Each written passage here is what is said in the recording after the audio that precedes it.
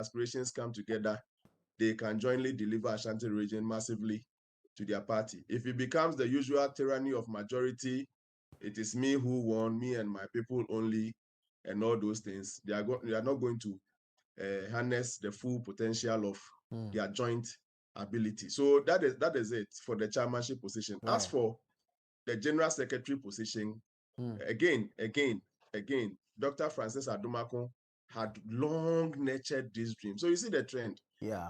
Michael came in just recently. My friend Pauliando came in just recently. Many didn't even think that he meant it when he said he was going for regional secretary, because he was an acting communications director for the region, and he would have taken advantage of the coming elections to substantiate or to sustain or perhaps become a properly elected substantive communications director.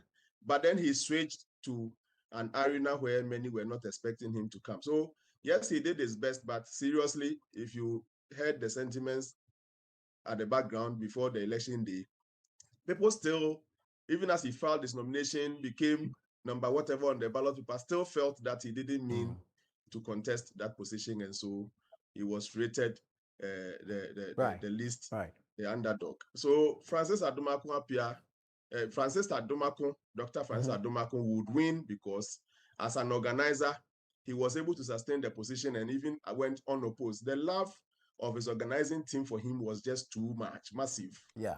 And so he just needed a little top up from the other executives to win. And he was the most likely to win and has actually won.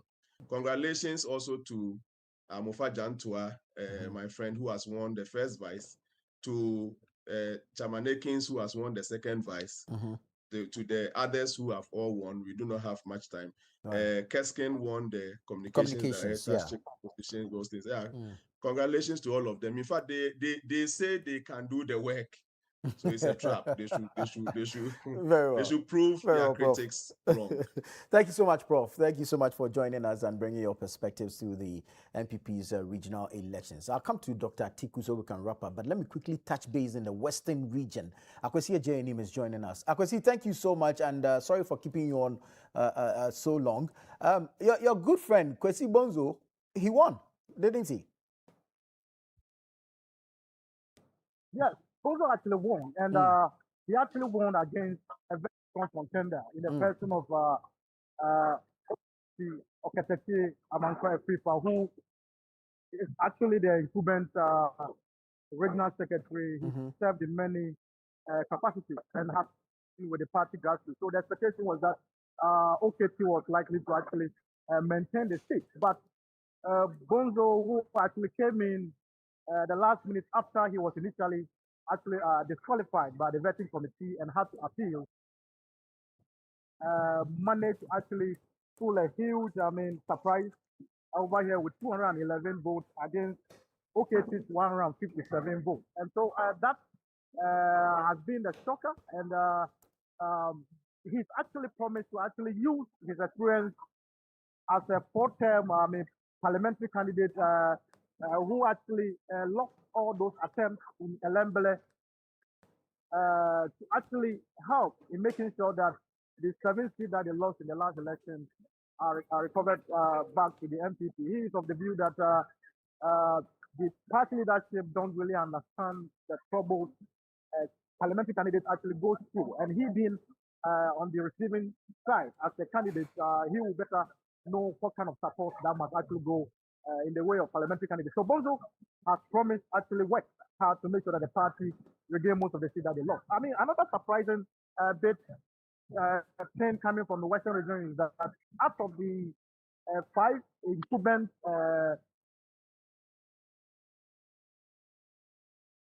regional executives who actually went into this election, Mr. Amwabin Echampong, who is the regional organizer, was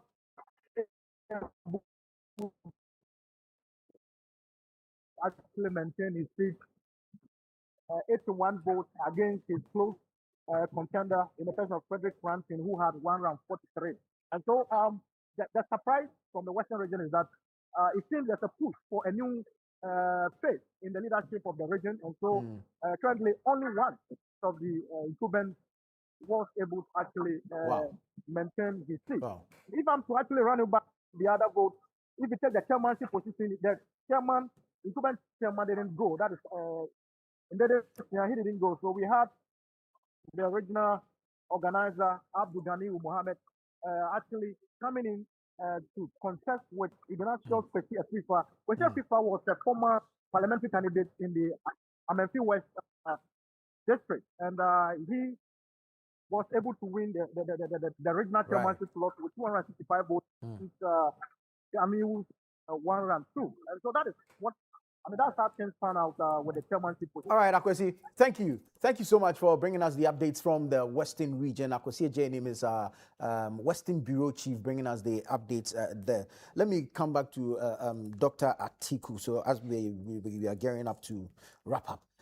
So we've had some interesting results from some of the regions.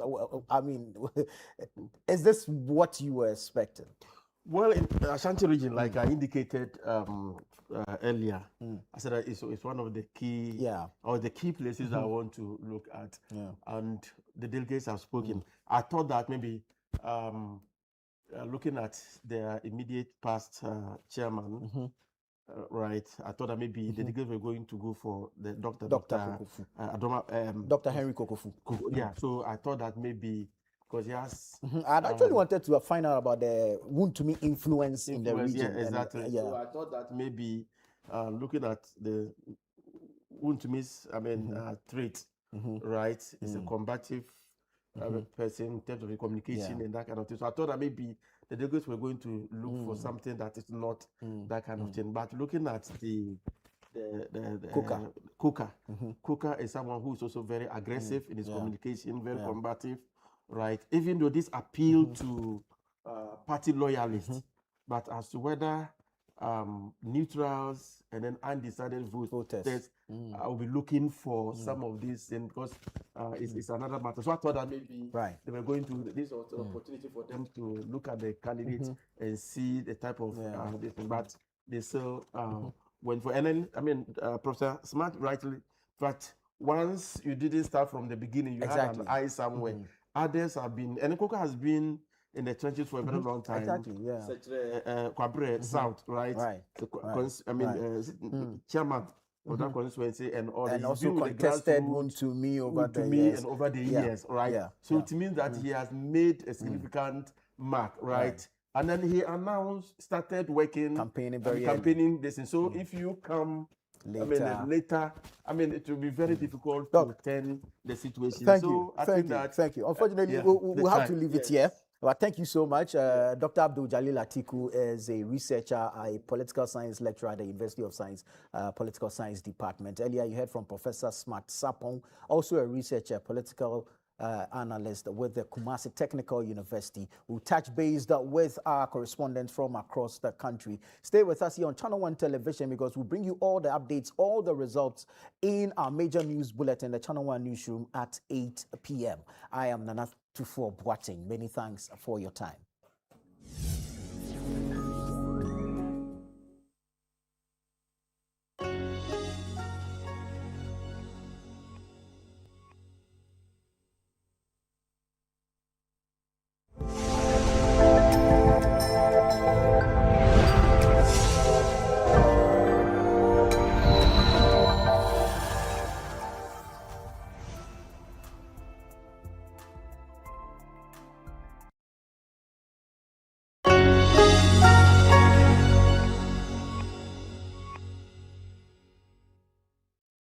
The Community Tracker is a parliamentary accountability project, a collaborative initiative between Channel One TV and the African Center for Parliamentary Affairs. Serving as an evidence-based project, Community Tracker documents and assesses development projects across constituencies in Ghana.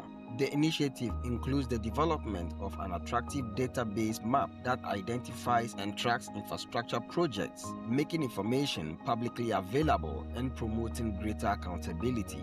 The program empowers communities to identify their priority development needs, monitor project implementations, and hold duty bearers accountable for the delivery of public services. It provides visibility for members of parliament who are delivering tangible development outcomes in their constituencies. Through the tracking and documentation of constituency-level projects, the program seeks to strengthen accountability in public infrastructure delivery while giving communities a meaningful voice in evaluating the impact of development interventions.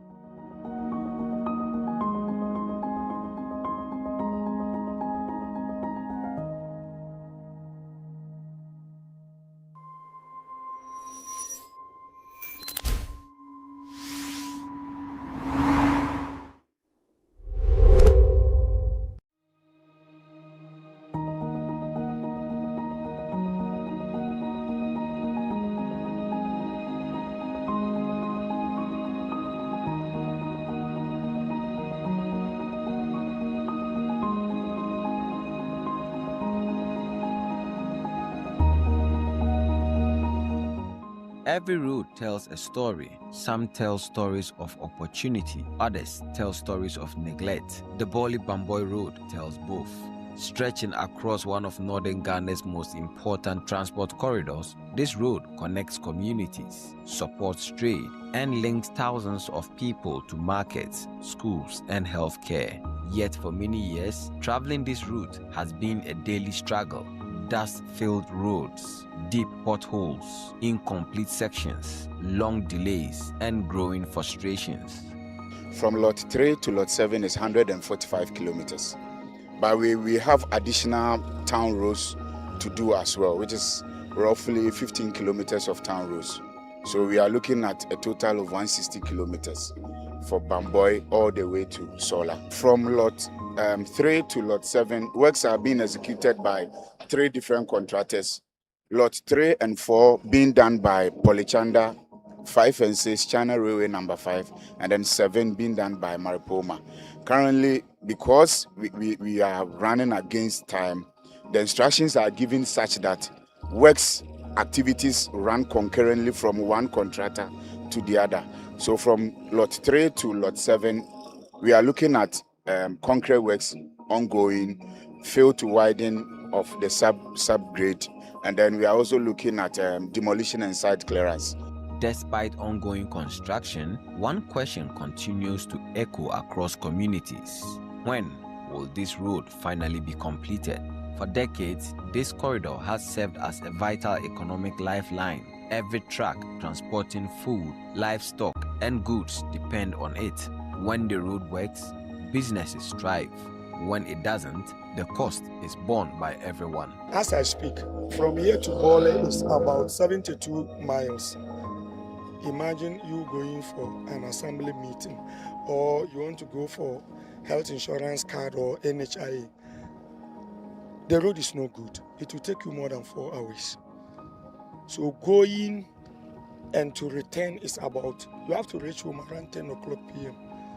It's not easy. It's affecting us. If you get to Bamboi, my understanding is that the contractor from Wenchi was supposed to cover up to 2 kilometers into my district. As we speak, no work. And that contractor, we are yet to even know which contractor he is to be able to even engage him. Have you found out from the highways? Yes, I think 3 days ago, I spoke to him and he said it was out of his scope. It was under a different jurisdiction and a different engineer was supposed to do that. So we spoke and he said he will link me to that consultant and then we'll pick it from there.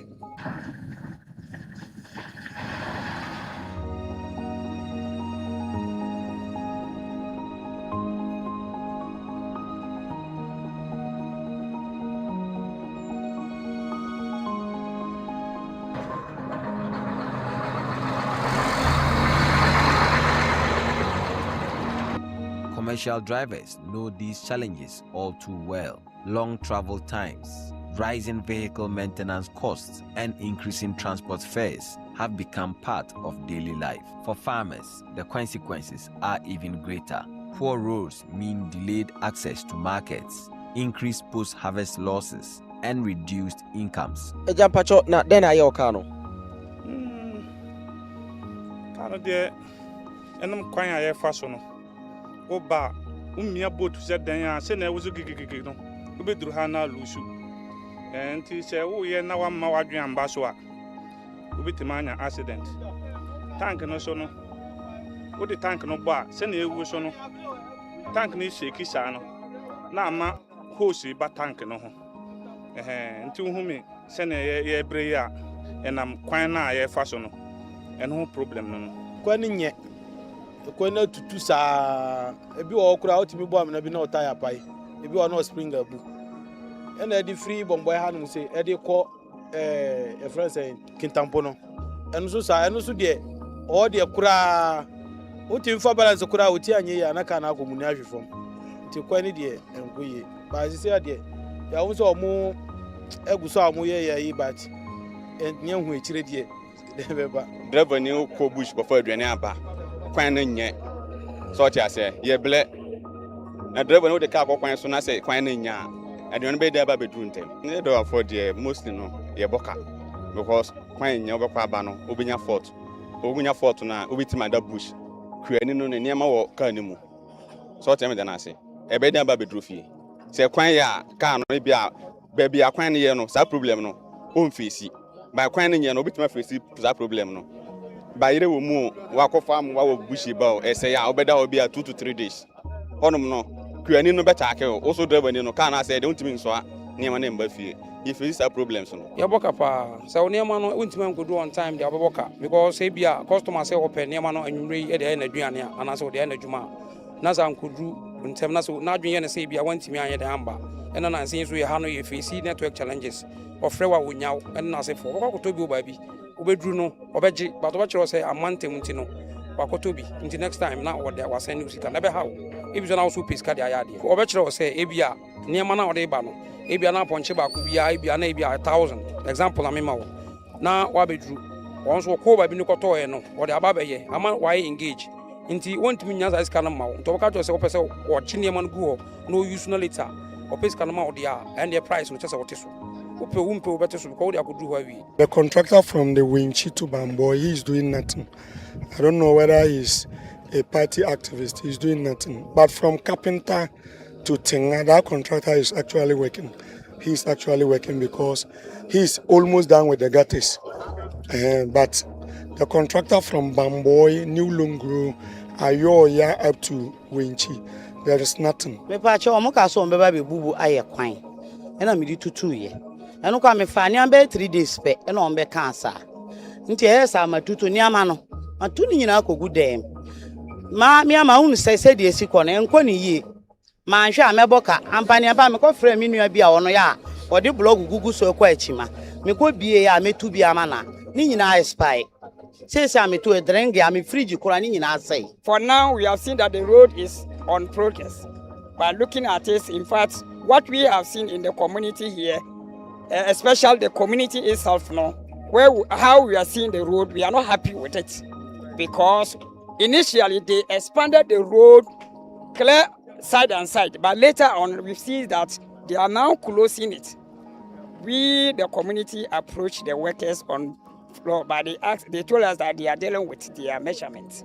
So as now, they are just at the corner of the town. So we don't know what they are yet to do. But for now, if you look at the distance, how they've kept the road and the gutters, we don't know how far, but we've seen that the road has become closer. When you are entering the town, we have a place we call Gariche. So they started with the culverts. But my problem I had with the contractor and the engineer is, since they are to start all this, none of them come to us and inform us their attention or what they want to do. So right now, as I'm speaking to you, I don't know the measurement, how the road is being constructed, we don't know. And then the expansion they are talking of, we demolish our structures. But look at what they are doing now. It seems the expansion will not get to where we have demolished our shop. So it's a big worry to us. You went ahead and did demolition. Did they ask you to do demolition, or you just saw the markers and you did demolition? To do the demolition. Who asked you to do the demolition? The engineer. The roads engineer? The road engineer. The contractor's engineer. Which one specifically? Yeah, the contractor engineer, Ryder. Who asked you to lead the demolition? Yeah. He asked us to do the demolition. They came with their red mark and then mark all the places that are supposed to be removed.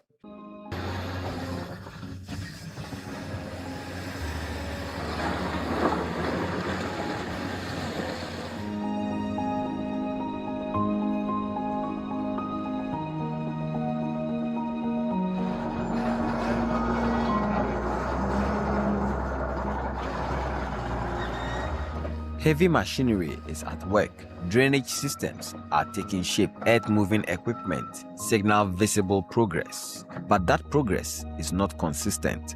Just a few kilometers away, activity slows dramatically. Some sections remain untouched. Machinery disappears. Residents are left wondering, why is progress faster on some lots than others? Is it funding, engineering challenges, weather, or contract management?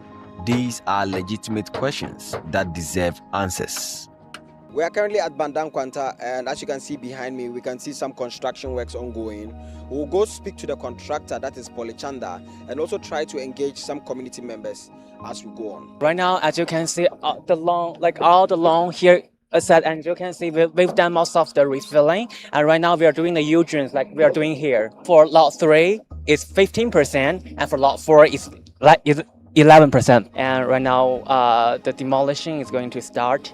So we hope that we can work together, and also like if they are willing to help us, maybe they can join us as one of our workers, to contribute Ghana together. The challenge we are facing is one of the weather. One of the question is the weather problems. The weather it rains too much recently, and the other one is we are trying our best to overcome with the funding issue, but still we hope that we can get the payment as soon as possible. We think that we are doing our best to help the community, and hopefully we can get more of the support and more of love from you guys. The pace of construction varies across projects. While concerns remain over progress on Lot 3 and 4, work appears to be advancing steadily on Lot 5 and 6. The contrast has become increasingly noticeable for residents traveling between the various sections. Me pacho ya omuso ombe omoye so ombe ya mana ye kakraka de me hu ni say yentutu ya susu ya na omode ba na me hu ni say nya de a eye bibia omode bi be ka ho eye dada na je say eye dada na de ene omode yoboni bebre mo ama ya say adwuma dada na mo be say ekoba say eye dada na ombe ye de aye de omom ya boka say dada na ombe de ene omunja ne ye Kenya ga kwanu ko mu ye ntema ye so ke ebe boy de bia ye ka se sa utumi un ka number 25 26 na ka no awojojo ye de che okura ombe because of kwenu kwenu na nya say ka kwenu ya nke nya ne say tembia ye gina mazi ye to springs ni azobes ni nema de ye ka so no free say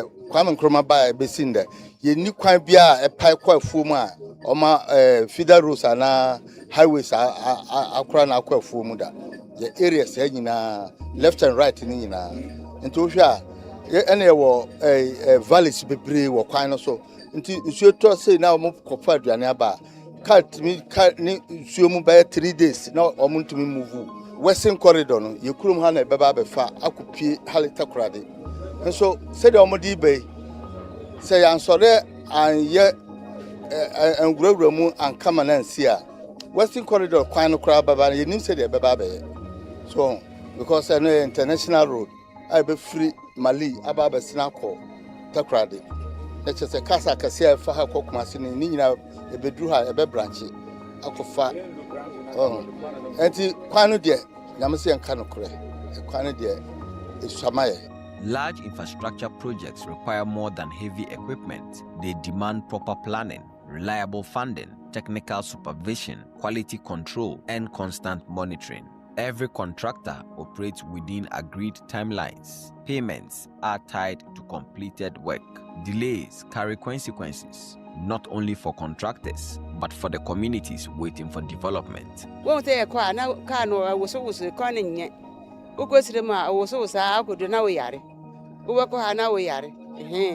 Inti Muyani come maya, a coffee straight, I say. Fitch me baha.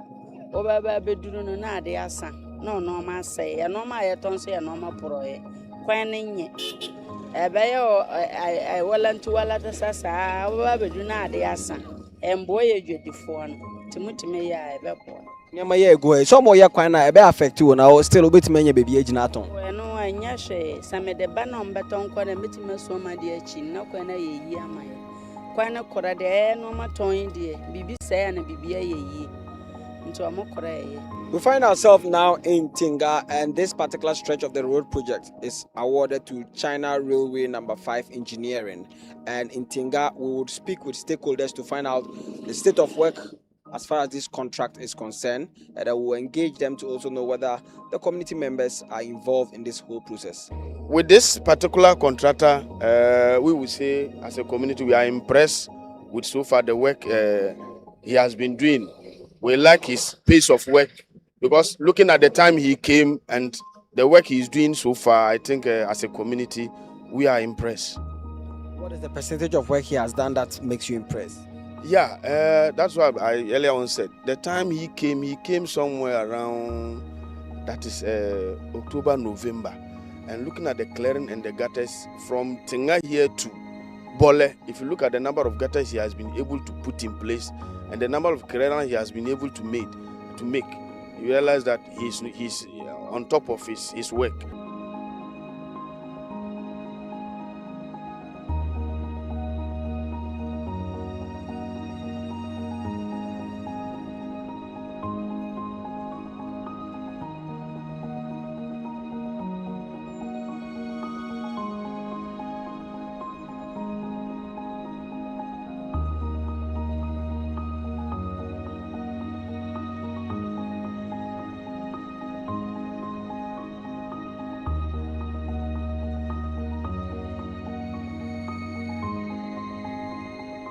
Every day comes at a cost. Higher transport costs leads to higher food prices. Businesses spend more, consumers pay more, families feel the impact. The condition of a single road affects an entire regional economy. Our section just covered 50 kilometer length, start from Tinga village to Serapi village. Okay, for Lot 5 section, we have completed around 50%. And for Lot 6 section, we have completed 16%. Our team here, we are working day and night. We are pushing the progress.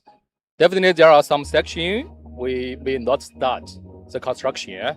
But you see, as per our construction schedule, we just start from one point and move to another point. So it may take some time to reach some area which we will not construct. For our on target, we may complete by October 2027. October 2027? Yes. That's ahead of your schedule? Yeah, it's our inner schedule. One thing is that no matter how we are impressed, we also have a lot of challenges we are facing due to this road project. One is currently, as I'm speaking, demolitions has been done in the community, and then there's a little bit of delay. He has moved to the other part of the communities to do work. I don't know whether that is insufficient machines that he is not having. If you enter into the town currently you notice that stores has been closed down. Business is down totally. Simply because a gutter will be passing through my doorstep. They have to close me, and some of them too, their verandas. The road has affected their verandas. So until they finish, you cannot operate. So we're pleading that at least for the town, if the contractor can speed up, do those works to help traders to, also start their operation. If not, business in this town has come to a stop. Currently, the big challenge for us is the weather, because the rainy season is coming. Definitely, it will affect our progress. And another challenge is the demolition work in the village, in some town area. So we need to resolve that problem. And another challenge is the payment. We have already submitted 3 IPCs. Are waiting for the government to release the payment to us. Road construction is rarely straightforward. Inflation, rising material costs, funding constraints, and challenging weather conditions can all affect delivery. But while the challenges are inevitable, transparency and regular communication remains essential. Communities deserve to know how public funds are being spent and when promised projects will be delivered. Welcome to Gongongra. This is where Lot 7 begins as part of the Wenchi to Swola Wa Road Rehabilitation Project. The contract is awarded to Maripoma Constructions Limited, and this is kilometer 150.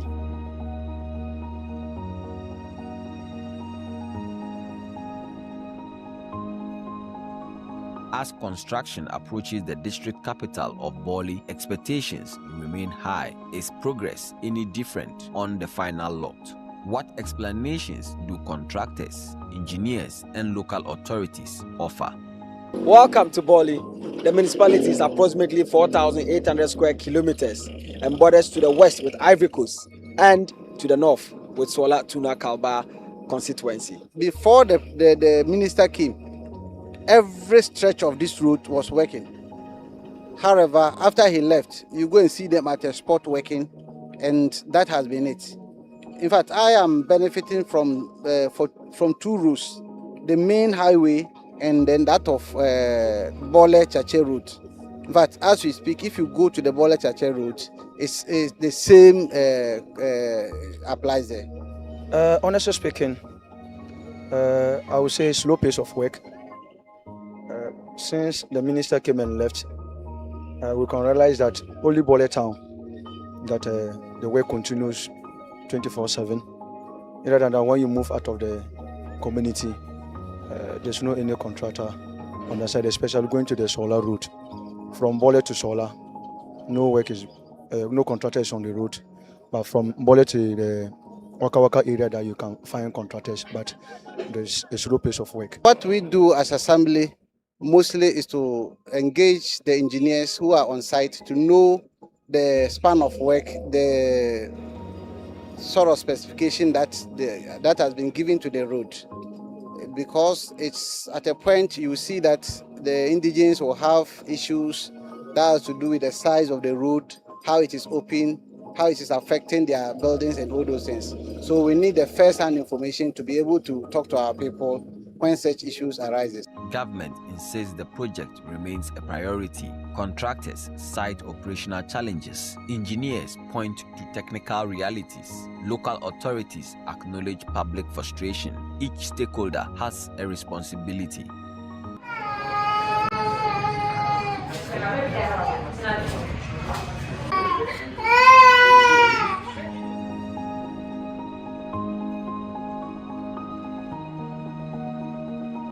Roads are more than asphalt. They determine whether farmers reach markets, whether children arrive safely at school, whether ambulances reach patients in time, whether businesses survive, and whether communities can grow. The Bamboy-Bawley Road is more than a construction project. It is an investment in livelihoods, in regional development, and in public trust. Currently, we are about 8.4% complete per the contract. The plan was to have 3.6, but we've moved ahead of time.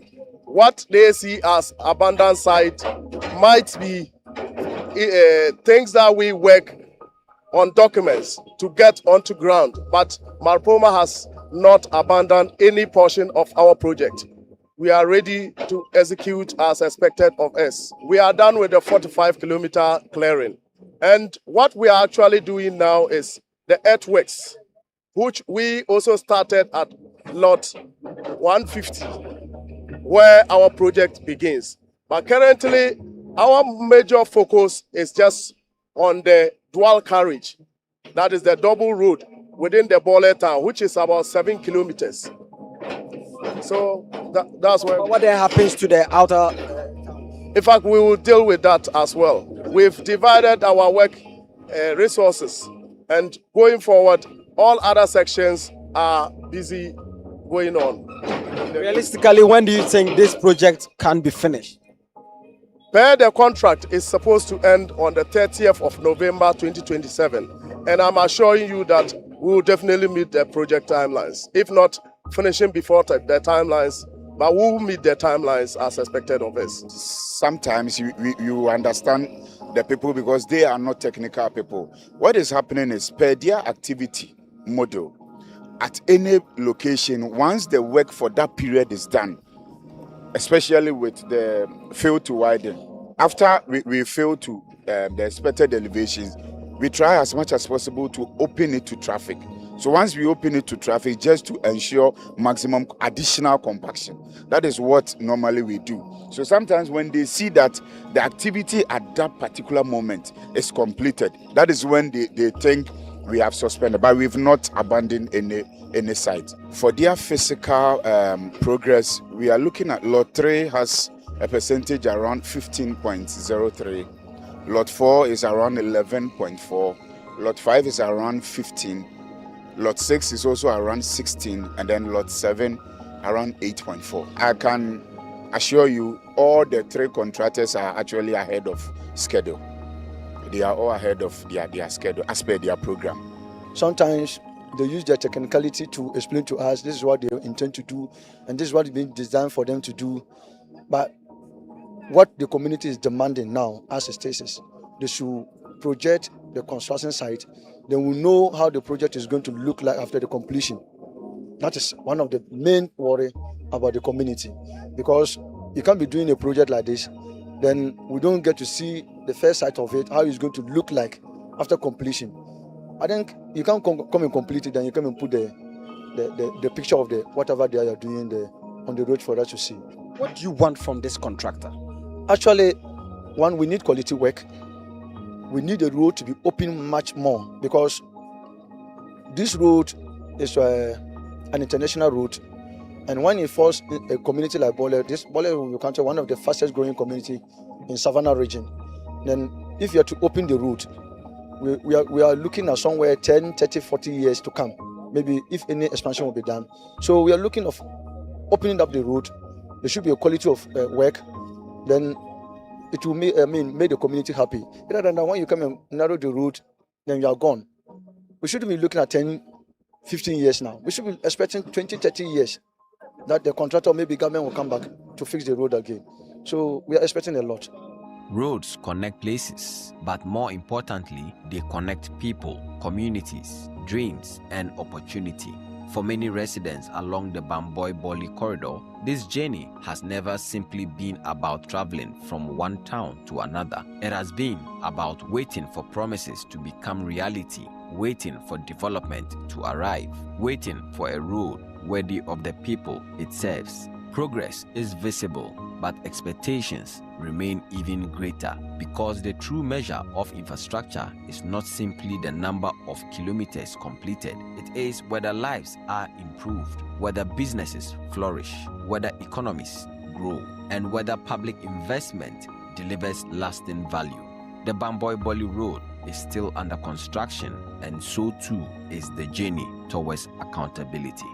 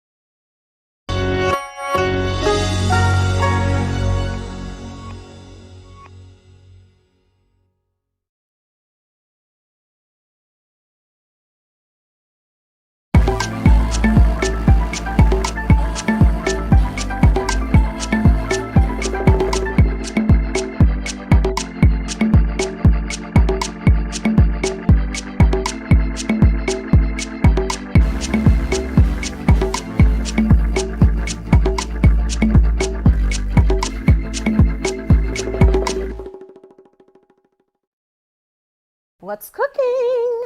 Hola, bienvenidos a un nuevo episodio de What's Cooking por ChannelOne TV. Got my Spanish on, and I hope I got it correct, but you're very welcome to another exciting, exhilarating episode of What's Cooking right here on ChannelOne TV. My name is Apioko Sarah Mashong Abe. As I like to say, Apioko will suffice. Now, this show is proudly sponsored by 3 very big heavyweights, right? So when you use big and heavyweight together, you know we're not joking here. Tasty Tom, Mufakakra, Na Ye Bibre. We've also got Everpack on the show, made in Ghana products that are biodegradable that can sort everything out from you, for your parties, to your paper napkins, you name it, they've got you. And of course, Electroland Ghana Limited, specifically the Medea brand, and we're still gloating for this wonderful kitchen that they have given to us. Now let's go for a breather. When we come back, I'll introduce my guests, and you'll understand why we've got a very beautiful flag on the set today, but also why I ventured into the space of Spanish. We'll be right back.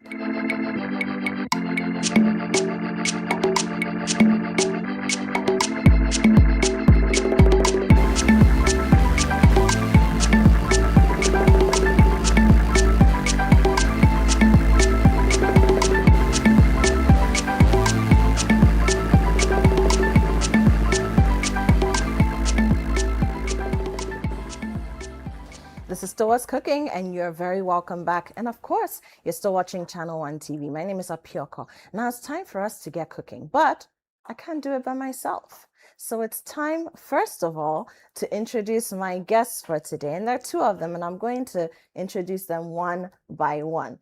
Now, I will start with a lady who I respect so much, especially because since I've met her, I've come to understand much more about the connections between Ghanaian and the culture that she represents. All right, so help me give a very hearty welcome to Her Excellency Liliana Gomez Weston, who is the ambassador of Peru to Ghana.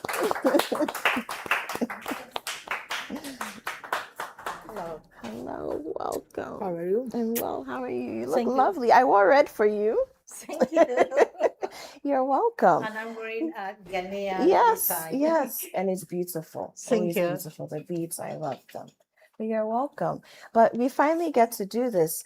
We've spoken a lot over the last several months about, especially when Peru had a showcase at the Afro Gastro Festival, which Yeah. was organized by the Ministry of Tourism, Culture and Creative Mhm. Arts of Ghana. And we spoke a lot about the connections between Ghanaian, African, Peruvian cuisine. And you've also taught me a lot about Afro-Peruvian connections. And so finally, we get to showcase some of that to our audience. Thank you for coming. Thank you very much for inviting me to Channel One TV. It's an honor for me and for my colleagues to be here on What's Cooking. And in this opportunity, we will present, we will cook for you two dishes. One is called Juane, which is from the Amazonas. It's very rich, but I will prefer that my colleague that you are going to introduce soon, he explain you about the dish. Okay.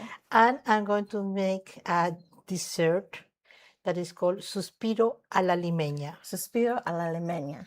Which is from Lima, Peru. Okay. Oh, from the famous Lima, known as a home for gastronomy. Exactly. Right. We Thank love you. it. We love to hear it. All right. So then let me introduce your colleague. Jonathan is here. Round of applause for Jonathan. Hey, my applause is weak, guys. There we go. Now, Jonathan also occupies a very important role at the Embassy of Peru in Ghana. I'm going to let you tell us a bit about that because, you know, we hear ambassador, deputy ambassador, because people like visas, they hear consular. But there are a lot of different things that go on in the world of diplomacy. So maybe tell us just very briefly a little bit about what you do at the embassy. Well, I'm like a concept man at the embassy because many things are under my charter direction. So one day I'm doing something cultural, another day I'm doing something economic, another day I'm doing something purely diplomatic, and in the middle always the consular issue. So the labor that I do at the embassy is quite diverse and quite interesting as well because we are not always doing the same. Yeah. Interesting. I love to hear it. Now, Ambassador says you're going to tell us more about Juane, which is a dish I understand from the Amazonian region of Peru. So tell us a little bit about it before we get into it. Okay, Juane is one, if not the most traditional dish that we have in the Peruvian Amazon. There is like a story behind the Juane and the name. Our national patron or the saint who is patron of the Peruvian Amazon is Saint John the Baptist. Okay. Whose name in Spanish is San Juan Bautista. Well, for us in the Amazon, the Juane resembles the cutted head of Saint John, and not exactly the head, but also the sacrifice that he made, recognizing Jesus as the Savior. So preparing Juane for us is a way to recognize and to honor his sacrifice, recognizing Jesus as the Son of God and the promised Messiah for all the world. So from his name in Spanish, San Juan, comes the name Juane. Oh, that's so beautiful. I didn't realize that there was, you know, a very spiritual connection to the dish, and it's one of your national dishes. Yes, absolutely. All right. Okay, so let's start. We have lots of beautiful ingredients here. So if you need anything, let me know. I'm here to help, but the kitchen is yours. Okay, thank you. So where do we begin? Okay, so I see we have some bay leaves. Exactly. Familiar to us because in Ghana, a lot of us use bay leaves for our light soup and whatnot. Okay. Well, the beautiful part about Juane is that most of the ingredients, you can get them here in Ghana and you can prepare yourselves in your houses with not that much difficult, because in some cases, some people could believe that Peruvian gastronomy is very hard to prepare here because, well, we share with Ghana the use of chili as part of our recipes, but in the case of Juane, there is not that much necessity of chilies. And I noticed during my time here that most of the food that we have in the Peruvian Amazon is quite similar to the food you have here in Ghana. It's like a diverse development arriving into results that are very similar. Interesting, interesting. In the same case, we chose Suspiro a la Limeña because we can find all the ingredients here in Ghana. And there is a lot of similarities and some dishes that are almost the same. For example, we have one that is called taku taku, which is rice and beans mixed together and fried. That is more or less about the wachi here. Taku taku. Taku taku, yes. Interesting. So maybe taku taku is the grandpa. Wachi is the grandpa. Is the grandpa of taku taku. Yeah. We like it. Okay, so let's get started. Okay. I think we can do both our Suspiro de la Miña, right? That's it. A la Limeña. A la Limeña. Suspiro a la Limeña and our Juane at the same time. Okay. Because we have all the space in the world. Okay. So let's Thank start. Okay. First of all, seasoning the chicken. So I need a cutting table and the apron. No problem. What about if I just go through the ingredients that we need? Of course, we can do need that. to show our viewers. For example, we need 400 grams of evaporated milk. We need 2 large eggs, which we are separating the yolk and the white. Then we have icing sugar, corn flour, red wine, sugar. To give a little bit of color, we have yellow color, and vanilla, and that's it. That's it. Very simple. Very simple. Very simple. And I like that we're using evaporated milk because that's very, very easy to find in Ghana. Yeah. We have it with our porridges, with our teas. Makes sense. Okay. Okay. Very simple. All right. So how do we start with the Suspiro a la Limeña? We have to separate. Okay.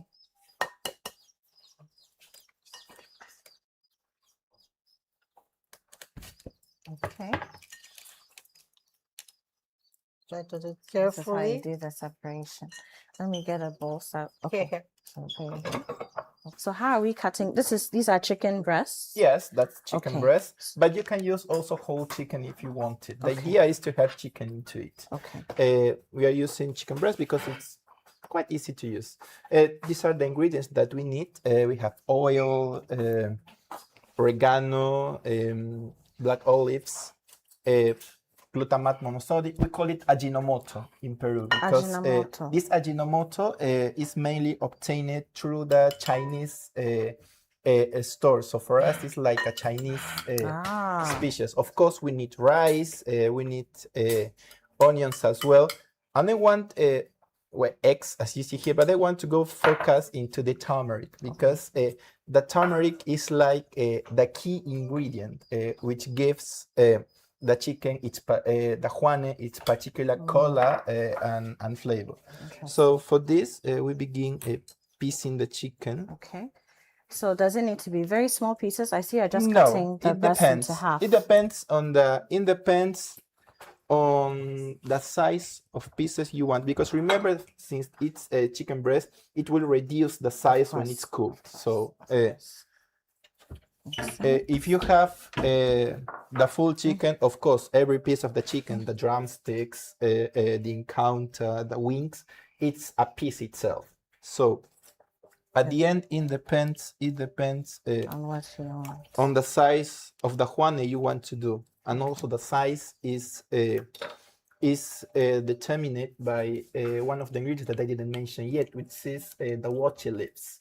The wachi leaves I noted that we have here is quite similar of the bijao leaves that we use in Peru to prepare the juan. If not the same exactly, it's 90% Interesting. the same. Okay, so you cook the juane in here. Yes. Interesting. I see. So plantain leaves. I like how you call them wache leaves. It means you've been eating your wache in the leaves. I like it.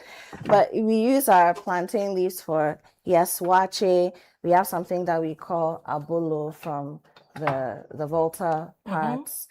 It can be steamed, it can be baked. We also cook it in the leaves. Lots of different things across the country that we use our plantain leaves for. So I like that. So how do you call it in Spanish? Bijao leaves.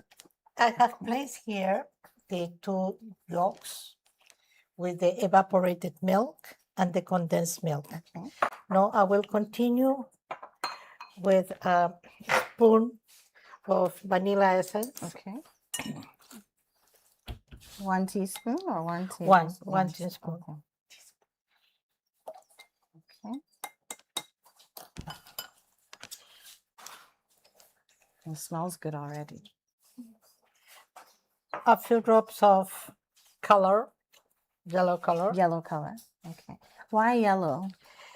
Because the suspiro, the thing is that the yolk that we use in Peru is very yellow. Okay. Yeah. And here in Ghana, they are a little bit different. So it's not so yellow as in Peru. So just to make and it gives a lot of flavor as well. So that means that the yellow color is very important for the suspiro. Yes. Okay. Interesting. All right. I think we need a sieve. Let me just get that for you. Okay. So you have a sieve here. Yeah. I don't need this. No. Yeah.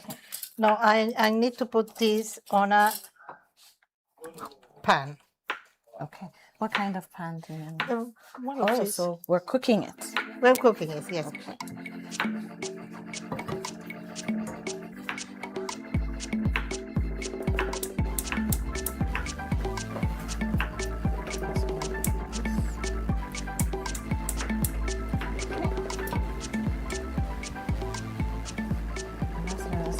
Yeah, this is for stirring.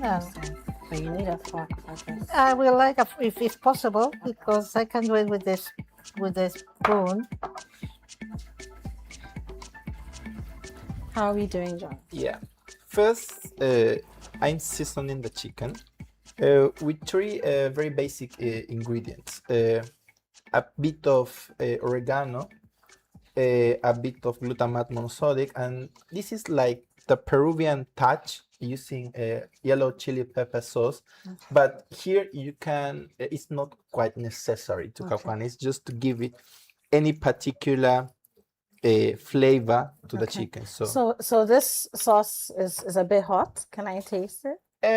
Not actually, because this one is just for cooking purposes. So the chili that we use for cooking purposes is not that spicy, or even not spicy although actually Juan is not spicy and should not be spicy, but of course, if you want it, you can add it, your favorite Cheeto, and eat it with your favorite Cheeto, because in the Peruvian Amazon, we also have a sauce, which includes a very, very particular small chili pepper that we call charapita pepper or charapita chili, which is very small and very spicy. It's very yellow. It's very yellow in color, and it's also very flavorful and very aromatic as well. It has a very particular aroma when you push it and press it. And we also eat Juane with that too, with a sauce that includes the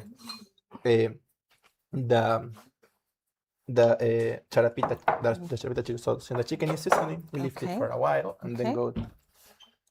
Jonathan, were you a chef in your other life? Thank you. It seems like it. Yeah. Okay, so this goes. I will do this first. This is the sugar and the. Okay. This is just sugar and the wine. And the wine. To make a glaze. Okay, so this is red wine. Is it sweet? Yes, but the thing is that normally we prepare it with Porto, but it's okay to use low heat. Okay.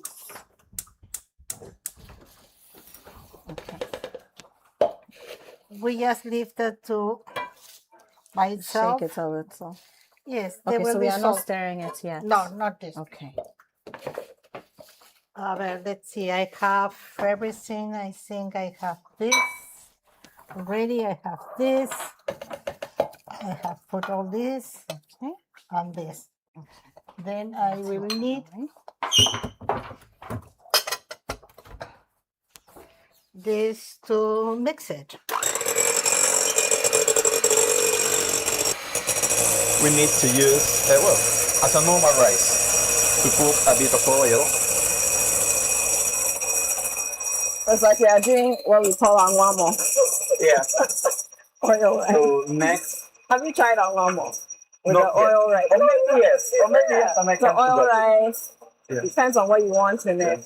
A bit of garlic. Garlic. On the rice.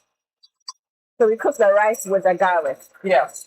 Because the garlic gives us, like, in general, also for white rice, it gives us like a very nice flavor. Do we have salt? Yes, salt is here. Here. Okay. Your Excellency, hurried. Oh, so now we have. No, but this is, I have to continue, but I'm going to do something first. Okay. Oops. I will need, where is this? Here.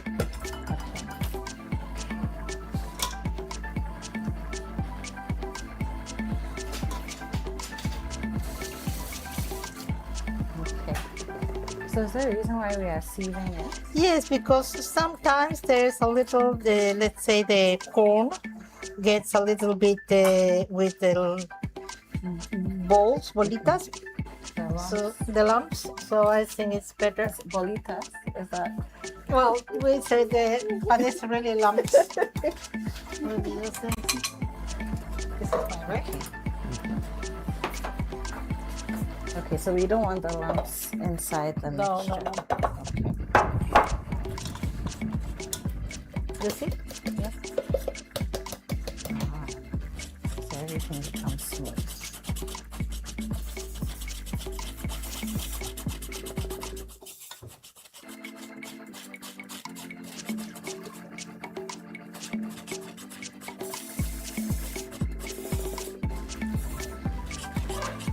So all the lump has disappeared.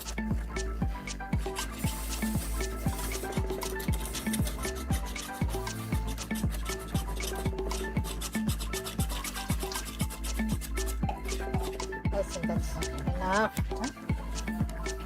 Okay, Sorry, please, thank you. You're welcome. I'm your helper. I'm your sous chef. Okay. And then so we need the fire to be on. But very low. Very low. Where is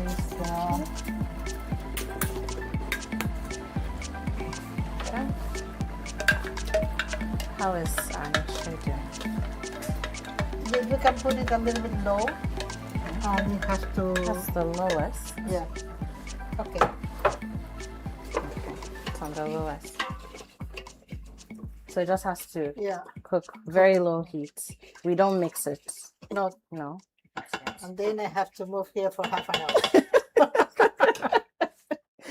Well, it's because of the corn flour, right? Because once you're using corn flour, if you don't stir, you get the lumps again. Yes. Don't worry. I have done this before. Is this a dish that you grew up making when you were younger? Yes, normally when you're a kid, you learn how to do it. So is it usually the kid's job to do the stirring? So now we need to close it. The thing is that the mothers in general, they don't allow them to the kids to do it, Because just they to don't- watch. Okay, just to watch. Okay, Jonathan, how are we doing? Okay, it's time to cook the rice. Okay. As I mentioned you, the turmeric is a very important ingredient. Okay, so we added some of the turmeric to the rice as well. Yes, as well. To have it, to give it the particular Okay. color of one. So we need to Okay, so right now we have rice, Mhm. salt, oil, oil, a little bit of oil, garlic, and then and the turmeric. Then the amount you want. Okay. So we need to close and cook it. All right. Now, ladies and gentlemen, we're going to go for a quick break.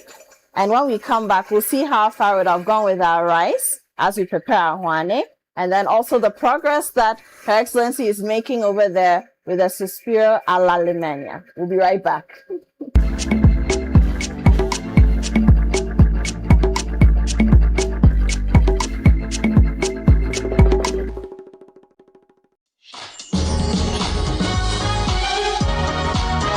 This week on the Upside Down Show, Firma Edunyame meets creatives who are proving that you don't have to choose between brains and creativity. Dr. Terry Ofosu Bright joins us on the Upside Down Show. For how long have you been dancing? How many years? I would say 1980 thereabout. Are you kidding me? Yeah. I don't know how you keep up. Well, is the dancing. Many people now see you on TV, on social media, and they are like the lecturer who is always dancing. And but how has the university taken this? Because I know that the University of Ghana can be very, very conservative, you know? Yes, originally the university was very conservative, but the VC now, she is in full support. And just when you thought we were done challenging your perspective, meet the degree barber who says barbering is more than just a means of survival. So what are some of the things you teach in the theory class? If I'm coming to cut hair, shouldn't it be just practicals? No, you have to actually understand the fundamentals. Eric, I need you to do a C motion. C motion. Hey. So Eric understands what a C motion is. Hey, and he's going to do it. It's creativity, intellect, and passion all in one room. Don't miss this week's Upside Down Show, airing at 7 p.m. prompt, only on ChannelOne TV.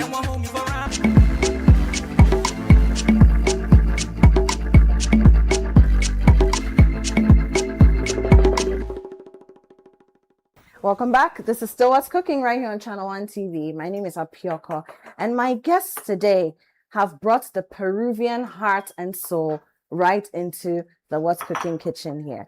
I want to remind you, before I tell you who they are, in case you're just joining us, that this show is proudly sponsored by Electroland Ghana Limited, Medea to be precise, and they are the ones who have given us this kitchen. We're still flexing with the kitchen, right? And then we also want to thank Everpack Ghana Limited, as well as Tesi Tomufa Kakra Naye Bebre for holding us down on this show.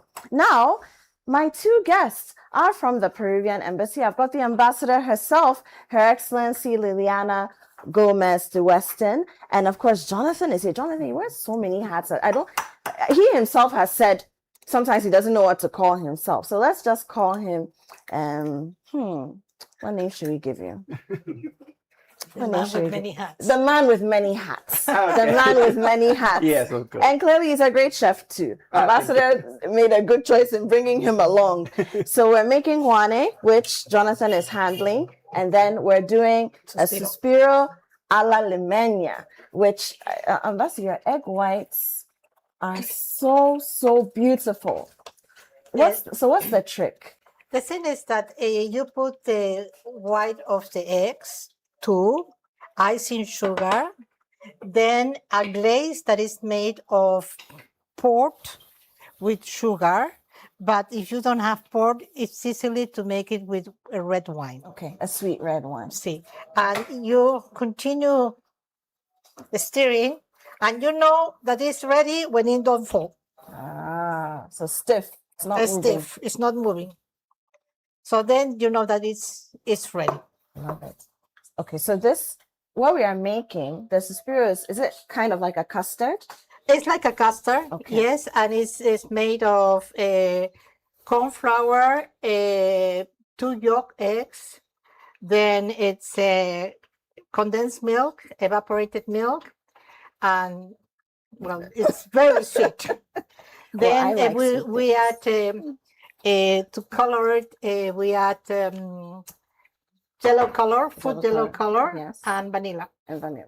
Wonderful.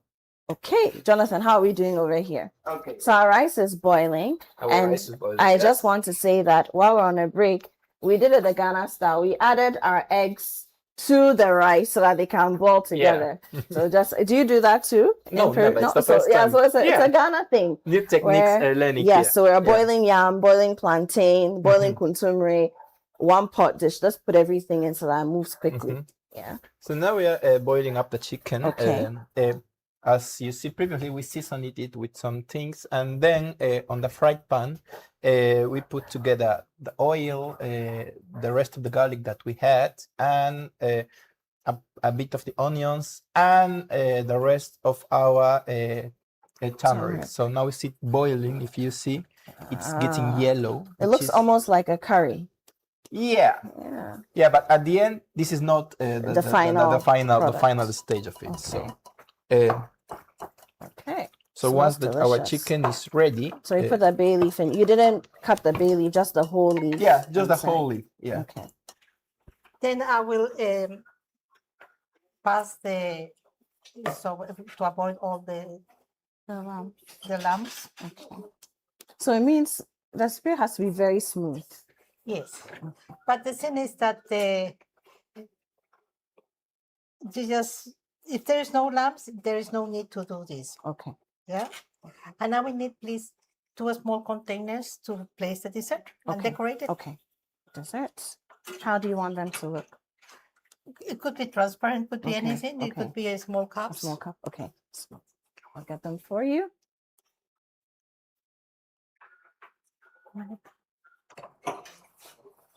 So let's talk a little bit about Peru while we're setting up our dessert. So we've mentioned Lima earlier, the famous Lima. We've mentioned the Peruvian Amazon. But how is Peru set up? Like, in Ghana, we've got our 16 regions, and then within that we have different districts and constituencies and whatnot. But how does it work in Peru? Well, in Peru, instead of regions, we have departments. Okay.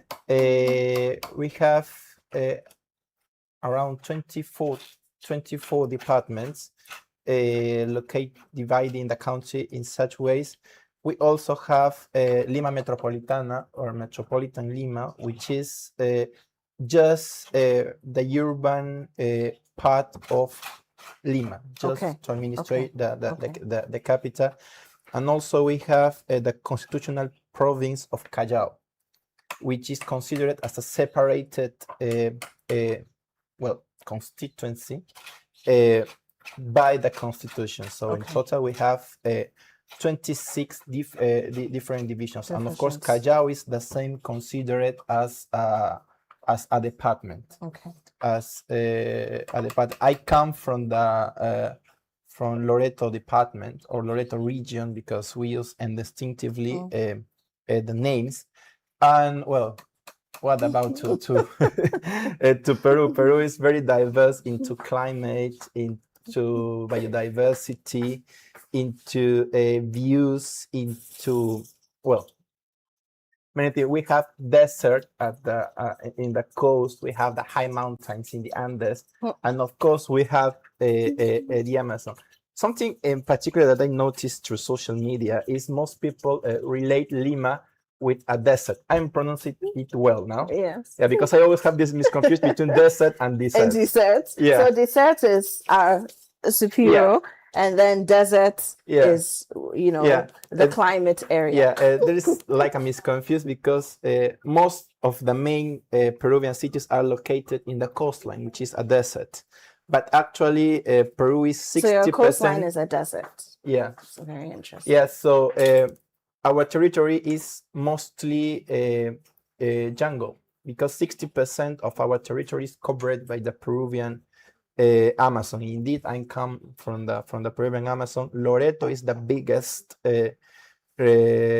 region, but department located in the Amazon. I think that Loreto itself is quite similar in size to Ghana, I think. Oh, wow. That's huge. Yeah. That's huge. There is a very, it's a very huge, it's a very huge country. That's huge. Something in particular that in the coastline is that in the coastline never rains.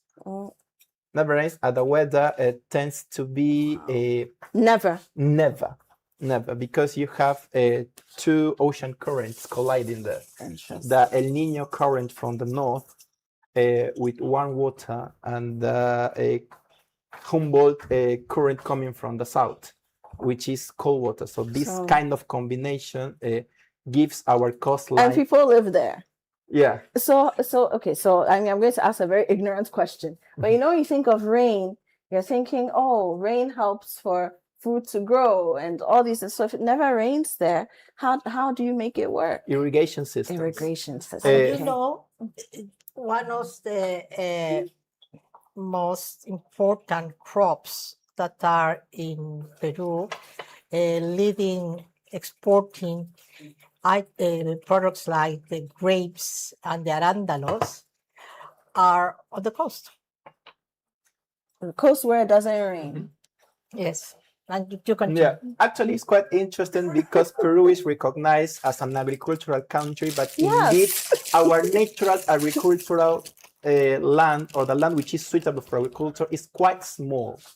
So through engineering and through irrigation systems, we made like the desert to grow green.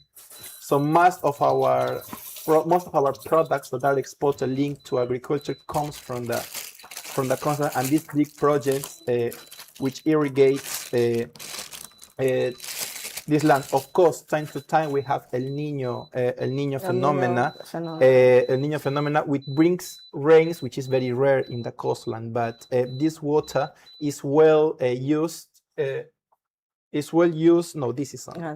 Is well used for the irrigation process. At this point, most of the half of the Peruvian population lives in the coastline, and a third part of the total population of Peru lives in Lima. We are 32 millions of people living in Peru. 33 million. 32 millions. And so just about the same as Ghana's population. Yeah, but Peru is much bigger. Is how many people live in Lima? Yeah, in Lima, 11 million people lives in Lima, the third part of the population. Wow. And Lima is big. And Lima is big enough in the same way as the next 5 or 6 cities following Lima. So Lima is quite big. Very big, very big. Yeah. Oh, that's interesting. I mean, of course, we have a lot to learn from you, Ghana.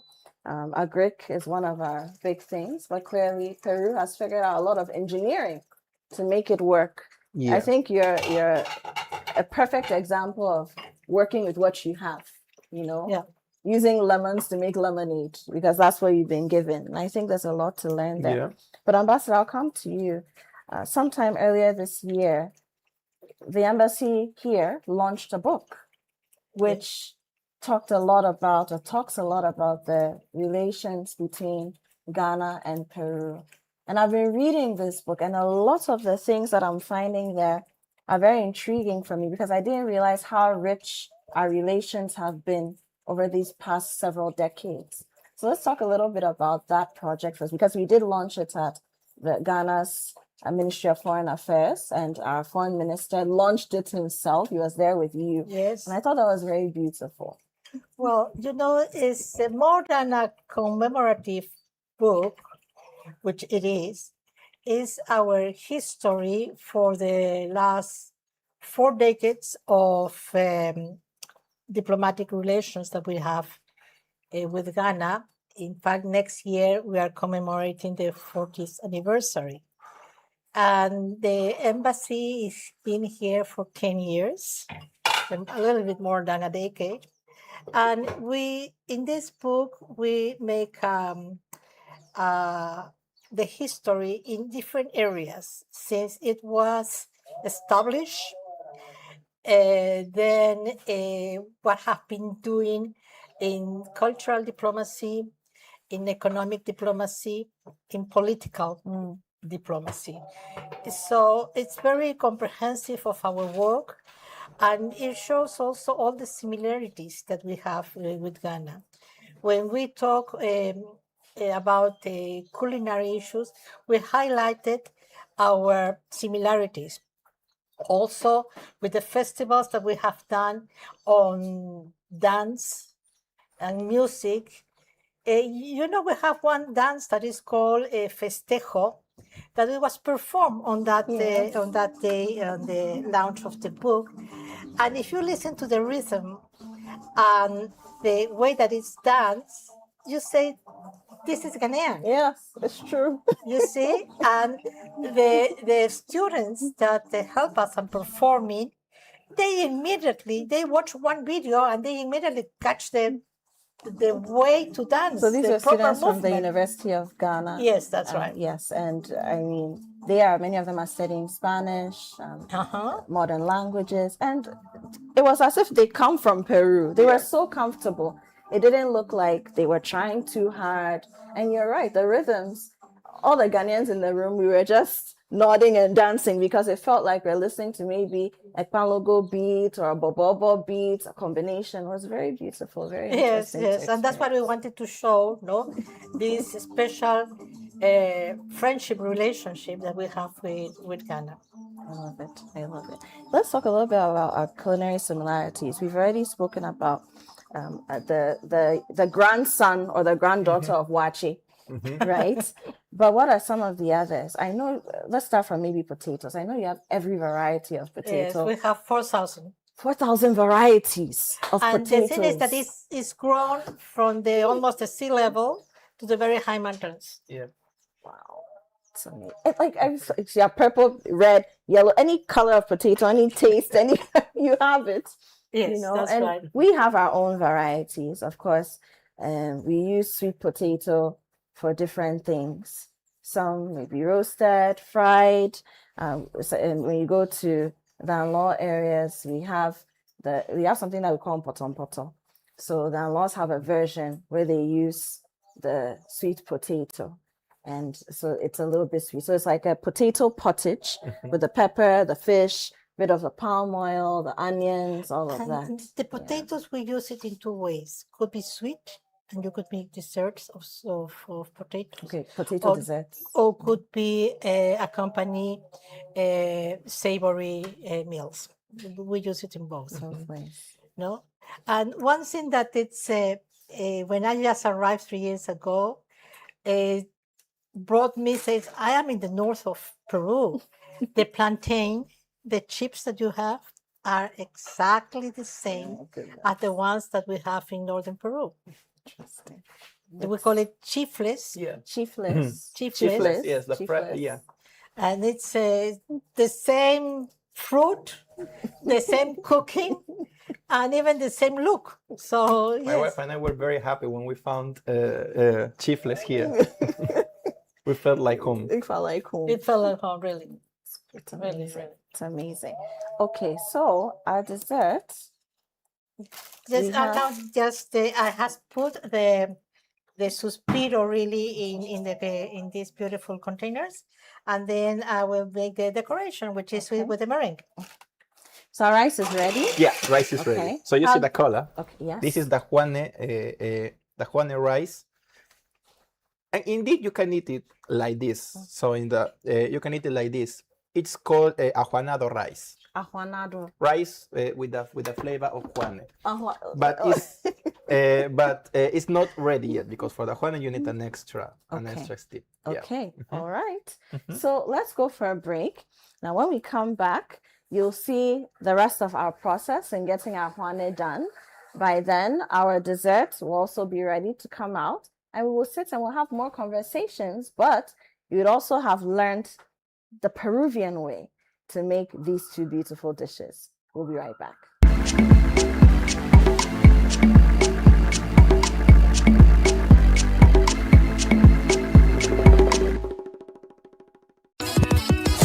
Congratulations to all the top 100 contestants of the Literacy Challenge 2026. The journey continues. Level 2. Aptitude test. The top 100 contestants from across Ghana will take part in a written aptitude test on Sunday, 16th August 2026. The time is 12:30 p.m. and the venue, British Council, Accra. From the top 100, 10 regional teams of 3 will emerge as finalists and battle it out in the exciting Literacy Challenge 2026 quiz competition. The ultimate winner will walk away with 10,000 Ghana cedis, a laptop, and a national recognition. Stay tuned to City FM and ChannelOne TV as we follow these young talents on their journey to becoming the ultimate Literacy Challenge champion. The Literacy Challenge 2026 is powered by City FM with support from ChannelOne TV, and it's proudly sponsored by Prospectus Ghana Limited, SIC Insurance, Advocate Publishing, Tema Oil Refinery, and Delhi Group.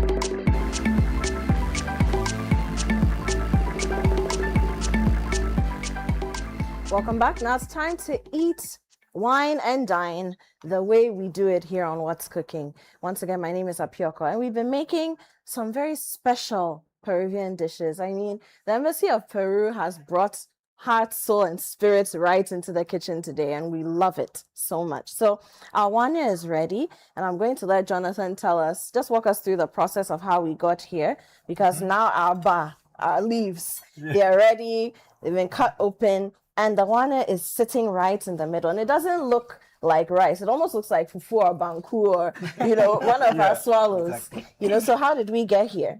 Okay, after the chicken was finished boiling and the rice is ready, you put some mixed eggs, raw eggs, together with the rice. Okay. These eggs will help the rice to stay together when they warm it. Then you use the water leaves. You need to heat them before to make them flexible, and then put at the middle a big spoon of rice, a piece of chicken, half of an egg, and one black olive. Then you wrap it like this, tight very strong with like thick cords or something that could be strong enough to wrap it, but not to cut the lip, because the main objective is not let water go inside the wrapping. Then you put it into boiling for around 1 hour to get this. After that, you put it out, let it dry. The water remains, get cold, and then you open and serve like this. Like this. Okay, so is there a special way to eat it, or? Yeah, as I mentioned, you can eat it in this in the way it is. Also, you can add your shito or whatever you want actually to accompany it. Oh, this is good. Oh. This is really good. Okay. So, is chicken the only protein that you can use for water? Well, it's the most used, but not the only one. Okay. You can also use pork. What's cooking? Hi. Hello. I see you eating something nice in the water leaves. Yeah. Yeah, it's a Peruvian dish. from the Amazon. Peruvian. It has been prepared by Jonathan. Jonathan. Anyway, I'm here to eat. Okay. Okay. Since my neighbor brings nice people like you to cook for me. Okay. This is my neighbor. See, the whole time we're cooking, he didn't come and help. He didn't show up. He only shows up when it's time No, to I eat. think that one is That's yours. it should be mine. Yeah. What do you mean it should be yours? On what basis should it be yours? Oh, as a special guest. No, but we need a So it's called wine. spoon. Oh, I have everything here. But you Just can ready. oh, yes. Okay. Yeah. Okay, congratulations. Thank you. But this is very delicious. And I can taste how the turmeric, because it's Yeah. in the chicken, because it's in the rice, because you also use it again to cook the chicken. Yeah, and also you can a taste bit it. of the water leaves Yes, in the rice. exactly. Yeah. That too. But it's not overpowering. Yeah. It's not overpowering at all. About the proteins I was telling you. Chicken is the most used and the most common, but you can also use pork or fish instead of the Any of the specific chicken. kind of fish? Well, in Peru we use paiche, Arapaima gigas, piracucu in Brazil is called in Brazil, but here in Ghana any fish with white meat that can resist the heating The heat. on the boiling on the boiling. So would it be ocean or sea fish or more river fish? More river fish. So because- tilapia could work. Yeah, tilapia could work because in the Amazon we have no sea fish to prepare juanes. So we use, and also paiche is a sweet water fish. This will be nice with the pork. Yeah. and some shito will be nice. Huh? Yeah. Yes, yes, that's what I Yeah. said. This is very delicious. Okay, then we have our dessert as well. So Hey. Ambassador, Why is the dessert only? how do we eat this? Because we didn't factor you into any. You were just Hey. lucky to come and get a So plate. you for can take yourself. because I know what it is. So You know what it is. Okay. no, one is for you. Ah, sweet ambassador. You're bullying my guests. She's a caring mom. She is a caring mom. So we just dig in. Yes, it's very sweet. Sweet Because tooth. it's Sweet tooth. it's condensed milk, evaporated milk, icing sugar, the white of the eggs for the meringue. At the top is cinnamon, and it has a red wine. Oh, Delicious. Absolutely delicious. Red wine. Yeah. Jonathan, Oh, thank you. I'm a slow eater, so don't think I don't like No, that's the okay. one. That's okay. But this is delicious. Thank you for sharing this with us. Do you feel like you're back home? So how often do you make this? At home, you mean? Yes. Well, Juane, as I mentioned, you is linked to St. John's. Is linked to St. John's celebration. 29th June. So families prepare it the day before, the 23rd, the 23rd of June, and it's like a family all together participating in the process. The children usually helps with peeling the eggs or cutting the black olives, while the older ones helping seasoning the chicken, preparing the rice, mixing it, and the bigger ones, like how you call it, the heads of the house, in the case of my family, my dad and my mother, participates in the process of putting the juane into the leaves and wrapping it. Especially my father, he is the one who actually puts the rice, the chicken, and everything and wraps it. It's also well, in Peru we use the whole chicken into pieces. Okay. And it's a tradition that each member of the family choose its favorite part of the chicken for themselves. In my case, the drumsticks. So when you wrap it, also there is a person that put into a paper. Okay, you put a mark. The red label is for Jonathan, or the blue label is for Don Elder, my father, or the yellow label is for Doña Rosa, my mother. So in the very 24th day, everyone eats the one that is supposed to eat by you, your juane. By your one. The rest, because we prepare actually around 20 and 30 juanes for St. John's celebration, and the ones that remains on market, it's eaten by in the days before by whoever wants to eat it. Okay. And it's quite a surprise to guess which part of the chicken is inside the juane. Also, it's very traditional that as almost every family in Iquitos prepare juane, to exchange your juane with your relatives or your friends' juane. For instance, if you visit a friend during that celebration, it's a custom. Yeah, it's a custom to bring your juane, give it to them, and they give them yours. So it's also when you're back home, someone could say, "Who is this juane made for?" "Oh, it's made by your auntie Patricia, for instance." Oh, and you eat it. So it's a very common tradition between the people of Iquitos. Beautiful. In our case, we prepare from time to time. Here in Ghana, whenever we have a function, we try to present this dessert because we know that everybody likes it. And that's what we repeat the same recipe. And at home, yes, from time to time. It's very sweet, as you see, but anyway, everybody eats it. I have diabetes, but anyway, I eat it. I don't mind. Well, it's delicious, and thank you for sharing it with us. Well, thank you for inviting us. Thank you. Look, it's been such a pleasure and an honor to experience these dishes with you and to have you, Ambassador yourself, come and cook with us. Thank you so much. Okay. And just also experiencing through the ingredients and the things that we use in the kitchen today, how connected our two cultures are, Ghana and Peru. And then also understanding how diverse Peru is. We like to say that we have a lot of diversity in terms of culture in Ghana, and we do, but it's also nice to see the diversity from other parts of the world. But how interconnected we are. And of course, food always has a way of doing that.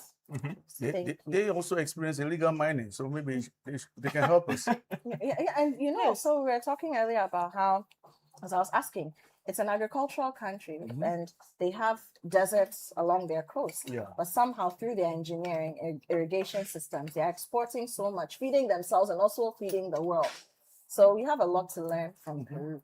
A lot to share. And we are willing to cooperate. Exactly. To share. Thank you so much. So, ladies and gentlemen, once again, don't forget that this show is sponsored by Media from Electroland Ghana Limited.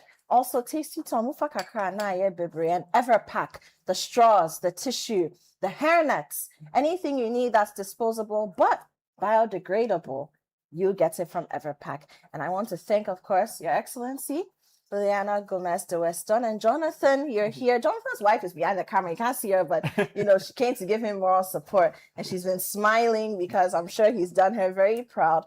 Thank you so much. So who am I going to grade? Ambassador or Jonathan? Yeah, well, you have to grade both. Yeah. So this is what the Taster General does. In his mind, he owes us grades. Yes. Even though he didn't participate in the cooking.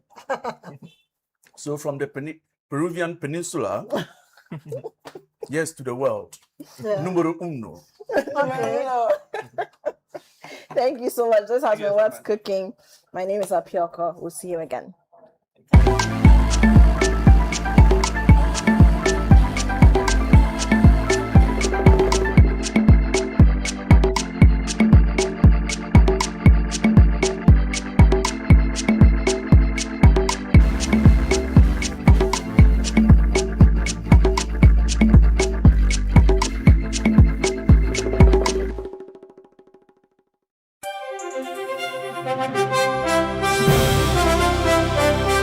Hello and welcome to the ChannelOne Newsroom from our studios at number 5, Ola Hansen Lane at Tesano in Accra.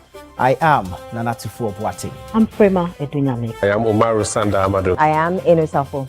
I am Charles Osukumi. I am Makosia Otrick. They've given you land to build an airport, and the airport is named after them, and then you are going to change it and put your name. We demand, first, the immediate withdrawal of all pending prosecutions under sections 207. Nsuo no sesa cars ni friachi.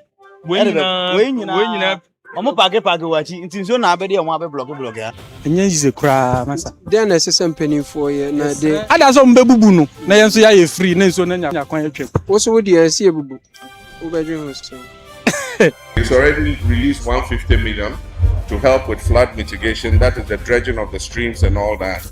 We know it's a very big constituency, so we are still on checking this morning to see those we can help evacuate. What do we have to do now for you to call off the strike? The others also, did influence the voters. Prof, what becomes of these students, especially the continuing ones? They should reverse everything that they have done.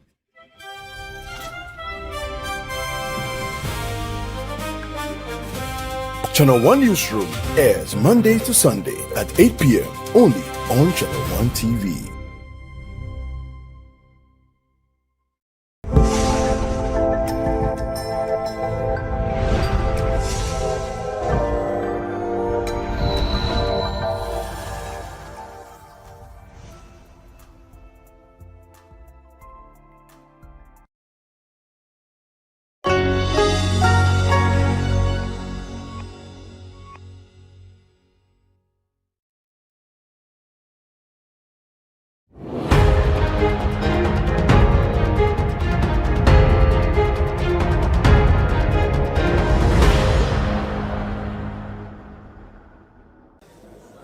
Welcome to Lifeline, my dear friend. Research shows that chronic stress is silently affecting millions, emotionally, mentally, and physically. But resilience means learning how to bend without breaking. And with the right mindset, support, and faith, you can rise stronger through life's pressures. We will be right back. Don't go away. We have something special for you today.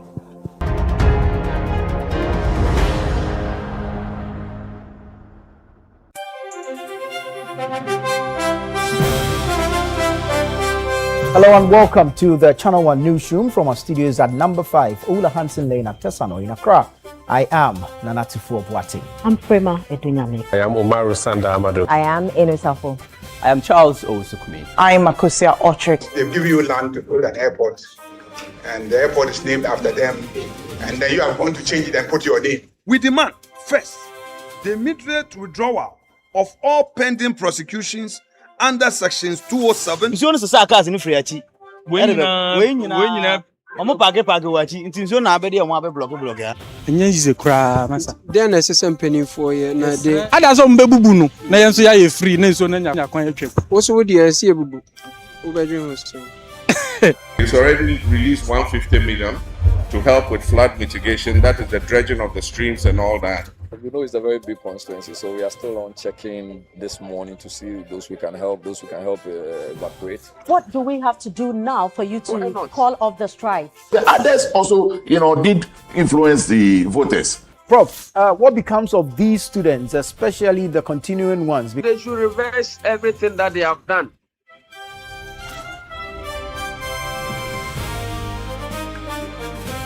Channel One Newsroom airs Monday to Sunday at 8 p.m. only on Channel One TV.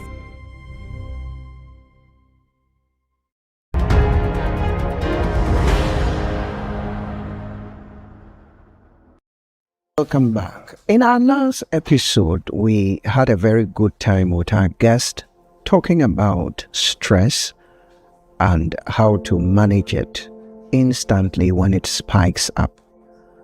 We are blessed to have you here today again, Dr. Epiphania Emefa Bonzi, a very gracious woman I told you the other time who has been practicing as a counseling psychologist and has 48 years experience in counseling. So she has trained a lot of counseling psychologists in Ghana.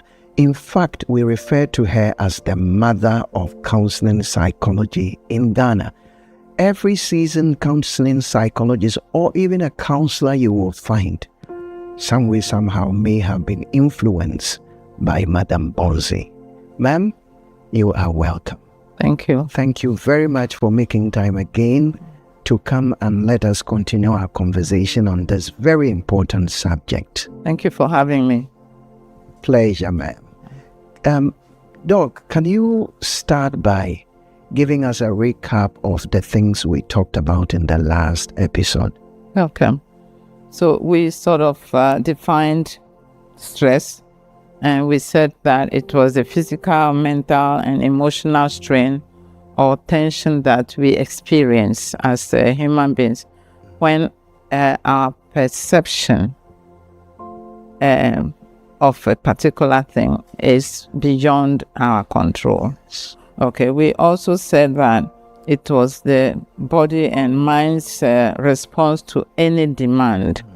So it can be a real thing that is going to happen, or a perceived thing. Okay. So we also talked about the good and bad stress. We said the eustress is a good one.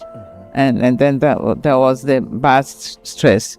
Eustress, an example, an athlete or BEC candidates, they are all stressed now. Okay. But immediately after the exams, then they go back to normal. So those are examples of And we also said that signs to show that stress is getting worse. So it happens more frequently, more often. It intensifies, and then we tend to lose control of ourselves. We don't know what to do anymore. So that tells you that, hey, you need to see a counselor or a psychologist to help you. Okay. And then we had started with ways of dealing with stress. Stress. We were doing the breathing exercise. Yes, I remember. I remember. So I think we will give you some time to give us that exercise again, because it's very, very important. I personally, it helped me when you taught me many years ago. And it's been my number one go-to. When I feel stressed, I pick it up and then I calm down. So we will need that again. But before that, ma'am, in the last episode, you taught us about how to have a quick fix if it spikes up. In this episode, we want to go deeper.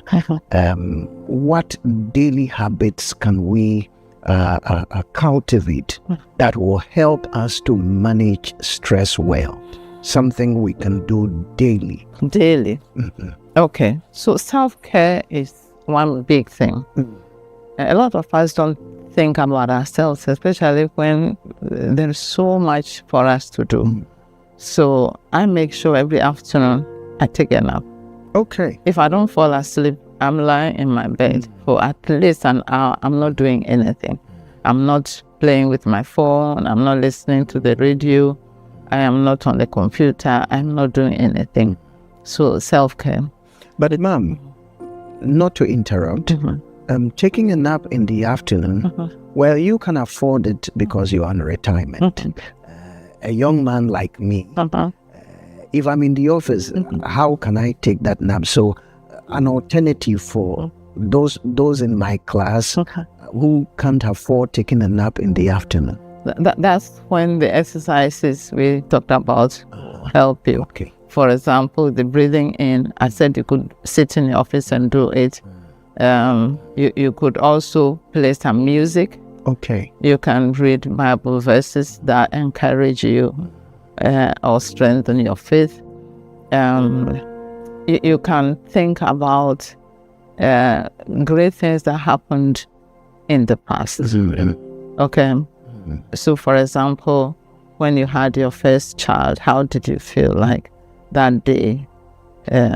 Excitement, happiness. This is my first child. My wife is fine. And so you can go back to that memory. The day you got married, the day you graduated from school, the day that you got your license to practice, the day that you completed school, things like that. You can go back in memory to focus on those, because those things gave you joy, and they should give you joy also at this time. Okay. So when we look at something like boundaries, can we say that building boundaries will help you deal with stress? And then if yes, how do we effectively build those boundaries?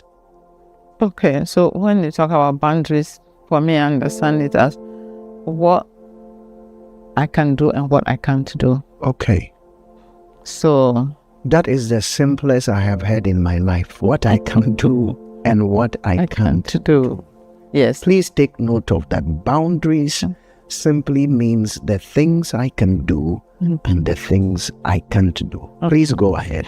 So I'm in the church now, and I want to belong to the church choir.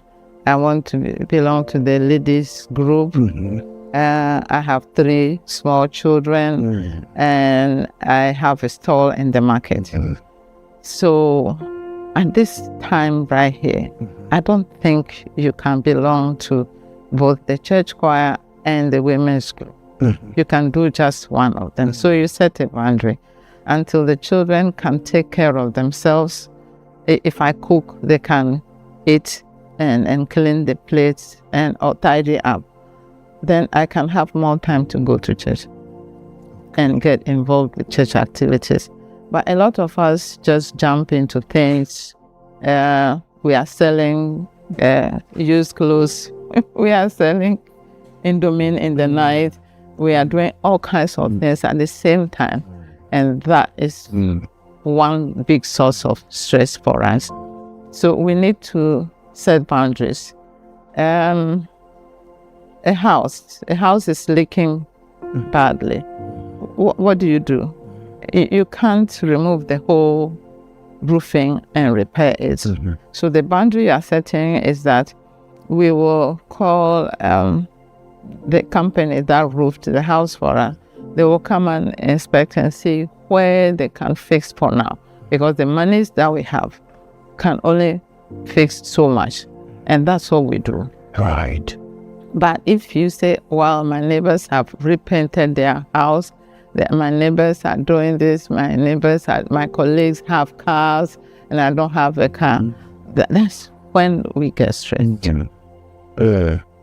Things that we cannot do. Things that we cannot do. So then we will have to learn to say no if the answer is no. Yes. We shouldn't kill ourselves if we cannot do it.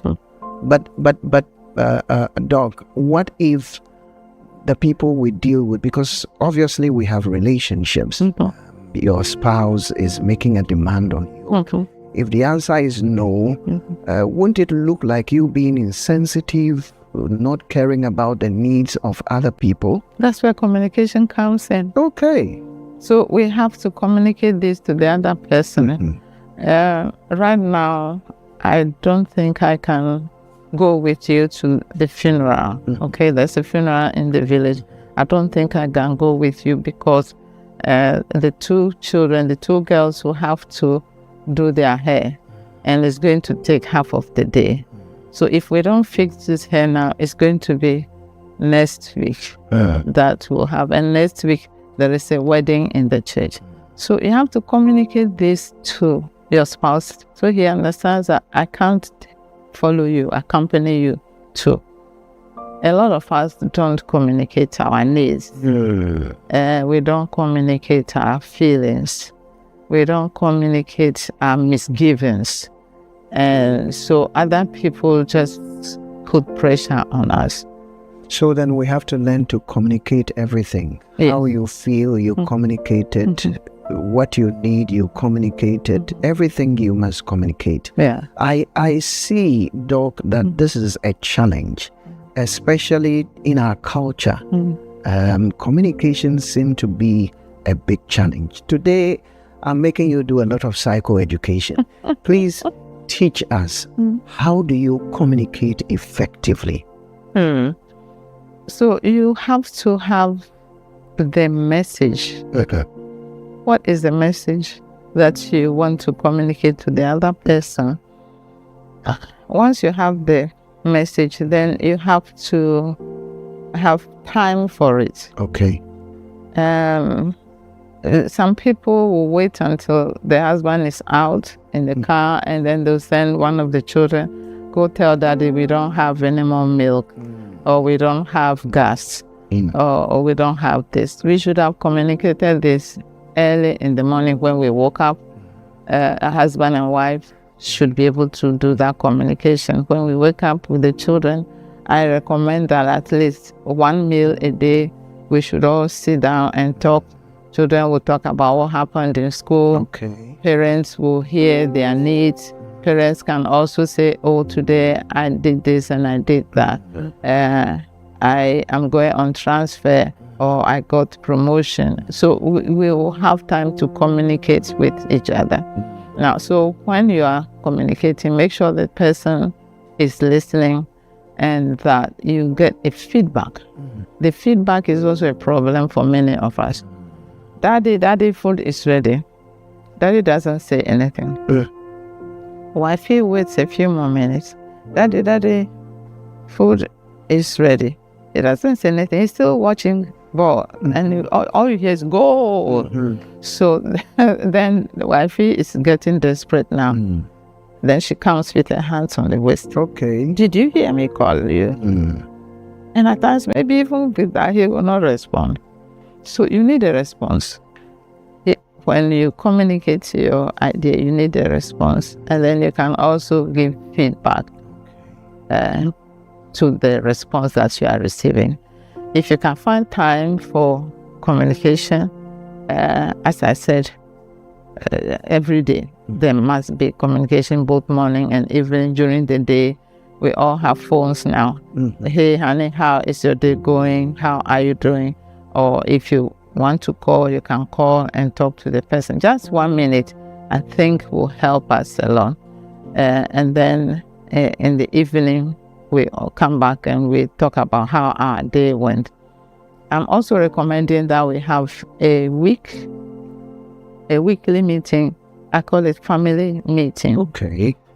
Where the whole family, children 5 and above, can contribute during those meetings. We talk about our plans. This week is going to be busy for me. I have this recording. I teach every evening throughout this week. So then people around me know. My house help knows that my classes are 5, so I have to eat by 4:15, 4:30. Right. So that's what we will discuss during our weekly meetings. Our needs, our plans, changes that have come in our lives and all that, so that people around us know what is happening, and then they can support you to do what you intend to do. Right. Thank you very much, ma'am. We will have to take a quick break. You don't have to go away because it is getting more interesting. When we come back, we will go deeper in putting tools in your hands so that your life can be more productive.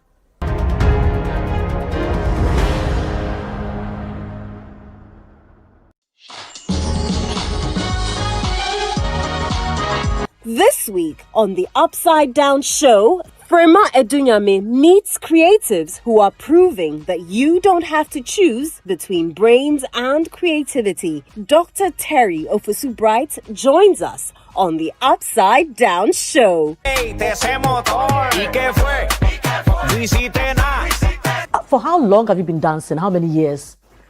I would say 1980 thereabout. Are you kidding me? Yes. I don't know how you keep up.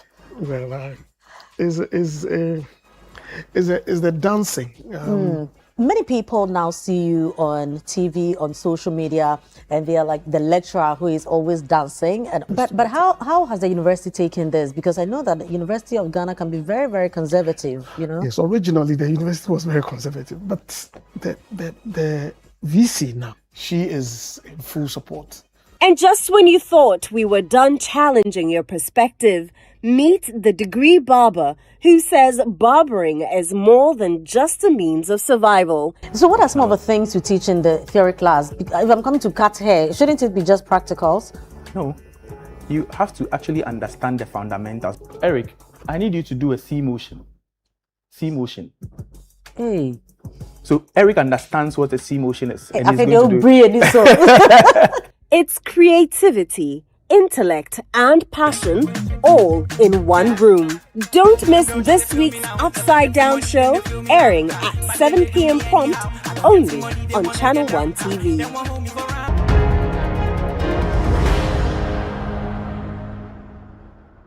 Welcome back, my dear friend. We have been talking about managing stress. In other words, how to build a resilient life so that your life can be more productive. Dr. Emefa Epiphania Bonzi has taught us that stress is not avoidable. It is not all stress that we can avoid. So the challenge is not the stress, but the challenge is the stress response, the response we give, the interpretations we give. We want to go further. Doc, is social support necessary in the management of stress? Yes. Okay, then talk to us about that and how to maximize it, because we are surrounded with a lot of people. Spouse is there, your children are there, your husband is there, external family, but most times we don't maximize it. We don't even know how to use that to deal with stress. So please talk to us about that. Okay, so in a stressful situation, it can be a loss or something. Let's deal with the loss. So you can't cope with the loss. Let's assume this guy, the wife went to the hospital and to deliver, and she has some complications. So she is on admission for a while. Now, he doesn't know what to do with the young ones in the house. So that'll give him a lot of stress, as we talked about earlier. So that will give him a lot of stress. So what should he do? Now he needs social support. Who can help him? I always ask them to draw a circle in the middle of the page. So there's a circle, and there are 5 people that are going to support you during your loss or your crisis situation or whatever. So for this young man, who can help him? Maybe his mother or his mother-in-law. That'll be one of the 5 people that I'm thinking should help him. Then we will also have pastor to pray for him, pray with him. A pastor can also arrange for congregation members who can go there and support physical things like washing and cleaning household. So we need that. He needs somebody at his workplace to keep him posted as to what is happening at work. So that's the 3rd circle. He also needs a friend. This friend knows what he does on a daily basis. So if he's a businessman, the friend can go to his company, this guy's company, and go and oversee work there for him, supervise, so that the workers do the right thing. And then he needs a neighbor. A neighbor. A neighbor. A neighbor who can take the children to school while they are taking theirs to school. A neighbor who can pick children from school. A neighbor, at times, the children can stay with the neighbor until bedtime when they come back home. So we need these people. And depending upon your need, you need to choose carefully 5 different people to help you. And then also, can you tell us about the role of mindset? Does mindset play any role in stress management, in building a resilient life? Mindset. So what you think is what you have, right? What you think. What you think is what you have. Is what you have. What you think. So that does it mean if I think about $1 million, I can have $1 million? No, in the negative. In the negative. Yes, you can work towards that $1 million. If you really work hard, you will get $1 million. Yes. But if you say that Dr. Bonsi must be kidding, there's no way that I can have the $1 million, then you're not going to have it. Yes. You've immediately taken yourself out of the out way of the competition. Yes. So if you believe it, then it can happen. Yes. So go ahead, ma'am. The mindset refers to our beliefs and attitudes that shape how we perceive and respond to things that happen around us. Okay. So if we see stress as an opportunity, then it's good stress. An opportunity to work harder, an opportunity to explore the market. Okay, it was a little bit of a problem to get customers to buy this, but during that time that you were exploring, you got some stress, you had some stress, and if you persisted, you have 10, 15 customers, and that would be good for you to start with. Mom, I can't let you go if you don't give us the practical, the breathing exercise. Okay. We couldn't finish that in the first episode. So if you can take it from the 3rd minute, I think we did the first and the 2nd minute. So if you can take it from the 3rd minute, we will be glad. Okay, so the 3rd minute are things that are good, are clean. So you can talk about joy, you can talk about peace, you can talk about happiness, you can talk about the grace of God. As you are breathing, then you are focusing you are on focusing those things. on those things. Okay. Okay. So you are focusing on all the positive things. Okay. And then the 4th minute, you are going to combine the in and the out, breathing in and out. Okay. Yes. So how do we do that if I can demonstrate it to them? Okay, so we are going to do that right now. We got to the 3rd. So Bishop taking a deep breath in, let it out. Taking a deep breath in, let it out. Breathe in all the peace. In. You are going too fast. Yes. In. Please follow me. In. In. Let it out. Breathe in peace. In. Let it out. Breathe in happiness. In. Let it out. Breathe in joy. In. let it out. Breathe in good health in, let it out. So that's the 3rd minute. The 4th minute, you are going to do both in and out. Okay. So let's practice that as well. Taking a deep breath, Bishop, in, let out anger. Taking a deep breath in, let out frustration. Breathe in joy in, breathe out frustration. Breathe in happiness in, let out anger. So that will be the 4th minute. Okay, so the last one? The last one is the Jesus factor. Okay. So anything about Jesus, what did Jesus bring for you? He brought joy, he brought love, he brought peace, he brought happiness. He's your savior. So that's the last minute. Okay. Okay. But the good thing is that we need to focus on the in breath and the out breath.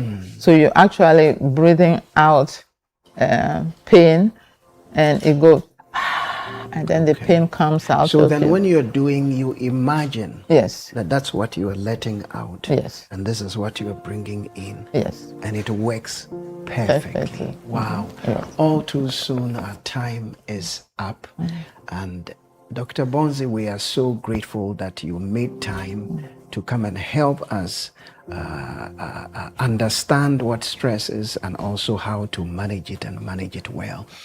I want to leave you with this. Not all stress is bad. There can also be some good amount of stress.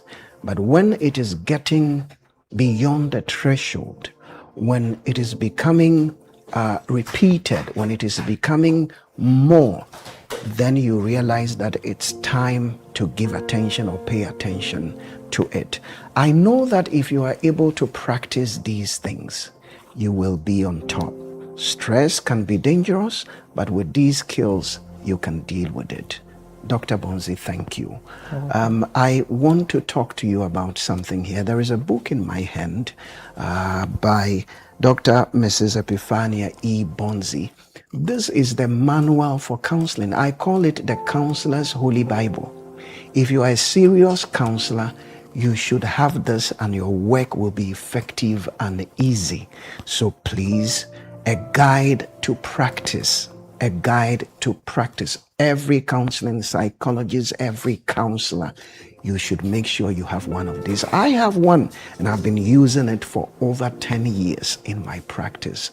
God bless you and God keep you. May He give you the grace to rise above bad stress and to use stress to grow and to be productive. Bye for now.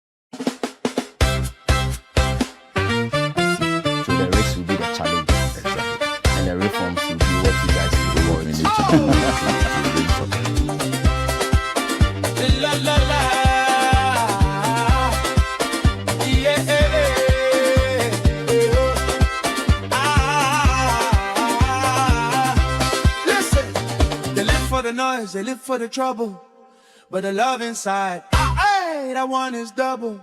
Oh, meet Papa Blankson, the big man. Always talking big, never following plan. Meet Mama Blankson, fire in her hands. She carries the whole house, she gives the commands. Every day is a show, every meal is a test.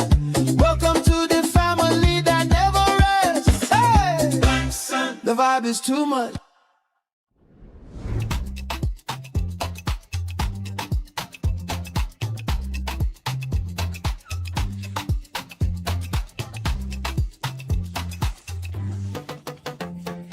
Hello? Okay. Can I see you for a minute, honey? Yes, sweetheart. So you just finish. Okay, good. Okay, I'll be back.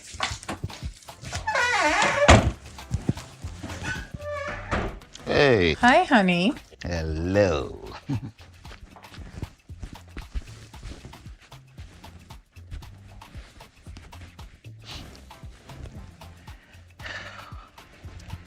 Well, what do you think? Fifi. Hello. Are you familiar with the word simplicity? That is what there is to life. Simplicity. You're saying this is too much? Yes, it is too much. You're always doing too much just to impress others. And she but a career. She suits Pampi daddy. Hey. And what are all these on the bed? Oh, the same reason I'm wearing this, to change as and when they go on breaks. Fifi. Hello. It is a family show, an interview. Very simple. And it requires simplicity. So you just have to just look sharp and casual. You missed out on the part that said it will be on national TV.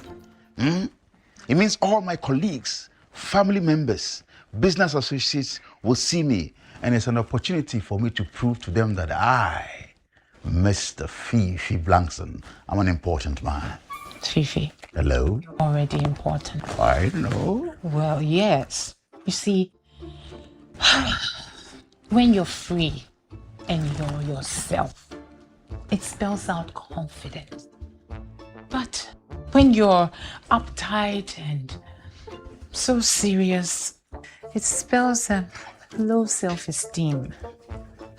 So smart casual it is. Okay?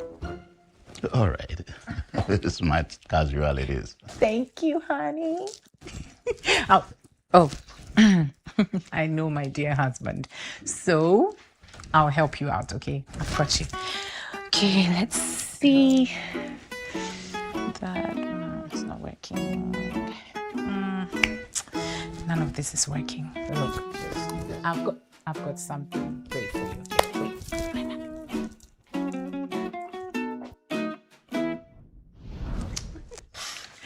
So let's make this as lively and engaging as possible. I wish Dad and Kobe were around so that we can have a quick run through before we begin. Fine. He should be ready by now, but I don't know why he's still... You know what? Please. 1 second. Take your time. All right. Are you going to get Kobe? Yeah, I'll go get Kobe. Fantastic.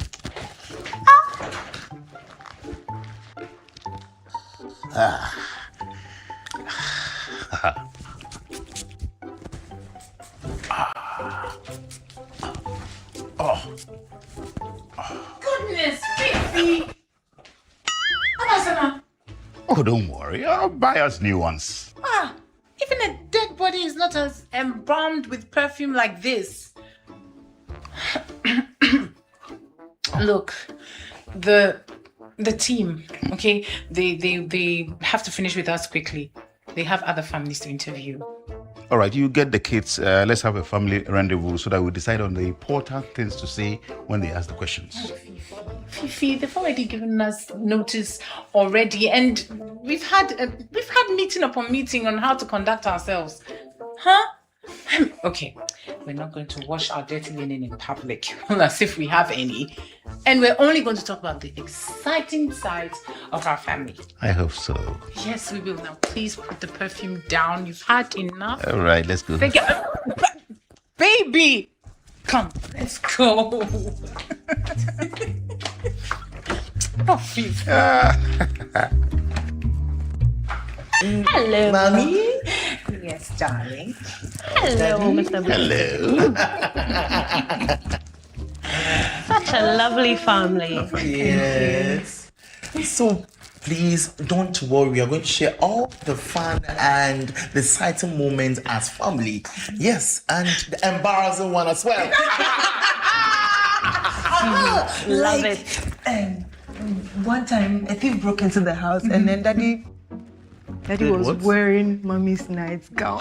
Nightgown? You remember, right? We thought it was a thief in the house, and then all of a sudden, Kobe and I were here in the hall, so scared, and then we saw mom and dad coming out. Like they just came out like that, and daddy was in mommy's nightgown, like so really. And the funny thing is, what was it? It wasn't even a thief. What was it? It was a shirt that was blowing in the air. Outside. Outside. You guys. Okay, fantastic. So much for pleasant memories only.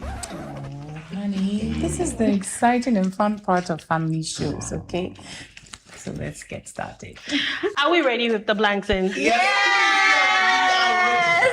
Great. So like we discussed weeks earlier, this show, we believe, creates family bonds that helps other families that are struggling, unfortunately, look up to families like the Blanksons and learn from you. I mean, isn't that exciting? Fantastic. So, all I need you to do for me, I'm going to be behind the camera over there, and I'm going to be asking you questions. I need you to look to that camera. Can we see it? Yeah. And I need you to answer the questions. Remember, I need the answers to be as organic and as honest as possible. Kobe. I'm going to keep it to tap like that. Both bars. Clock it. Thank you very much. Fantastic. Who goes first? Daddy? Okay. Why doesn't someone, go first so that I wrap my head around this and see how it really works? Oh, come on, Daddy. Victoria has already explained several times. It's nothing to be scared about. It's just family questions and answers. Yes, Daddy, you've got this. You got this. I must go first. Yes, sweetheart. You're the head of the family. Go, Daddy! Go, Daddy! Oh, Mr. Blackface. Mr. Blackface. You got this. Hey, let's go. Go, Daddy. Go, Daddy. Go, Daddy. Hey, let's go. Hey, go, Daddy. Go,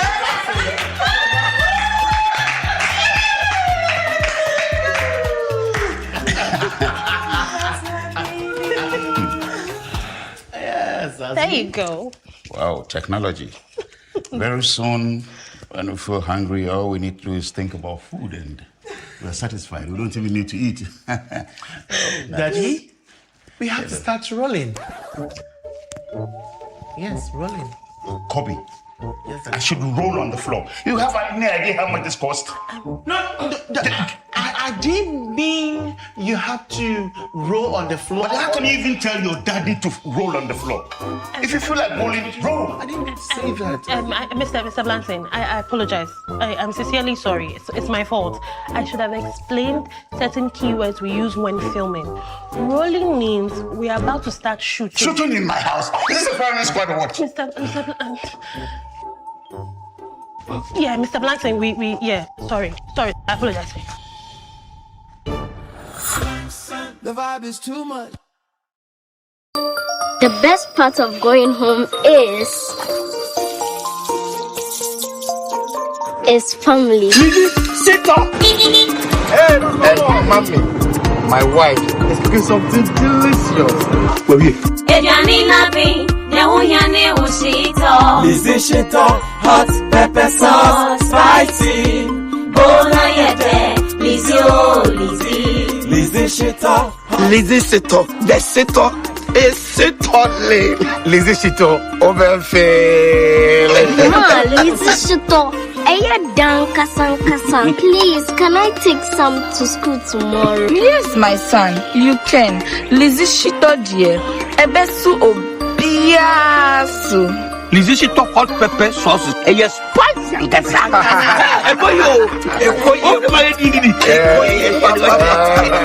Lizzie Shito hot pepper sauce, spicy.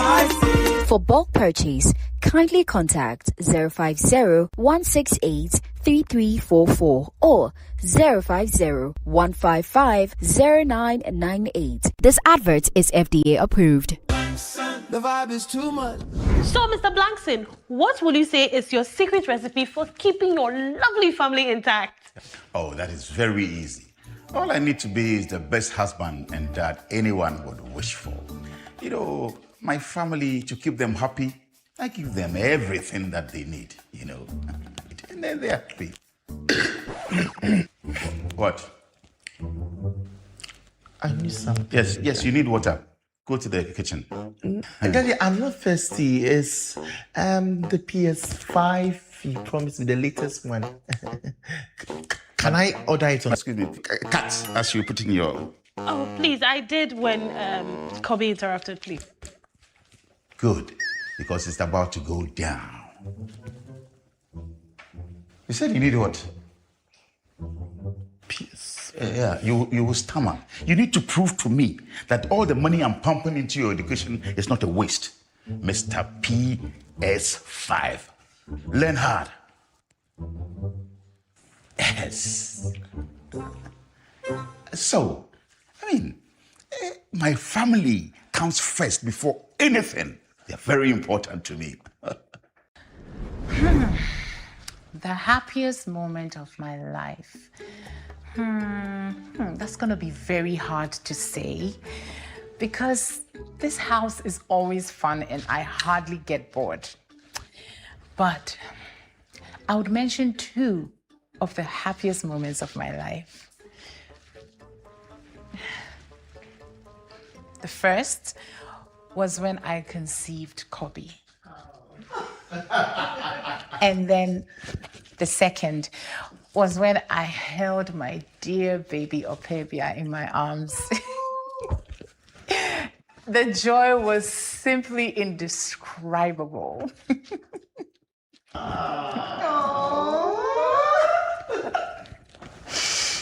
It looks as if our wedding doesn't bring joy to somebody.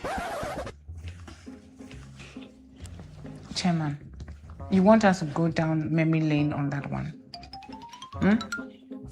Issy, our wedding day, that was the biggest and happiest day of my life. If Victoria had asked me that is what I would have told her. Chairman, I remember that day. I remember that night like it was yesterday, as clear as day. Okay, so that night, he was pacing up and down, so happy, so excited, and he had the phone to his ear like he had won the lottery. Then he says, "Oh yes, I'm Ponsa." Yes, the happiest day of my life. Marrying Essie? Yes. Oh, I stood in the doorway. I was excited. I was happy. A little nervous, but hopeful. And then he said, "But the moment that brought me the most joy is when I saw all my old mates come to my wedding. You guys came in your numbers. You forced, Charlie." And then I realized that even in his happiest moment, I didn't feature. Then I knew that day that I was invisible in my own story. You see, I never meant their presence was better than our marriage. No. But Fifi, I heard what you said that day. I heard it. Okay? You said that seeing them there brought you more joy. More joy. So what does that mean? That means that I'm secondary. You see, that is not what I meant. Please, Mr. Blankson, I am in the spotlight right now. It's my interview. So allow me. Vicky, please, let's go on. Well, Mrs. Blankson, what will you say has been the red letter day of your life since you started this lovely family? Oh, I remember that day like yesterday. It was Mother's Day. Yes, and I just come from the market. And I was tired. I was sweaty. And I really, really needed to get out of my shoes. That's all I could think of. And then all of a sudden, I heard Surprise! And there they were. My Kobe and my Opevia. Right there in the middle of the hall, holding a huge placard that said, "You are the best mom in the world." Oh, that day, all the tiredness I felt just disappeared. And then I realized that in little surprises come the biggest love. It was the best moment. Madam, tell you a cat.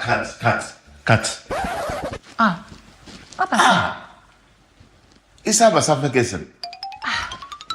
Mrs. Blankson. Are you saying you don't remember the day I cooked specially for you? I lit candles from the kitchen to the hall to the bedroom in Kai. Hey, Kai, BBI. Hey, Kai. Wow. Listen to Kobe. Even Kobe realizes that was romantic. Dad, You did all these. why is it beginning to sound like you're jealous of us already? No, it's not about, I'm not being jealous. But these are things a woman never forgets. How can I ever forget? Fifi, I don't forget who. I don't forget the day that you cooked me more salt than rice. Oh. The proportion wasn't proportioning. And and you know what, children? The curtains almost caught on fire from the candles. I so much love my family, and I won't trade that for anything in the world. I mean, caring parents, a brother that's so annoying, but in a positive way. How can I have a dull moment? I am so blessed, and that's on period. Fantastic. Clock it. Anyway, Opebia, can you share with me what has been your funniest moments in this household? Oh, yeah. I mean, the fun is all that surrounds us as experienced, but I'll share one. So, there was this day that we decided to fast and pray as a family as part of spiritual exercise. And then by 5 p.m., that was when it became a battle between faith and hunger. Oh my goodness. Around 5 p.m., Dad said the final hour should be used to prepare the dining table. But Mom insisted that that was the hour the angels are listening to the prayers the most. Sorry, but it's part of the fun. All right, so fast forward, we set up the dining table. Exactly 6 o'clock, we were all seated, and then we were ready to devour.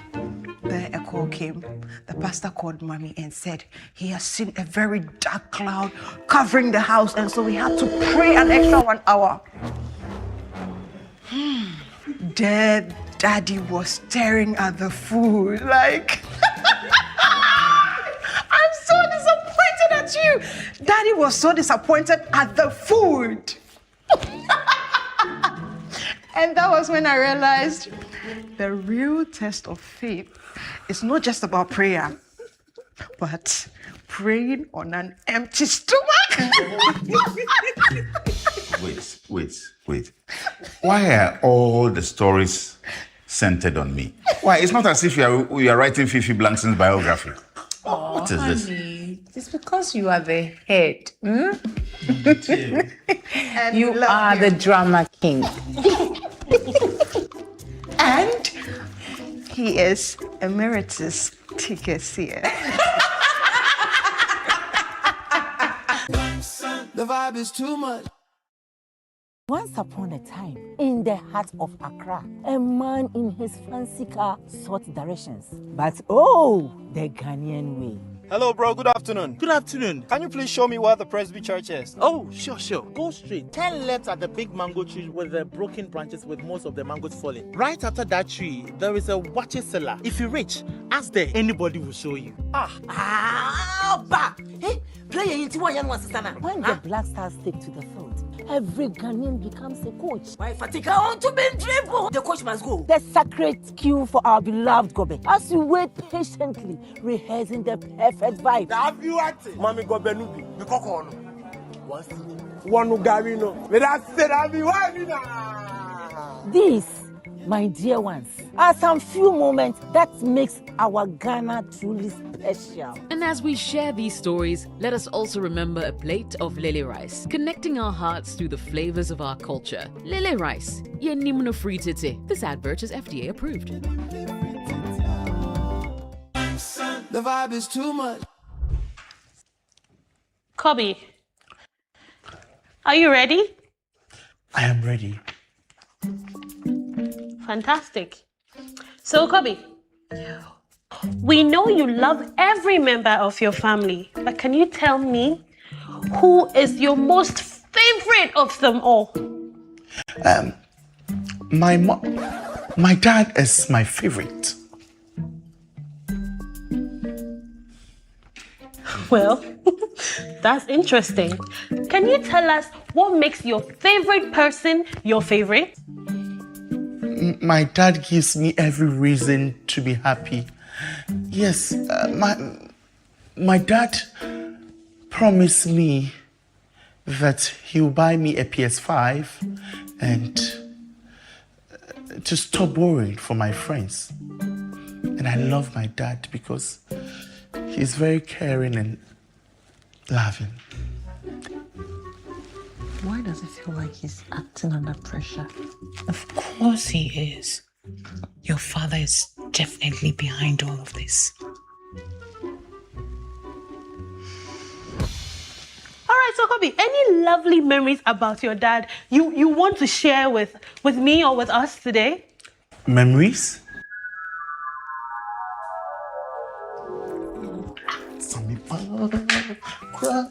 Hey! Don't you even think about using electricity? It's just a phone. It's just a phone. Doesn't use power. Eh? I can't be wasting all this money on your education and still you are using electricity at the same time. Eh? Back in the village, we had no source to electricity, only Bobo, and yet we managed to pass all our exams. Here you are. You have access to light, everything, and yet you fail your exams. So he's the best out here and in here. Thank you, Daddy. My pleasure. Hey, I forgot something. My dad is the best cook. In fact, he has a lot more he would have said, but I'm sure he's forgetting them. But maybe I can attest. Dad. Hello. You're not a bad father. But Kobe's exaggeration needs to be investigated. Oh, come on. The young man spoke freely. You know, he's spoken naturally about what he feels about his best person in here. Let's respect the young man's choice.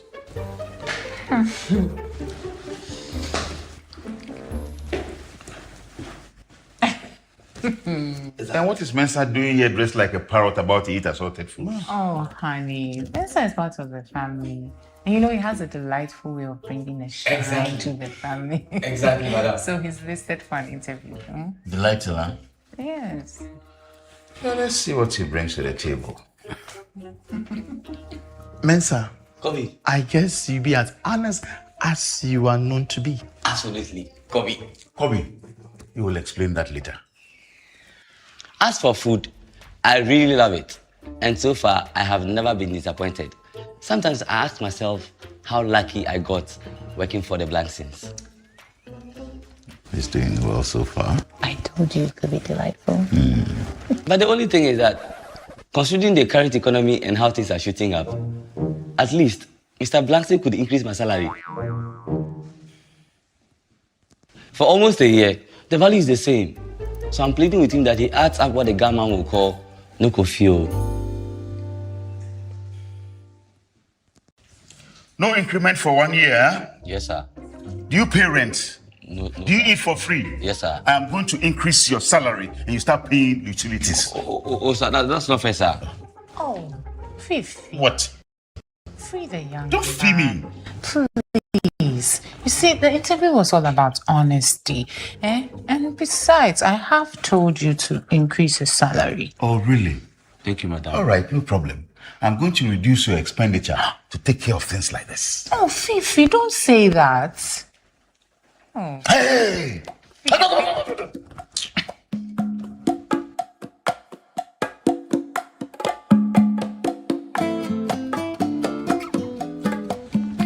Honey? Hello. Our episode of the family show is airing tonight. You don't mean it. I mean it. Great. Just great.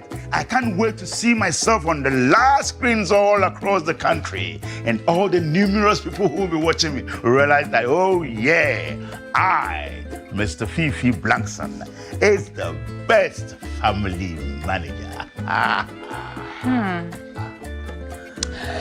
So confident, are we? Oh, but of course.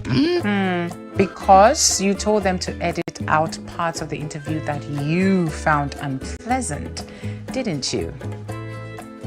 Ah, yes, I know all about it, Fifi. Especially the part where Mensa talks about his salary. You told them to cut it out just so that you could look good. That is called ways and means. And that is nothing bordering illegality.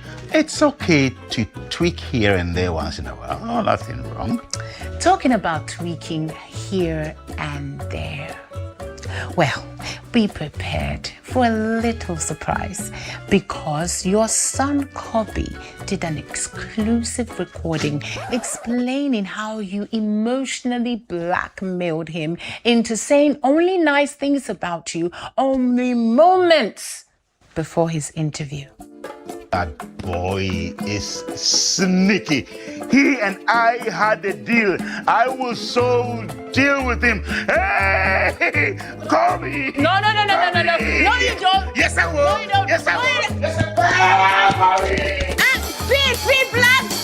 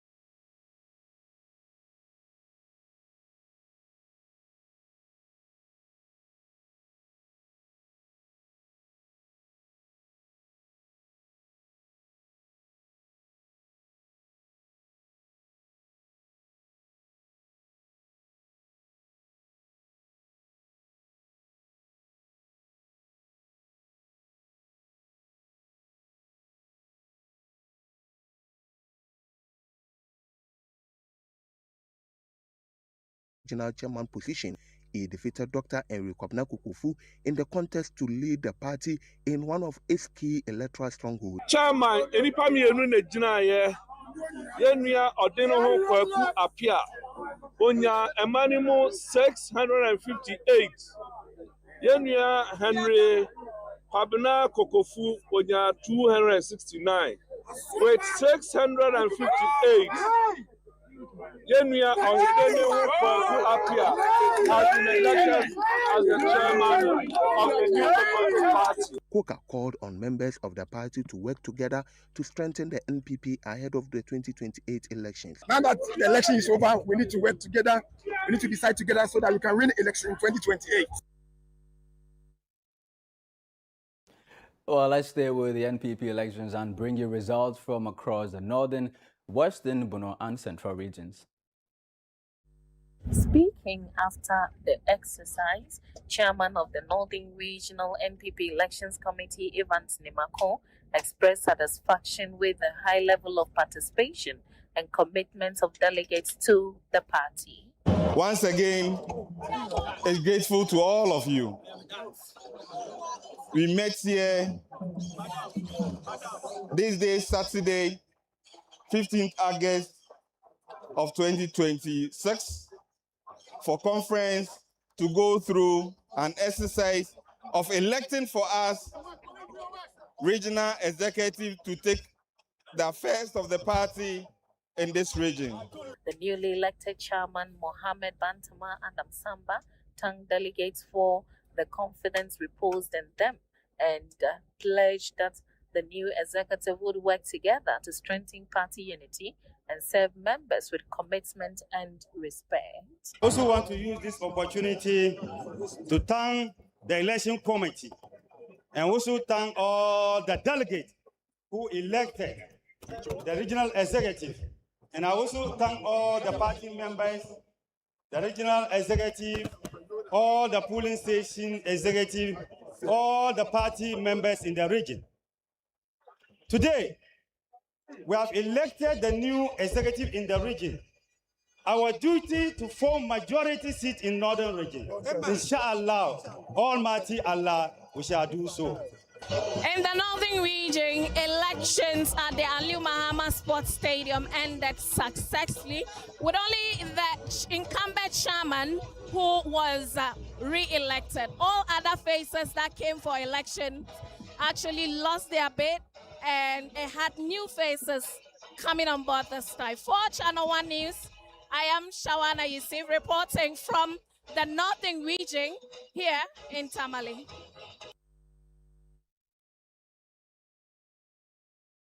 It's all said and done over here in the western region with the MPP's regional executive election that actually took place here at the Roman Catholic Church premises in Agrankwanta in the Ahanta West municipality of the region. And out of the expected total delegates of 376, we had 368 actually coming in to vote. And at the end of the contest, we had Kwesi Afrifa actually winning against Mohammed Ghani, who was the regional organizer that actually went in to contest Kwesi Afrifa for the chairmanship position. Kwesi Afrifa actually had over 265, had 265 votes against Mohammed Ghani, who's 106 votes. We have been speaking to some of the candidates, including the chairman, Kwesi Afrifa, Kwesi Bonzo, who actually won the regional secretary position, and the regional communication director, Emmanuel Apa. Let's take a listen to them. I'm coming with a single purpose. The purpose of bringing everybody to the table. I'm going to be that father figure to negotiate with everybody, listen and make sure that everybody is on board. And once MPP come together, we win. And MPP is going to win. All the seats we lost, we are going to recover them. Because there were seats we lost because of disunity. We are going to work very hard to reclaim those 7 seats. Add the 2, we have 9. We will defend the 2 we have, and then we'll look for 2 more. So our target is to win at least 11 seats in 2020. So my primary objective is to train communicators very well so that they will be on top of issues.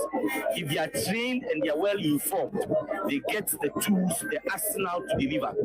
That is what I'm going to embark on. For ChannelOne TV News, I'm going to say their name, Abraham Kwanta, in the Western region.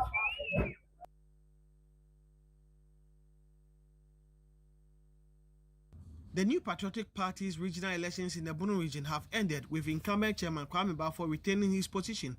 A total of 281 delegates participated in the regional delegates conference to elect executives who will steer the affairs of the party in the region. Deputy Bono Regional Director of the Electoral Commission, Kennedy Opong, supervised the process. Okay, at the end of the election, the following are the results for the various positions. Chairmanship, Kwame Bafo Abronye 201, Kwabena Opong 3, Evans Aferijan Yaboa 0, Yao Afo 44, Joseph Mensah 31. First Vice, Peter Asoma 29, Kate Amponsa Ejare 252. Kate elected as the first Vice Chairman for MPP in Bono region. Second Vice Chair, Issa Isahaka 89, Kweku Entry Ejay 123, Kwejo Ejekum 68, Kweku Entry Ejay elected as a second Vice Chair. Secretary, Kofi Ofosu-Boateng 187, Bafo Asare 93. So Kofi Ofosu-Boateng elected as a secretary for MPP in Bono. The newly elected executives say their priority will be to close ranks and strengthen internal unity ahead of future elections. They believe teamwork and reconciliation will be critical to rebuilding the party and recapturing parliamentary seats lost in the 2024 general elections. Today has been a day. I have won the election, but what I can also say that I don't see it to be a victory for Abdulrazak Opong. What I know is that it's the MPP, New Patriotic Party, who has won. So we need to work together. We work together. I work with my brother who lost the election and make sure 2028 we win power for our political party. And as a new communication officer with background in marketing, I'm going to project our communications that we'll be one of the most vibrant communication in the region. But we're going to respond to issues in the region that matters to the people of this region. The newly elected executives of the New Patriotic Party in the Bono region have resolved to close their ranks, work together, recapture their seats they lost in the 2024 elections. For ChannelOne News, Michael Sapolifum, Sunyani.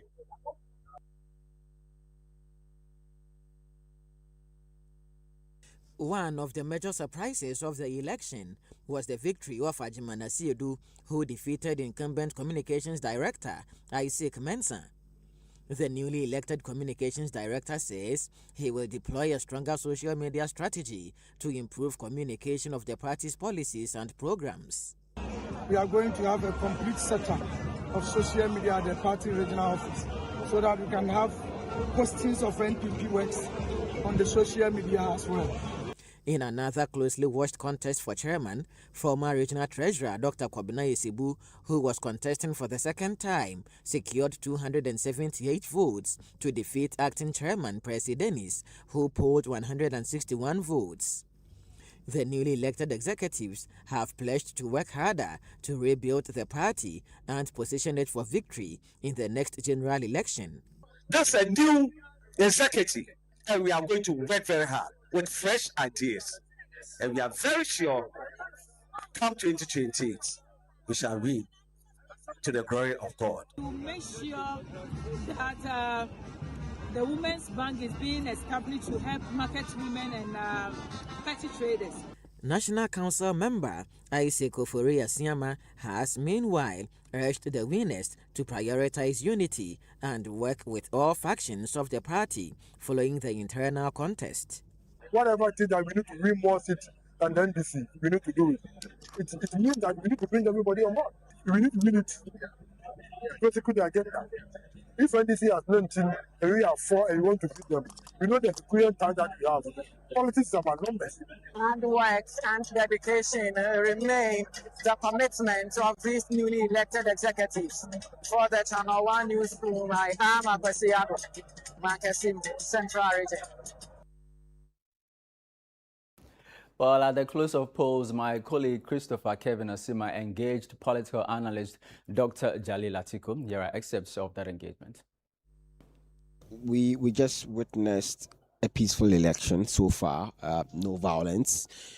First of all, your impression about the entire election process as you've seen it. Yeah, I think so far, so good, right? We expect that. In fact, election is supposed to be a very simple activity because there are rules, and then the actors must play the electoral game by each rule. But often, I mean, we experience violence here and there. But if you look at this, I mean, regional elections, it's been well organized, very peaceful. I mean, the challenges, I mean, elections, you have issues like that, okay? So if we have political parties organizing elections in a very peaceful manner, then we expect that at the national level, they will conduct themselves within the same, I mean, frame that they set for themselves in party elections, right? So basically, this is what we are expecting from political parties. So I think what we have witnessed, I mean, we are hoping that come the national executive elections, we are going to experience a similar situation, so that when the NDC is also electing their executives, we expect that we have, I mean, peaceful elections from all the political parties. So when we have this, then we expect that they will produce the same things, I mean, moving into the national election, so that we have very peaceful elections, right? But it has become something like almost every election cycle, we have to be praying, calling God to come and give us peace. We need to, I mean, we have to produce, we have to behave, I mean, in a manner that we have set for ourselves, right? Like I indicated, we have rules and regulations, we have the constitution, political parties have their laws and all that. They must just, I mean, operate within the limits of those rules and regulations. Once they do that, they definitely will be experiencing elections, and that will help us in progressing our democracy.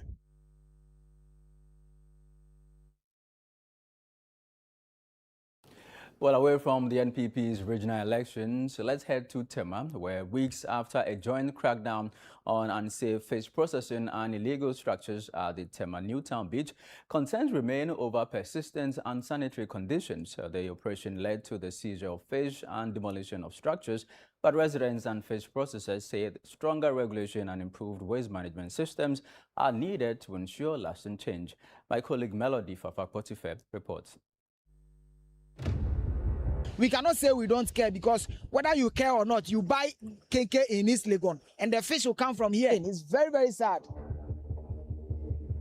About 3 weeks ago, authorities descended on the Tema Newtown Beach with a clear message. Unsafe fish processing practices and illegal structures would no longer be tolerated.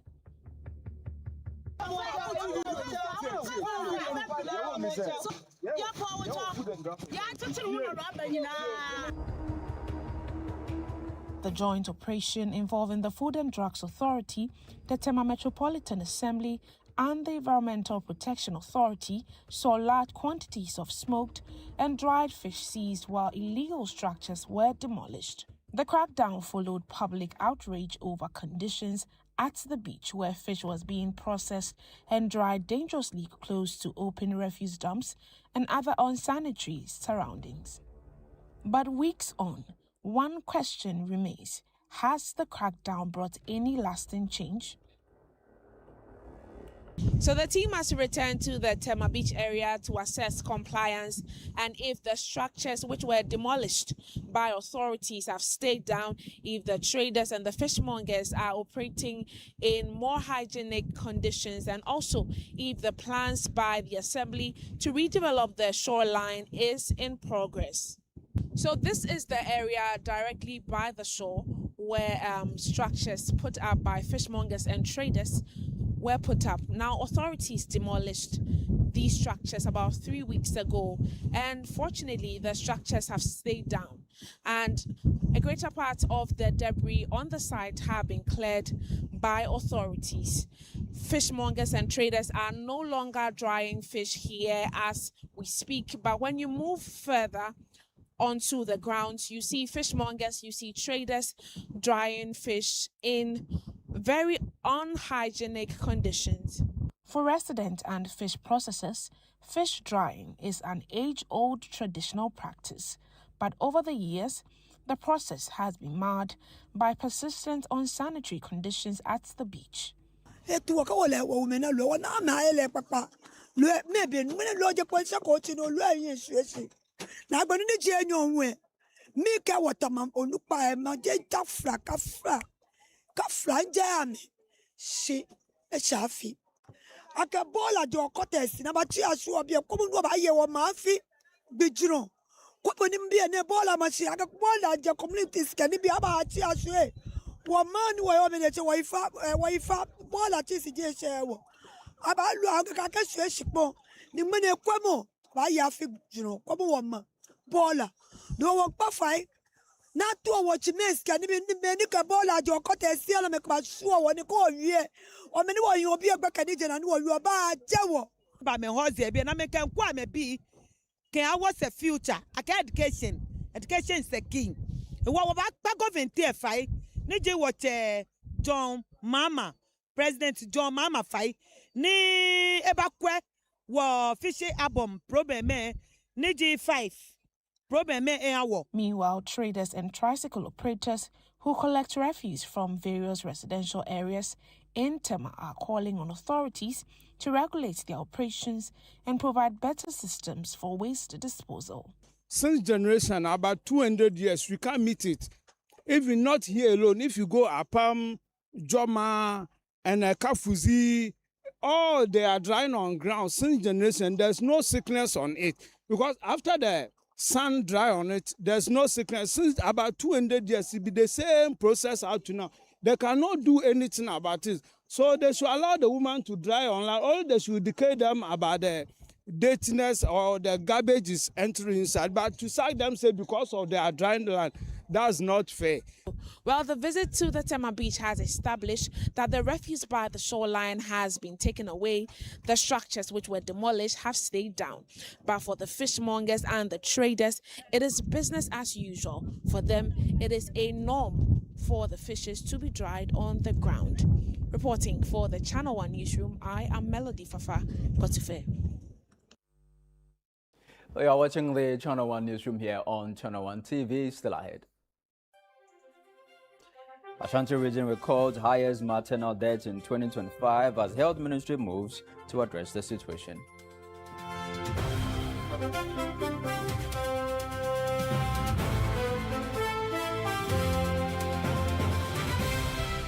We are back shortly. Please stay with us.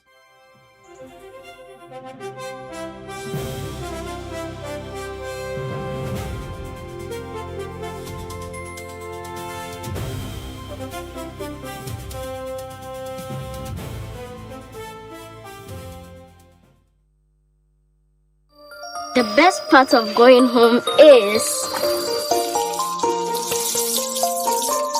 family. Sit up! Hey, mommy, my wife is cooking something delicious.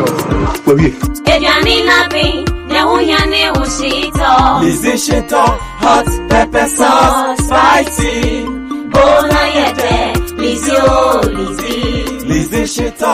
Lizzie Shito, the Shito is Shito. Lizzie Shito, overfill. Lizzie Shito, please, can I take some to school tomorrow? Yes, my son, you can. Lizzie Shito, dear. Ebesu obiasu. Lizzie Shito hot pepper sauce is spicy.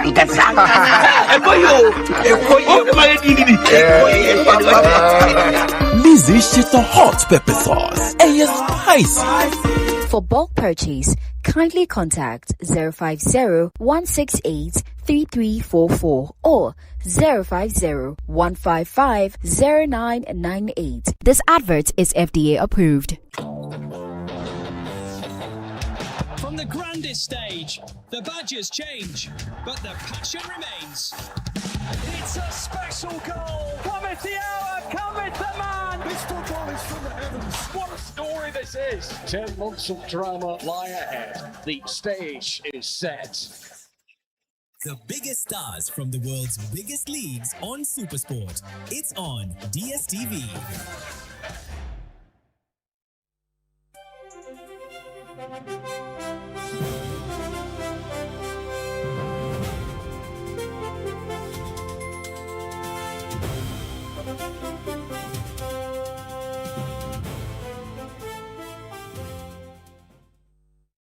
Yeah, welcome back. This is the Channel One Newsroom here on Channel One TV. Let's now focus on some health stories. The Ministry of Health has begun engagements with the Ashanti Regional Health Directorate to tackle the region's high maternal mortality rates under the Maternal Mortality Action and Response Program. The Ashanti region recorded the highest number of maternal deaths in the country in 2025. Our regional correspondent, Bright Yeboah, reports. Records, according to the Ministry of Health, presents a worrying picture of maternal mortality across the country. Deputy Minister of Health, Dr. Grace Ayensu Dankwa, says Ghana currently records 235 maternal deaths per 100,000 live births. She says the country must reduce the figure to 72 deaths per 100,000 live births to meet its health targets under the Sustainable Development Goals. Available data shows the Ashanti region recorded the highest number of maternal deaths in 2025. The Deputy Minister attributed the situation partly to the region's role as a major referral hub, receiving complicated cases from other parts of the country. The research also shows that the top 11 regions where these deaths are coming from, number 1 is Ashanti region. Number 2 is Greater Accra region. And I believe number 3 is Northern region. So when we say that number 1 is Ashanti region, please don't say that Dr. Grace came and said that the Ashanti region. No. What we mean is that Ashanti region has quickly become one of the highest referral centers in the country.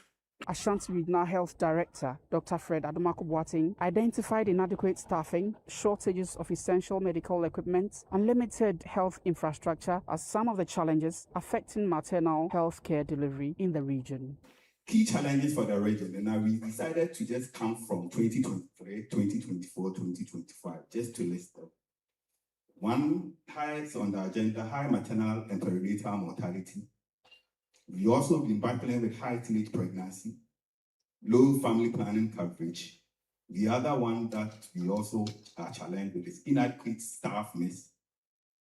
I'm coming from Bunis, Kingtown Port as a regional director, and most of the time we thought that in Ashanti region we didn't have that challenge of staff. Then we also have inadequate healthcare equipment, including lab.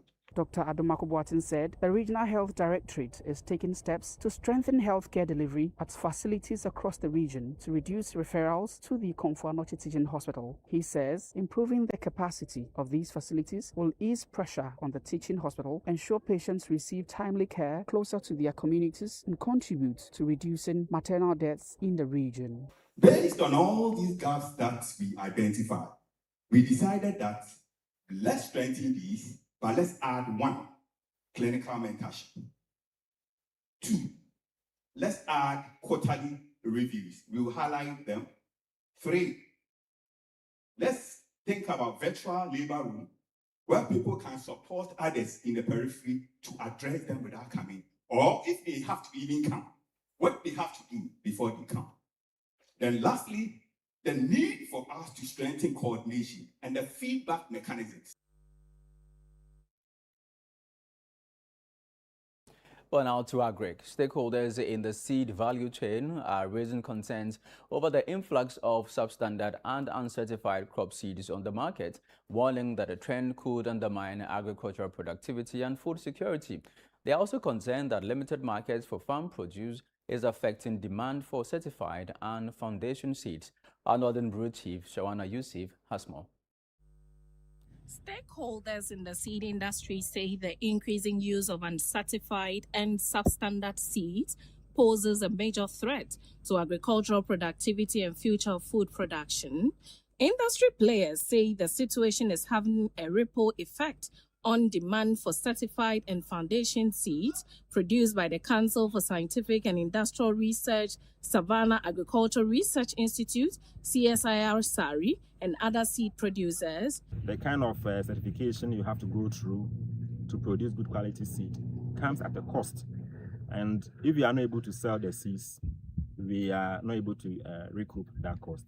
Additionally, the space in the warehouse, in fact, we have almost exhausted all the spaces there. This season's production, we will have to look for a place to keep them. And keeping seeds for beyond 1 year, you compromise the viability. So we have to find a way of disposing of them. So that's the challenge we have. Even the disposal itself, who is going to pay for that cost? Most of the time, some of the people dodge. People will be advocating for some seed somewhere to go and buy without passing through the right process. And I think that can be very dangerous to our country. The consumers, you don't know what is in what food, seed. So whatever thing will happen, we appeal to our public to buy certified seed. Certified seed is well organized by the authorities who pass it through a lot of system and make sure that the pure thing has come to the public for our people to patronize. Speaking during a field visit to the CSIR Sari Technology Park, board chairman of the National Seed Council, Alhaji Abubakari Abdul Momin, said complaints from farmers about uncertified seeds and entering the market requires stronger collaboration among regulators, researchers, seed producers, and farmers. Yesterday, we met with the seed growers associations. We interacted with them, and today we are here with the Council for Scientific and Industrial Research, and that is why we have to visit the field. In fact, as we're all aware, since we took over the seed company, farmers are complaining a lot about the seed industry. We have noticed that there are a lot of seed infiltration in this country, some few challenges, and we thought that it's really important that we meet with farmers and the stakeholders so that at the end of the day, we get the lasting solution in solving the seed challenges in this country. Meanwhile, seed companies in the northern region say the local seed industry is struggling with declining demand, making the business increasingly unattractive. The idea is to rely on domestic or local seed production. But unfortunately, it seems it's not working. So how do we re-engineer that program so that the seed that is needed for the Feed Ghana program comes from farmers, not grain producers? Because it seems, from what I'm hearing from my seed producers, I mean, yes, Feed Ghana might have bought seed, all right, but then it's not seed they bought because the farmers from whom they should have been buying did not sell seed.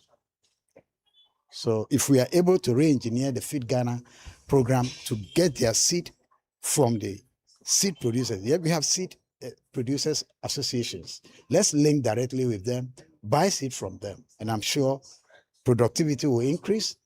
Farmers will be, seed producers will have money, grain producers will have money.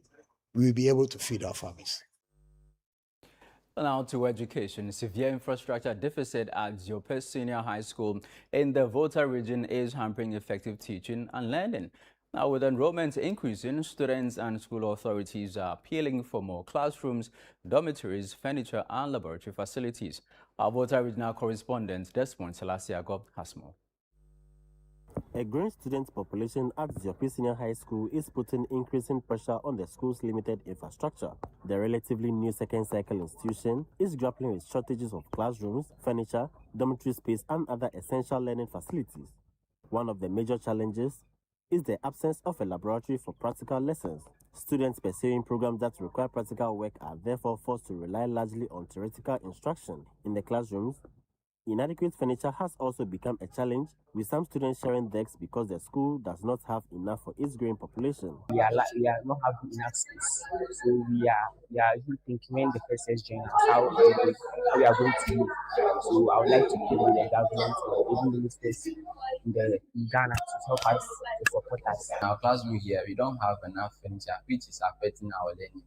Sometimes some people sit in a desk, which is not leading us to effective learning. So please, we need the government to provide us enough furniture so that our learning should be effective. The situation is also affecting accommodation. Existing dormitories are inadequate for the current students' population, raising concerns that the pressure could worsen when new students are admitted for the next academic year. Some students could be forced to sleep on mattresses on the floor if additional accommodation is not provided. Now our population have increased and the dormitories are not big enough. So I'm just pleading with the government to help us to construct a new and bigger dormitory for the students. And also any other support that he can give the school. Because now the school is a developing school and we need lots of things. The dormitories that we have, they are not big enough. Population is increasing and the first year too are going to come. Some of our colleagues are going to sleep on the floor, which is not okay. So we are pleading to the government to help us construct new dormitories which will contain both third years, second years, and the upcoming first years. Headmaster of the Ziopi Senior High School, Forgive Agoha, says, although some infrastructure has been added, the school still requires significant support to meet its growing needs.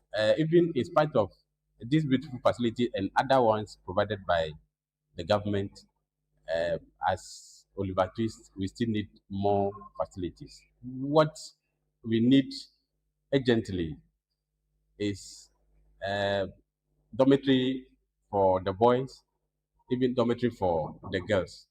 Recently, government constructed a new dormitory for both boys and girls.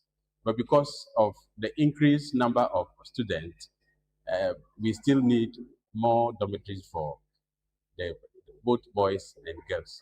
The labs without any equipment. And so we'll be happy if the government of Ghana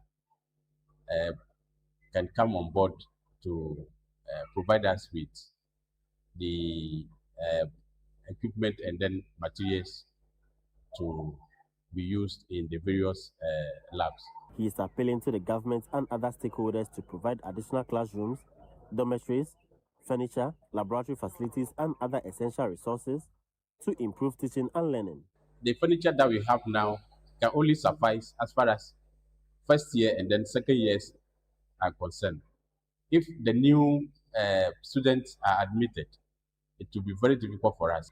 We want to plead with the government of Ghana to also come on board with the provision of furniture. Students and management here at the Ziopi Senior High School are calling on government and stakeholders to come to their aid and solve some of their challenges, including accommodation for them. Reporting for ChannelOne Newsroom from the Ziopi Senior High School. My name is the This is still the ChannelOne Newsroom here on ChannelOne TV. I'm Charles Osukumi. Still ahead. Former MP for Gumua West blames vote buying for weak parliaments and lack of quality representation.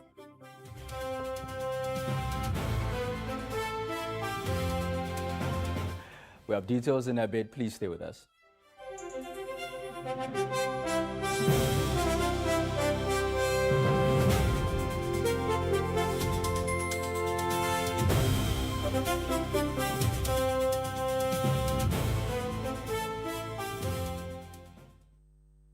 In Biggie's house, there's no place to hide. And even when you think no one is watching, the energy can swing in an instant. This BB Nigeria Season 11. Everything burns brighter. Only the biggest moves tip the scale. Because nothing is given. But everything is for the taking when the world watches. Will you be outshined, or will you step up and take the spotlight?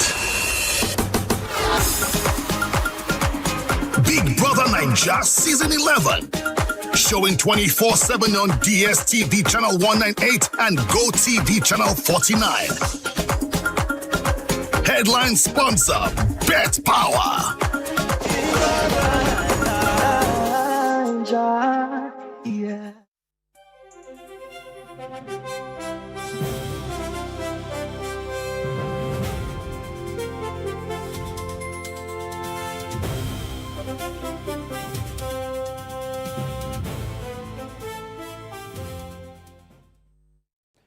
Thank you for staying with us here on the ChannelOne Newsroom.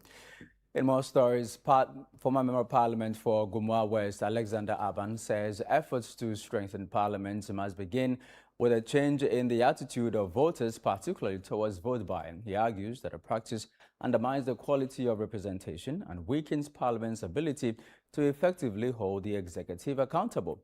There's more in this report.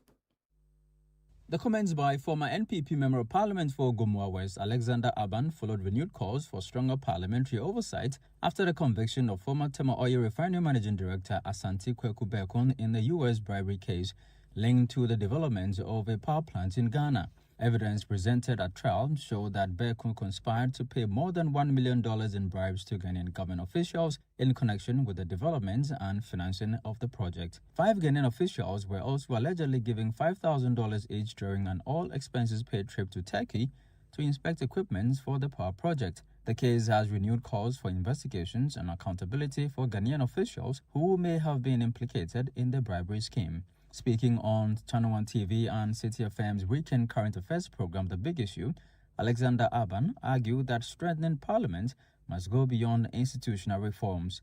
He criticized vote buying and what he described as competition among some lawmakers for lucrative parliamentary committees. Aban maintains that parliaments can only become stronger when citizens reject inducements and elect representatives based on competence and the ability to effectively represent them. So you go to Parliament and people are asking, oh, which committee is more lucrative?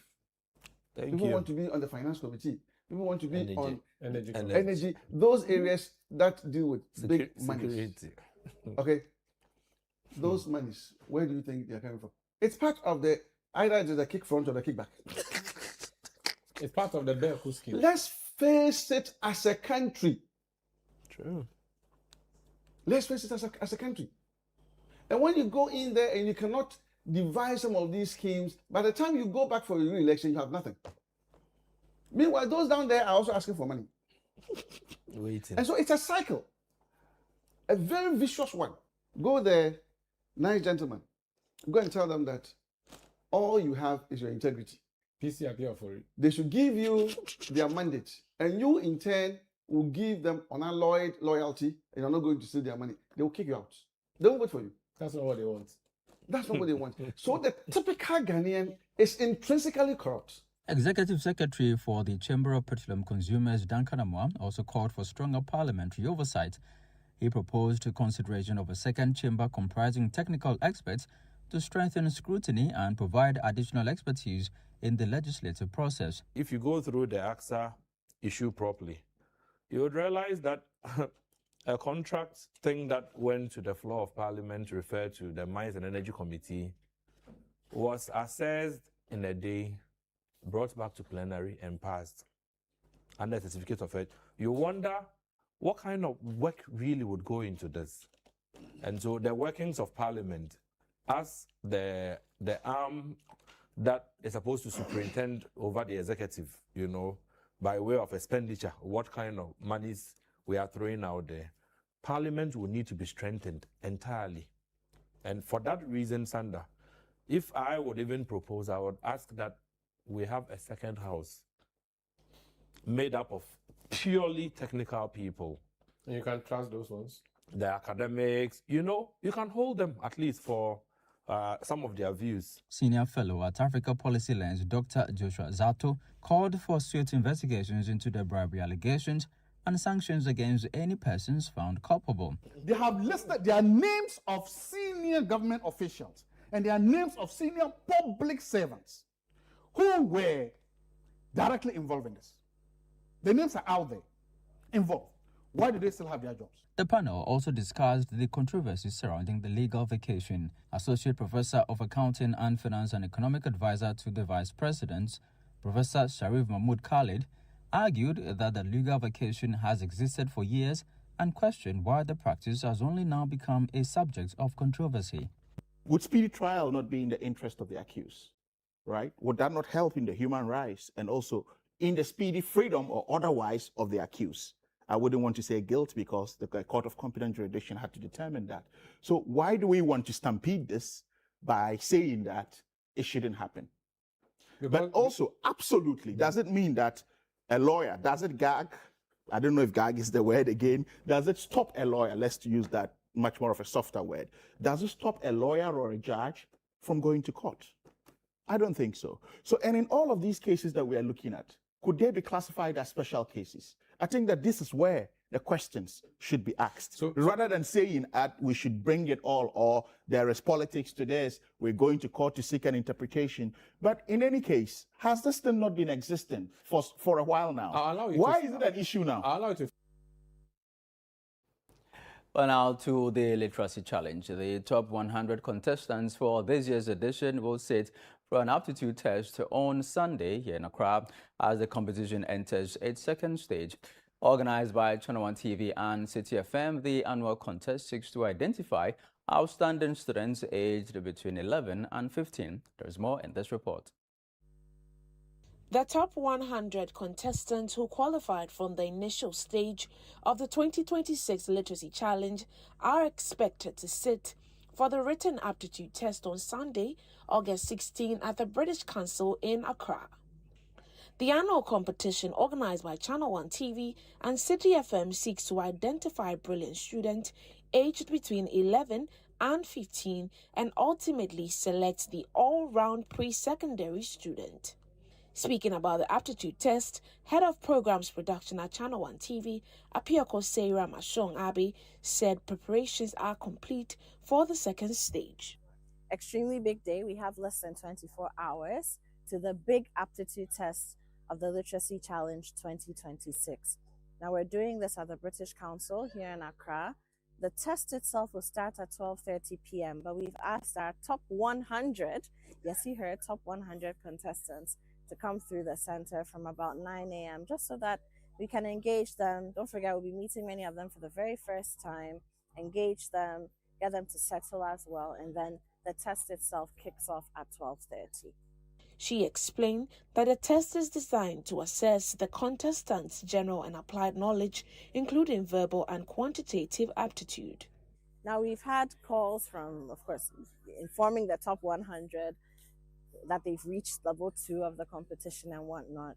We've been engaging them as well. And so a lot of people have asked, what do you write in an aptitude test like this? It's general knowledge. You've got your science in there. You've got your reasoning, your language, your literature, your innovative application of knowledge skills, the science. It's really general knowledge. When I say general knowledge, I mean it.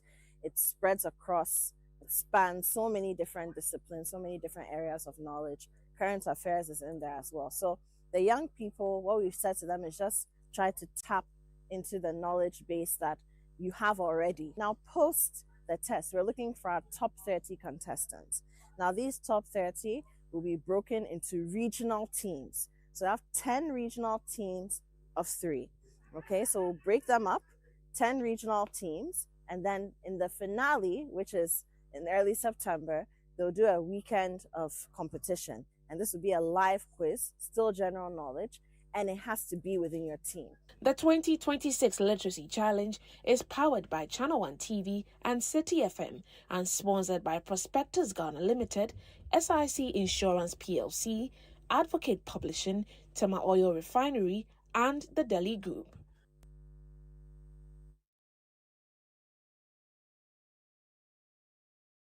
Well, and finally, veterinary doctors have expressed concern over the growing practice of quackery in the sector. The doctors are attributing the situation partly to the limited availability of veterinary officers, technicians, and essential animal health services across the country. Our Northern Bureau Chief, Shawana Yusuf, reports. Speaking to ChannelOne News on the sidelines of the 2026 National Stakeholders Workshop on promoting ethno-veterinary medicines for sustainable animal husbandry in northern Ghana, the chairman of the Veterinary Council of Ghana, Professor Sherry Johnson, stressed the need to increase the number of veterinary professionals to meet the growing demand for animal health services. Professor Johnson, who is also an associate professor at the School of Veterinary Medicine at the University of Ghana, said the slow absorption of veterinary graduates into the public sector is affecting interest in the profession, contributing to brain drain and creating opportunities for unqualified practitioners to operate. There's a bit of confusion in the system where everybody is called veterinary officer. but veterinary officer is a designation for the doctor.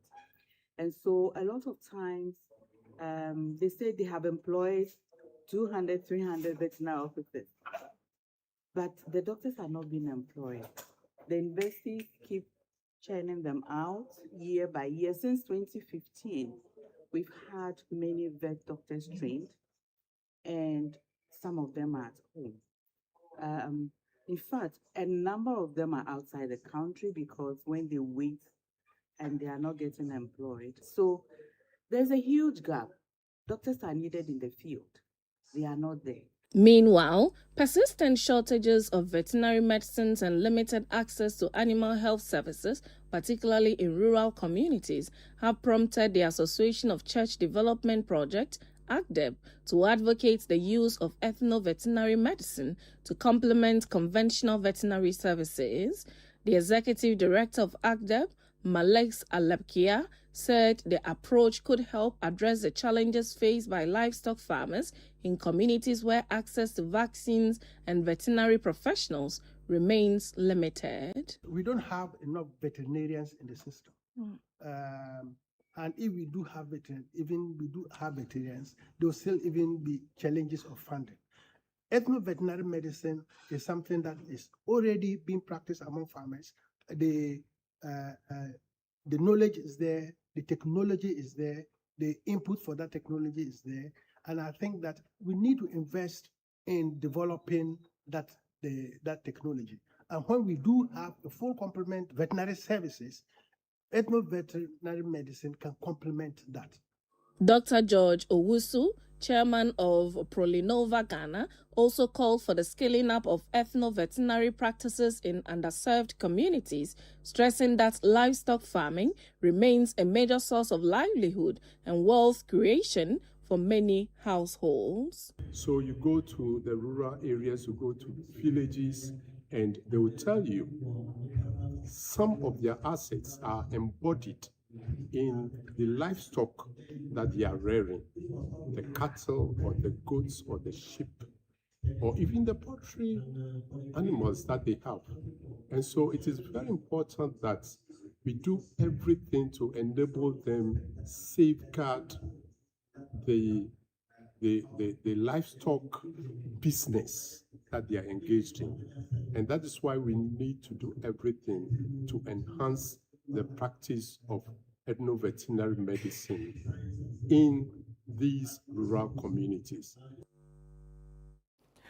This is where we wrap up today's edition of the ChannelOne Newsroom here on ChannelOne TV. Do visit our website, channelonenewsonline.com, for more information on our top stories and more.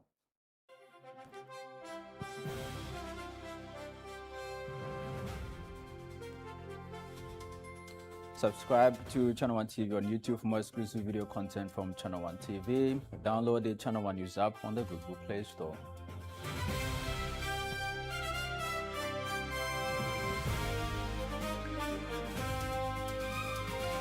I'm Charles Osukumi. Thank you for watching.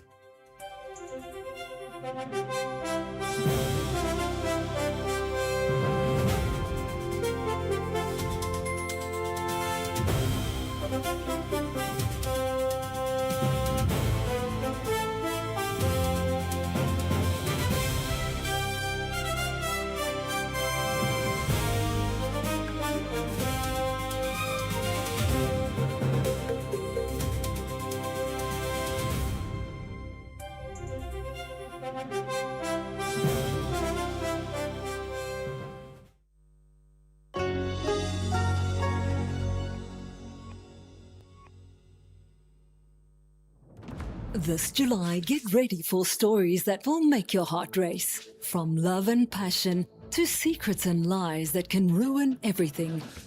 Catch the sizzling episodes of Sins and Roses at 4 p.m, Domenica Monteiro at 5 p.m, Be My Sunshine at 6 p.m, and Avenida Brazil at 7 p.m, Central African Time.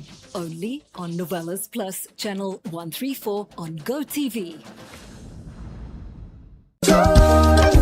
Looking for everything made in Ghana? All in one place? Then Get ready. The This is Ghana Exhibition 2026 is here.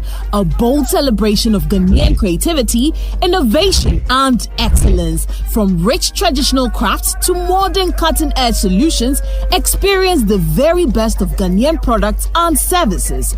Explore excellence across key sectors, including automobile, agriculture, education, health, hospitality, fashion, technology, food and beverages, creative arts, beauty, retail, and more. This is the biggest Made in Ghana fair, bringing together SMEs, startups, manufacturers, local creatives, indigenous corporate bodies, entrepreneurs, and innovative businesses all under one roof. Discover brands redefining quality, connect with industry leaders and innovators, experience the energy of Ghanaian enterprise and creativity.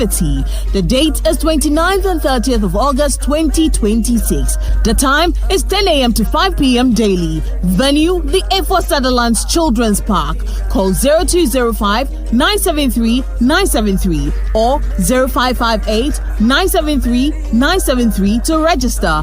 Come explore, come connect, come be inspired. Discover the brands redefining Made in Ghana and experience the future of Ghanaian excellence.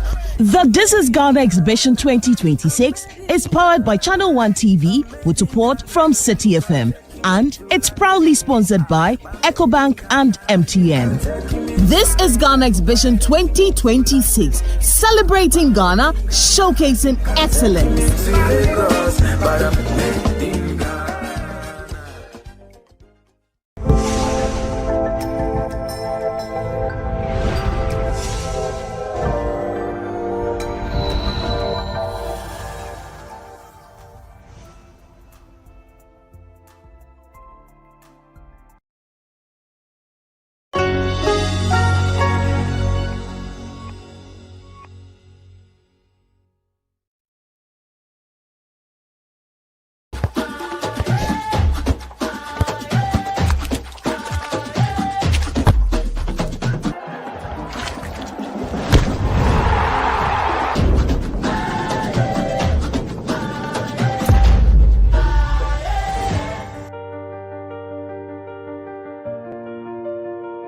Over the years, football became deeply rooted in the identity of Dansoma.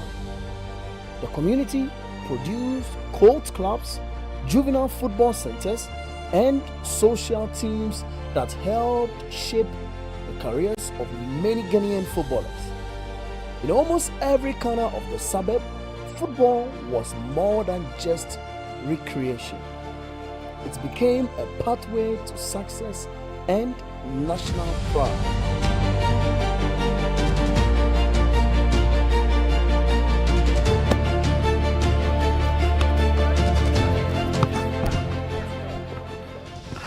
Well, football in Ghana is deeply connected to community life.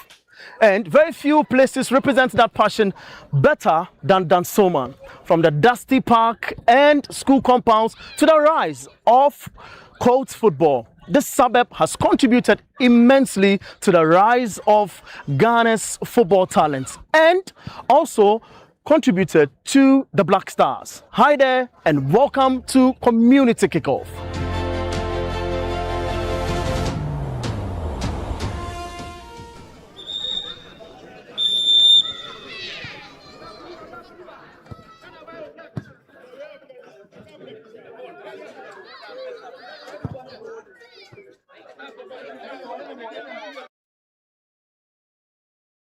But watch it.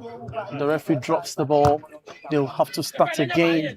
Goes back to the defender in Burgundy. Lays the ball down his left-hand side. Fetches the goalkeeper. The goalkeeper in his penalty area. Checks a pass. Cleverly has that. Chests the ball and goes on a wall pass. But that flick sends the ball off the line. There's a throw in Team Burgundy. Throws the ball.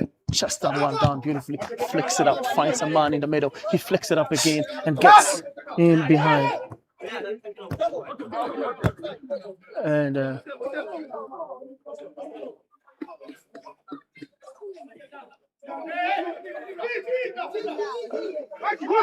Indeed, they would have to start all over again. This game is blessed to have a former Black Stars player in the midst. For Team Lemon, it's Ahmad Baruso. Baruso receives the ball. He checks himself, shoots! Oh, goalkeeper says that. But watch him, what is he doing? Can he shoot again? Oh, no. No, that was a chance that was begging. Ahmad Baruso smiles. So he recalls his days when he was with the Black Stars and knows what that meant. A wall pass, well received. Checks in there, 1-2x, but who's receiving this ball? The goalkeeper is out. And he gets that ball, throws it long to Ahmad Baruso. Baruso controls that ball. The former Black Stars player gives it to his marker beautifully on his left, his right-hand side indeed. But the ball will be for Tim Burgundy to start and gets that in again. Oh, look at that flick. Hits the ball to the goalkeeper. Oh, that was done carefully. The ball was running faster than the man.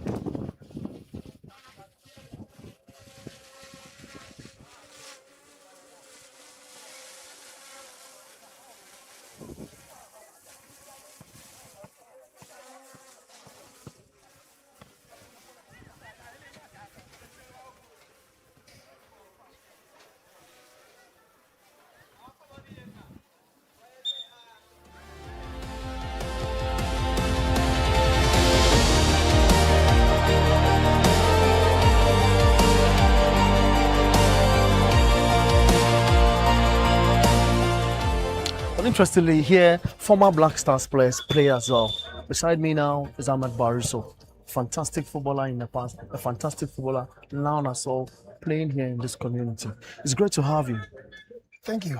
It's been long we saw you, but we've seen you in action here again. Why do you decide to come here and play with people in the community? Well, it's good to play with them when you are around. I don't live here. I live in Italy, so anytime I come to Ghana, I make sure I train. I don't eat and sleep alone. Sometimes you rest, but then you have to exercise, So playing with them is for me, it's a training. For maybe for some of them, it's an opportunity. And it's good to come and play and enjoy with the young guys, for them to learn something from what we've acquired in Europe. The community football you saw in the past and now, do you see difference? Yes, there's much difference.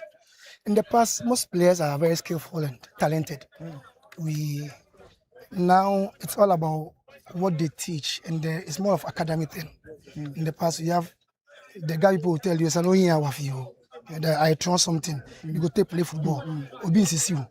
Yeah, I can't come into your house and mess up. Absolutely. And then when you come to my house, I sack you to go away. You don't do it that way. So I don't allow you to dribble me. You also don't allow me. If you allow me to do, then you make me a fantastic player. That's what happens. So it's very good and entertaining when you play here. For the people around, they are happy seeing you play, and I'm excited seeing you play as well. What do you think of players who have an opportunity to play at the highest level? You think a competition like this should be very serious? They should take this serious as an opportunity for them to shoot into international players? Well, I wish they could have a league of these ex-players when they are in the house, at least for them to also play for the people to see. I can see the people at Balishin has been playing their game, and the Dansuma people, we are also there. We are a lot. Some of the players also go to Balishin to play. So we roam about.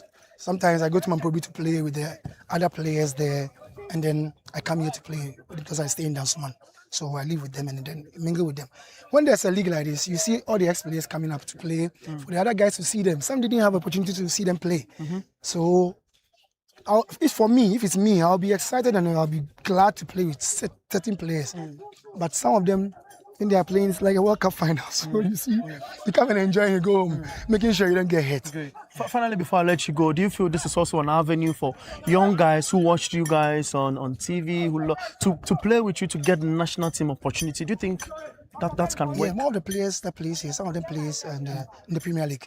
So you see today we have a lot of players in our side because the league is ascended and they are all here to play and then to entertain themselves. It's a Monday Stars that come and show what you've learned and what you can do, but all the same you are learning because football we learn every day. So for me, it's a very good place to come and play.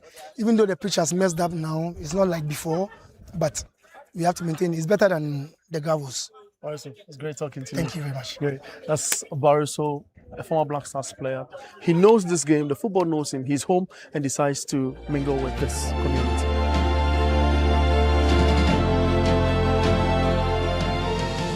Chimota kicks the ball wide, stopped, kicked again into the air, finds a man down on the right, wants to shoot, he sees a man in the area, kicks it wide, it's a flick on it, just crosses the line.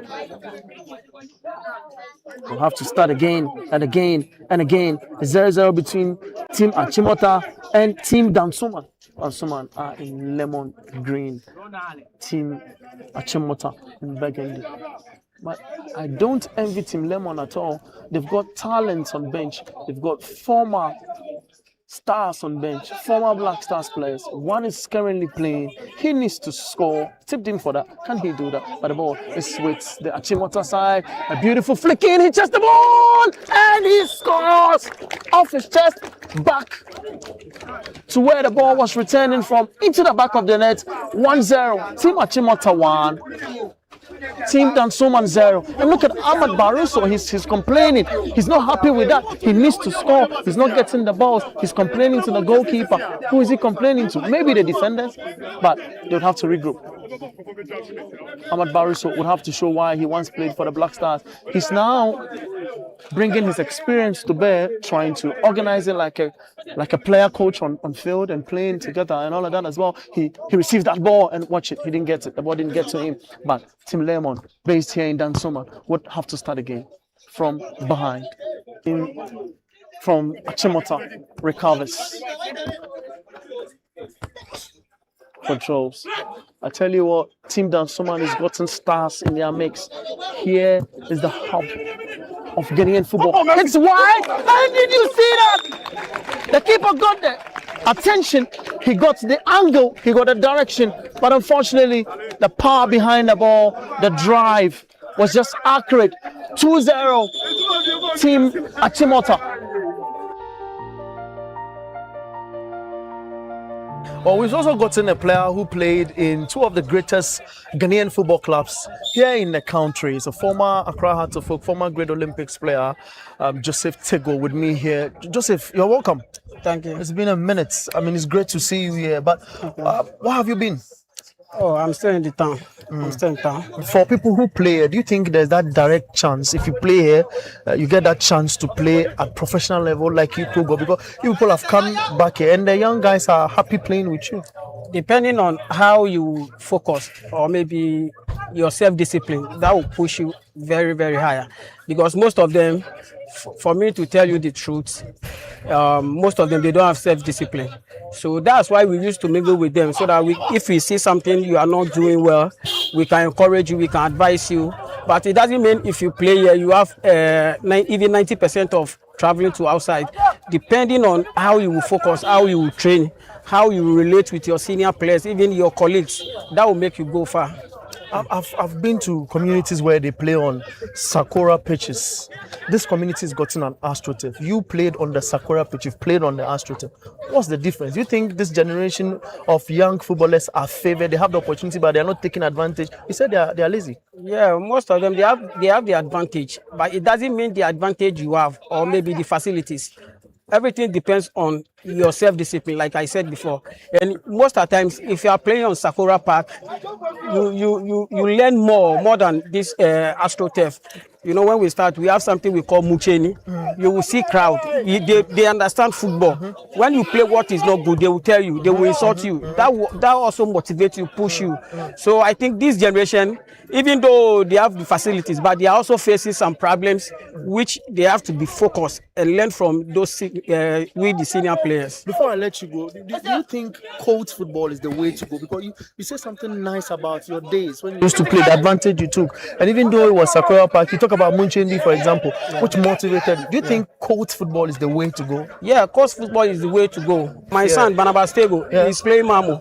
You know, even though I don't have money or maybe I'm not that rich, but every day I used to tell me self-discipline. Don't think your dad has played blaster before, play Olympics, players of folk, so you have chance of playing.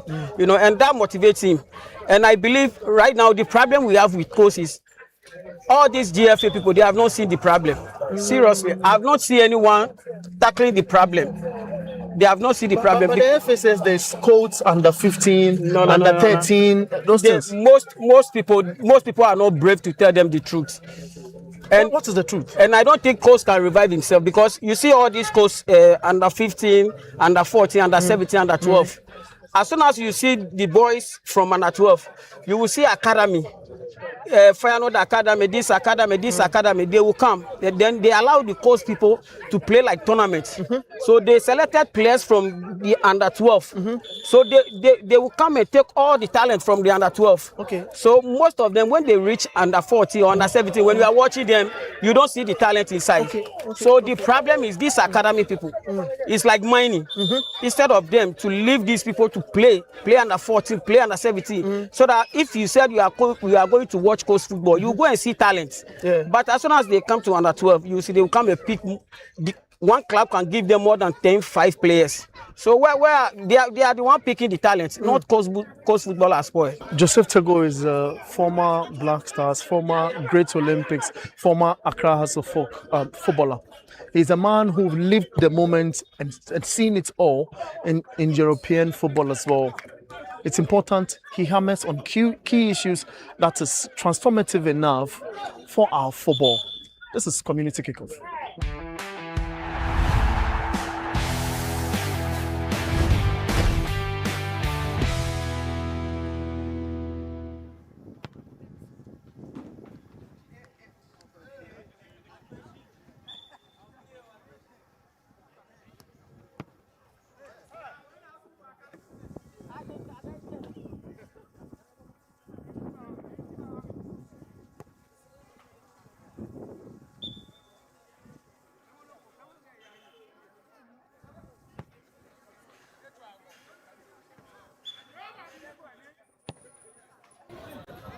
Oh, we have another legend here, Awolokwe Jr.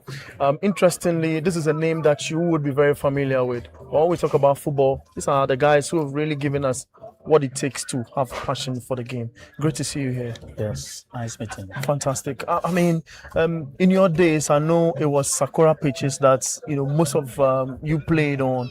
Now it's a different phase altogether. The next gen have an opportunity to play on an AstroTurf. When you compare community football nowadays to the past, the difference now, does it give the players an opportunity to get closer to national team call-up? Like an ordinary person who comes here and knows how to play football and play with the legends like you. Yeah, for now, the AstroTurf is what we have. You can't complain about it, but there are a vast difference between the pitch, the normal pitch, and the AstroTurf. You can easily get injured on the AstroTurf, and we are not used to it. We grew up on the pitch, and we're able to maneuver our way through the sectors. But these days, it has moved from coast football to academy football. I myself, I was a pioneer of academy football at Onobuasi.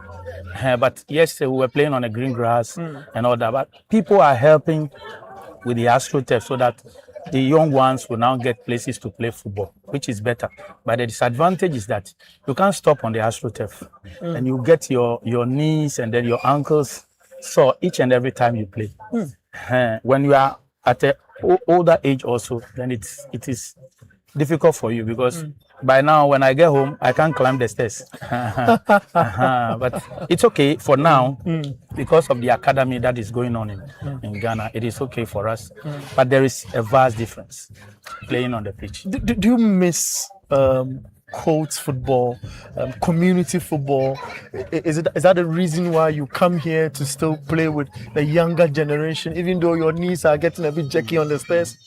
Yeah, football gave us a lot, so we want to give back to where we got from. So we try to mingle with them, and then we play. We try to advise them on certain areas. Some of them you could see potentials, but they need the things we saw in Europe are the things we want to impart onto them. But the coast football, we have the root soccer, grassroots soccer, which is a bit better. It gives us a higher level. Now the academy is a competitive game. In my time like this, every area you are a champion there. So if this area is playing against another area in the same community, you will see supporters coming to cheer you up. So this gives you the encouragement to do well always. You see, so the challenges are not there anymore. They need to challenge each other. They need to say, oh, you are champion in this place. We also have another player coming up. So they'll try to compare potentials, and this gives you an upgrade. You want to give everything out. Supporters are behind you even at a younger age. I myself, I migrated from the coast football. Ken Harrison babies, the likes of Oforikwe and the rest. We all played Sam Johnson, everybody. We were together. This place has produced a lot of players. In the olden time, it was Sakura. But now we have the AstroTurf, and it's bringing a lot of people. Suleiman Tari, Derek, all of them are fast here. You watch your generation, this crop of players that we have now for the national team. For the national team, do we have hope still to say that look, the ball we played, they are inching closer to where we play? Because I meet people who say, "Oh, this generation, they are really not pushing hard." Like it's the same in our time. The people that were the predecessors of our time, they were far better than us. So football is just downgrading these days because it has changed. It is now no more skill. It is physique and then aggressiveness. So there is no number 10. There is, you don't have those playmakers. Now it's 4-4-3. People are playing from the wings, and those playmakers have all gone to the wings and stuff like that. But it is not that exciting, but it is competitive. Football now. So the like of Zidane and the rest, they wouldn't fit in so much in this kind of generation because the requirements and the rest, they are proper number 10. So it will be difficult. Which position is he going to play? Is he going to play number 8, which is more defensive now? You see, system has changed. It's great talking to you. That's awesome. These are legends of our game. These are people who've redefined community game and introduced what we call passion to the game still. Well, they have different opinion as to how football is played now, but they are still enjoying the game. Auluke Jr. is an ex-player, one we adore here in the country. This is community kickoff. This team from Achimota have a lot of patience. They are not just looking for the goals, they want to play football. So they are playing football.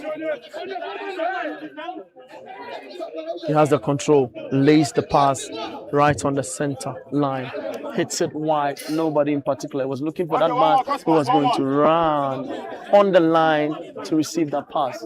Just unfortunate. This is Dansuman, this is community kickoff. This community loves football. Watch Barroso. He wanted to stretch himself. He's huge. He's huge. He's a proper footballer. Of course, he once played for the Black Stars. He wanted to receive that pass in the air, but was unable to do it. Oh, about art of play.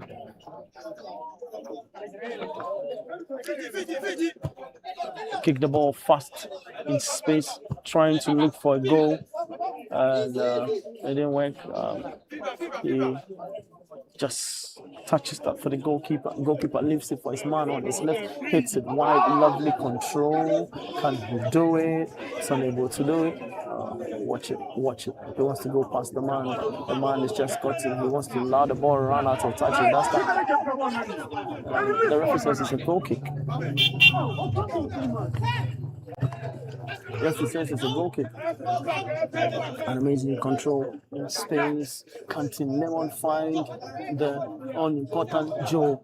Joe unable to control the ball. The ball is stolen from him. It's Burgundy. He observes the distance. Would he want to shoot? Gives the ball to his man down right. He allows the player, checks in foot, and the Stars, watch it. Oh, he flicks it. What are they doing? And it's too much of that. That's a goal kick.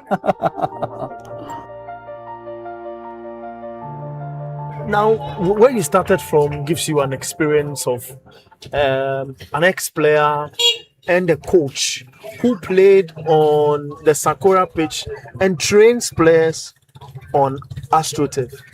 From the coaching perspective, what is the difference? The difference is the Sakura park, you can't control the ball because the park is not straight.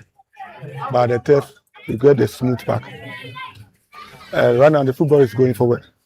So we can't say that we are going back because of the academy, football is going forward. So you need to teach the boys the pitch so that if they travel, you get it easy there. So you get the good pack like here, and you train the ball control and how you run at the park. If you go to outside, you can play better. But the rough pack, you can't control the ball. Because the ball will leave you, the ball will bounce. So the difference is the AstroTurf. That's why you to train the boys. Fantastic. You talk about that difference. Does it help these boys to rise faster when you compare it to the old days football? The community football we play now on AstroTurf, does it get the boys to rise faster through the national rank? I can say first we don't have AstroTurf and we play football. First the old players who like football. We don't follow money. We like football. And first, if you are going to play football, your father or mother will beat you. So don't go and play football. Football is the footballer. But now, people pay money to train their son or their daughter to play football. So these days, first it's good than now. But now, if you play football small, you can get money or you can travel. So has football also become expensive now? When it comes to community football, has it become expensive? Yes, because I'm using my academy, for example. We start like 3 players. Right now we have like 200 people, footballers. We start from 3 years. Oh, okay. We have 3 years. We have 12 coaches. Oh, wow. We have 3 years coaches. We have 2 mothers. They are former players. They train there 3 to up to 5 years. Okay. We have 5 to 6. Okay. Up to 15 years. Okay. And the 15 years group, they play tournaments. We play scout matches so that the scout can scout them. So from 3, we promote them. We see you are coming forward, we put you to the 7 years. We are playing good 10 years, up to 15 years, 15 years. Then we play a tournament. Then scout come and scout. Coach, you are doing well. Thank you very much. Okay. Great. So that's an ex-player who've seen it all again and now want to help the next chain of greatly talented footballers get exposure as well. This is the platform to witness such greatness.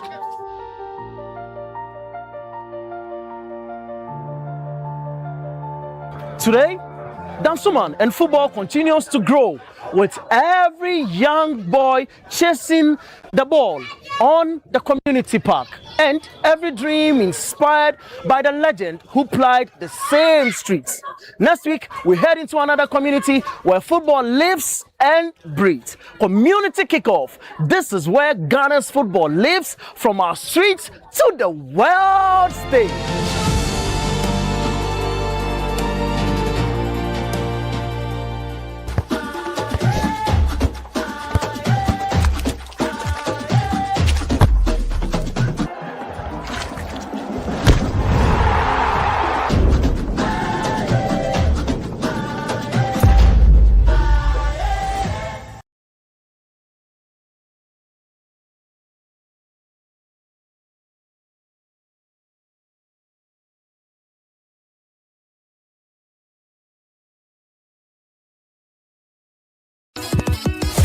Congratulations to all the top 100 contestants of the Literacy Challenge 2026. The journey continues. Level 2.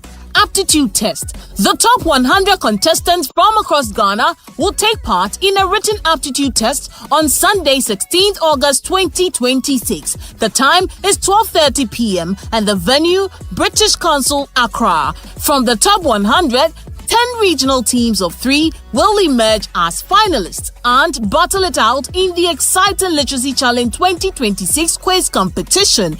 The ultimate winner will walk away with 10,000 Ghana cedis, a laptop, and a national recognition. Stay tuned to City FM and Channel One TV as we follow these young talents on their journey to becoming the ultimate Literacy Challenge champion.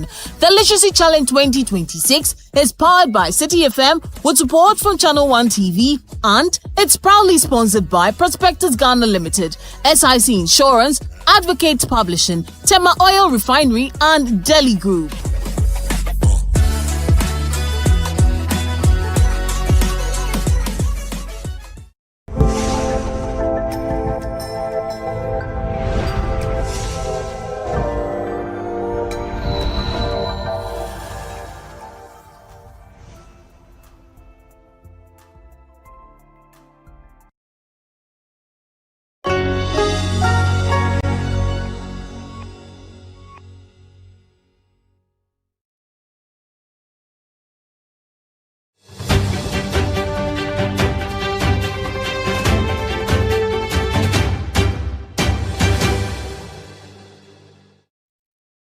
Does the news end after you view it on television?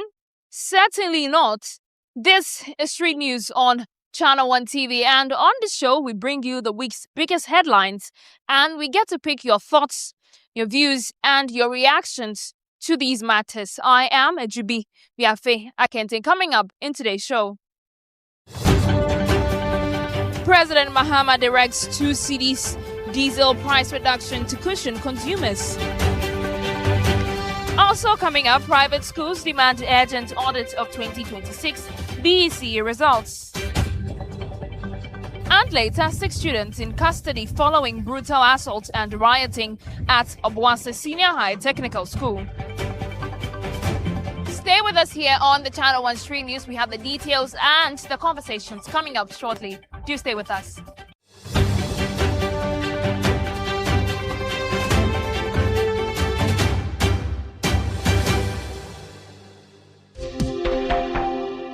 Let's get right into the conversations for today's show and begin with something that affects all of us, which is fuel, because President John Dramani Mahama has directed a 2 cedi per litre reduction in the regulatory margin on diesel to cushion consumers against surge in fuel pump prices, effective Tuesday, August 4, 2026. Now, the directive was confirmed In an official statement issued by the Minister for Government Communications and spokesperson for the president, Felix Kwakye Ofosu. Now, according to the release, the decision was taken in line with Cabinet's directive to mitigate the pass-through effect of rising fuel costs on the overall cost of living. Now, let's delve into the conversation. I have some passengers and some drivers whom I will be engaging on this matter. Yate say aban at fuel prices so by 2 cities, which is diesel specifically. This is not the first time we see. This is the second time we are seeing such cushions for passengers and then commuters. Are you pleased with the reduction? Would you say it is reflecting in what your prices that you are being charged? Okay, for my area where I stay, it doesn't affect me directly. But I think 2 cedis is not a huge amount that should affect we, the passenger picking the cars. So I feel it's fair that we maintain and the prices of our fares are not going high, but rather it's been maintained because 2 cedis is not a high amount that should affect us directly. So I think it's fair they are maintaining the amounts that they are taking and not increasing it. So I think it's okay by me. All right. I'll come back to you. Okay, Uncle. NTA and NTS are buying reducing cut some of the cost on fuel prices. This is not the first time away. It's the second time away happened, but this time round it's just for diesel. What your driver need? What are your thoughts on this reduction? Me main kano chi na obia ntini ye. Se 2 cities are buying so a year free so no. If we an ekohen no yi free so buy. What you say? Or ba fu free. Ye nyina fu baby ana fu eda no. Yet ye hu say aba fom. E ba fom no. Driver 40 wo mu first so what you say na. Ye te so sa time abesi na. Mo say your friend is saying Israel ne him for kon ase den. America fonka. Fu kwa na ekosro. Still nia ye te so je da no. Eno na ye daji. Aban no susu ade no ba kwa susu na ye den. Ekoso say price number 17.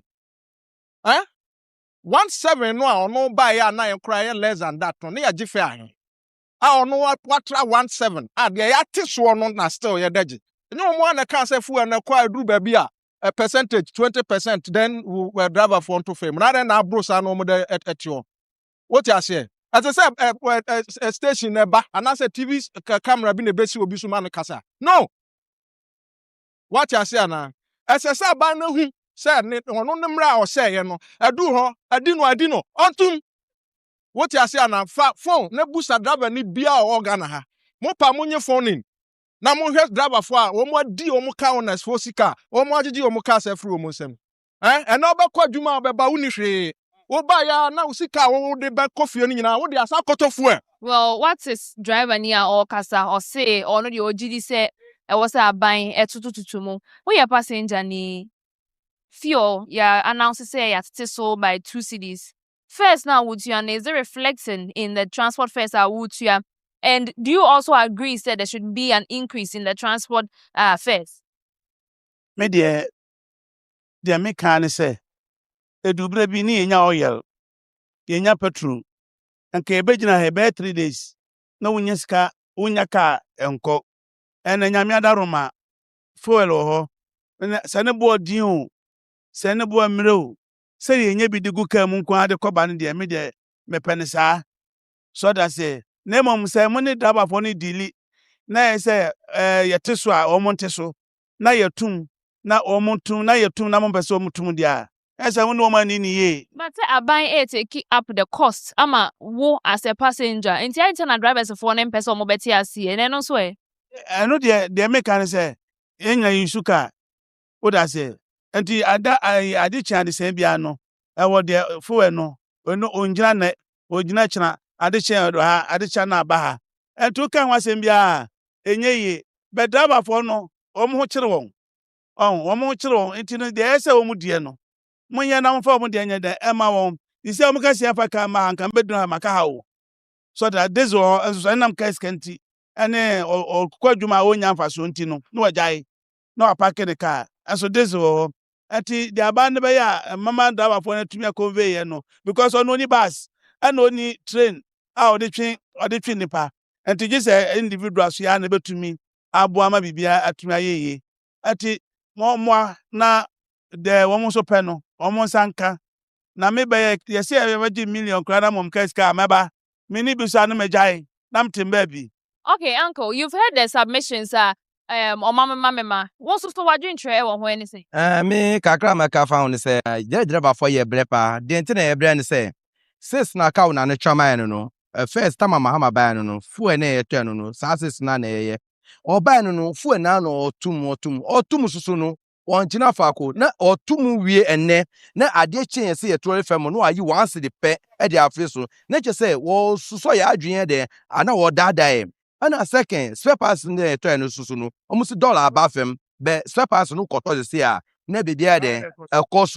Fine. Say this is the first me point me tough 2.5. To say me point me tough 4 million, sometimes 4.5, and I'm to as I me the age there. Upon roadway to koto the sea, almost say a buy say or increase a buy, why increase roadway to know. And to be na a course will send in your chop money, charge your chop money, na me your coffee first. 1.5 and 100 Ghana the coffee send me nyabu samonya chop on a coffee pa maybe 50 Ghana and me hami papa ba kasa anopa we kura no me wa fa kun phone so sa because of scarcen food etmoyi anti baby agina first in there so ya de ne there on bia original na first na asundwe there aba but wanye ne sa there yes ye nti ho ase because ye yire na ema no school fees nyamanyama no aduane kwa amadi kura no ye sky there ento mama ye sofa adentia. Okay, I've heard your submissions. Let me speak to you as well. You are a passenger. You've heard the complaints that have been raised by the drivers. Government has gone ahead to make a reduction to, make everybody feel comfortable. Because imagine that as a driver, the prices at which you are buying diesel have been reduced. It is supposed to reflect in the prices that the consumer is paying. But clearly, the drivers are not pleased with what is happening. What are your thoughts? For me, I feel when there is reduction of fuel, it affects our daily life, like generally, because every other thing goes down. I mean, reduction comes in.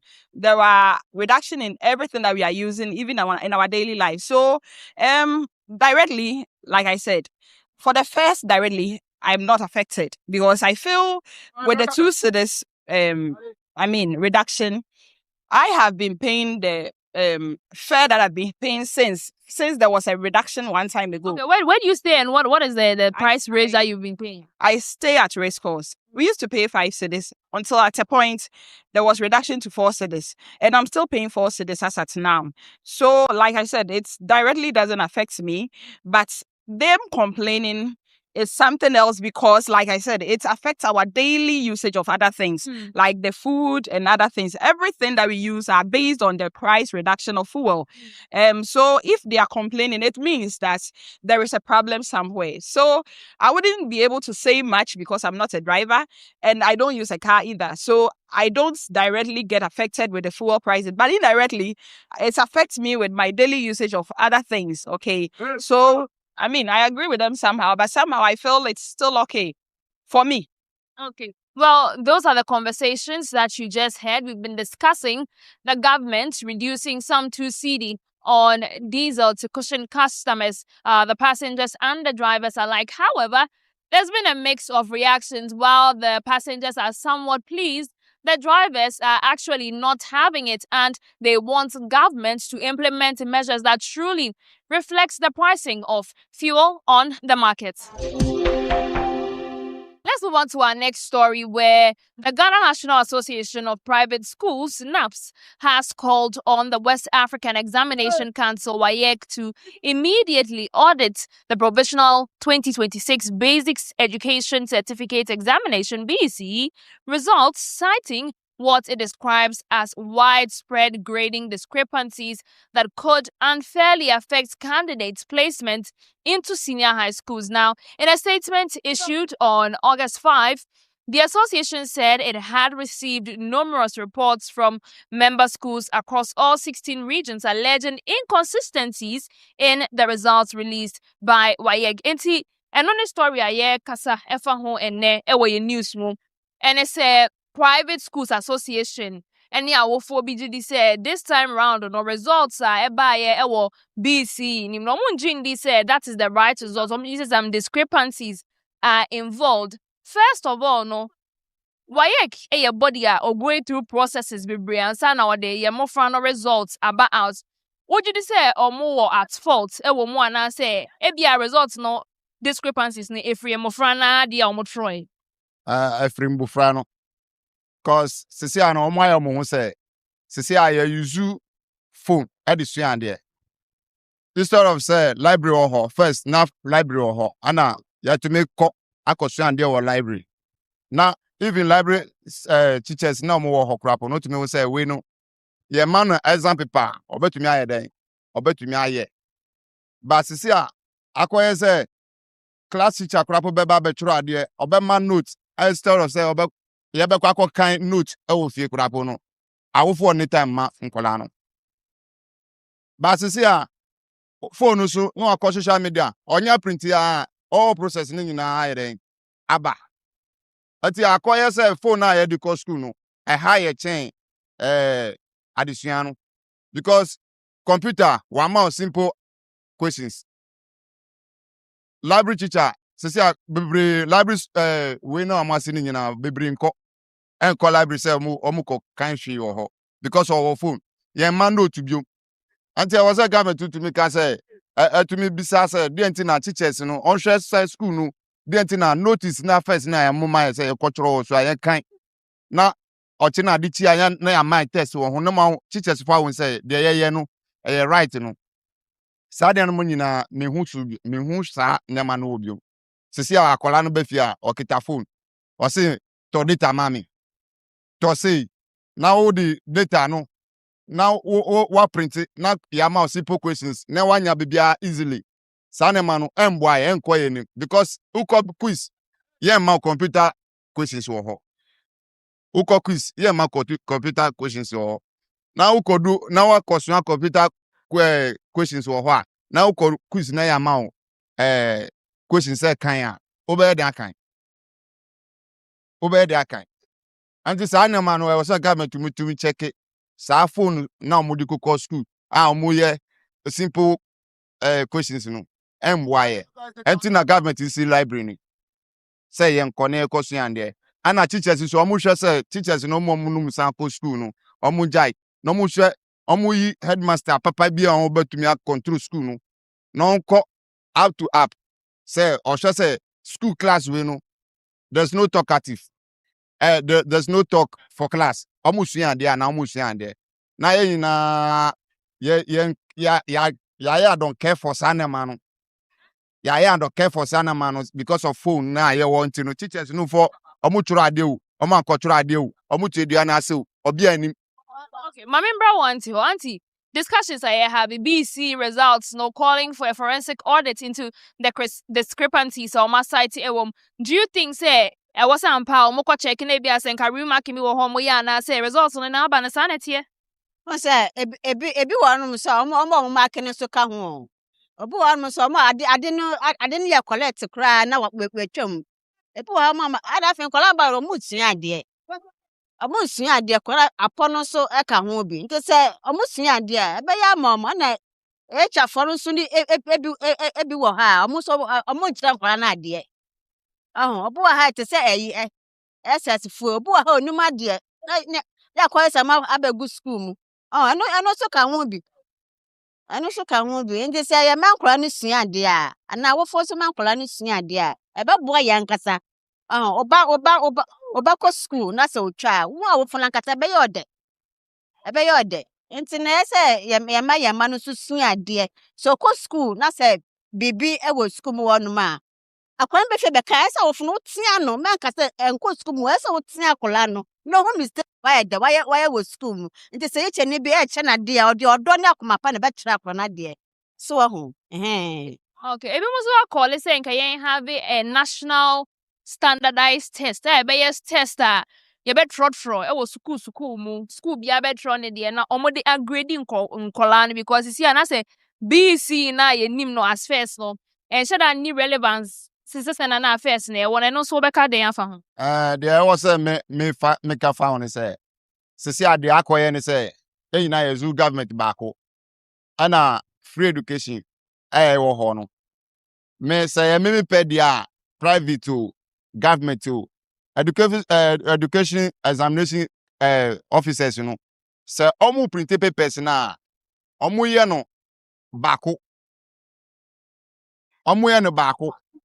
anti sɛ uhu sɛ exams result ne ba na we mu deɛ ɛyɛ correct wobɛtumi aho check aho sɛ we mu ɔmo tɔ paper because paper no ɛyɛ baako ɛna ɛyɛ print aba ɛna school way apase akyɛn school way a utumi hu difference na ɛwɔ school no sɛ we na private school way na ɛkyerɛ adeɛ a wobɛtumi ayi obi akɔ hɔ no makɔ evaluation aso sɛ ɔhɔ no ɛte sɛn na ɔmo teachers no di kyerɛ adeɛ sɛn na ɔmo di yɛ ɛmo adwuma difa asa na ɔmo class no ɔmo school no ɛtumi nya grade sei what you say ɛte sɛ ɛfuro teachers for a obehu sɛ ɛfiri teachers for a obehu Nti dia na one person trying to say omo check sa problem no rather since omo be BC in every other yeah I know na me pese omo yɛ. Well, we've been discussing the provisional results for the BCE and some parents and private schools association raising concerns about discrepancies in the results that have been released. For the people here that I have been engaging, they believe that it may slightly be from examiners. However, the students have a greater role to play at the end of the examinations and are calling on the students to generally do better next time in the examinations. This is still the Channel One Stream News on Channel One TV. We'll take a quick breather. When we return, 6 students in custody following brutal assault and rioting at Obuasi Senior High Technical School. Stay with us. We have the details of that story and the conversations coming up shortly.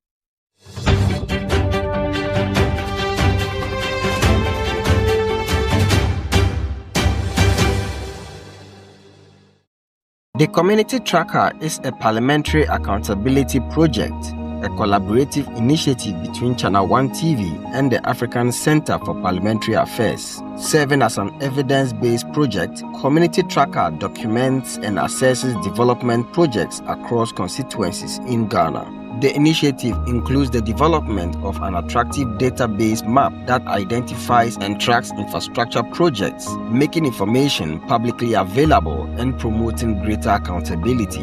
The program empowers communities to identify their priority development needs, monitor project implementations, and hold duty bearers accountable for the delivery of public services. It provides visibility for members of parliament who are delivering tangible development outcomes in their constituencies. Through the tracking and documentation of constituency-level projects, the program seeks to strengthen accountability in public infrastructure delivery while giving communities a meaningful voice in evaluating the impact of development interventions.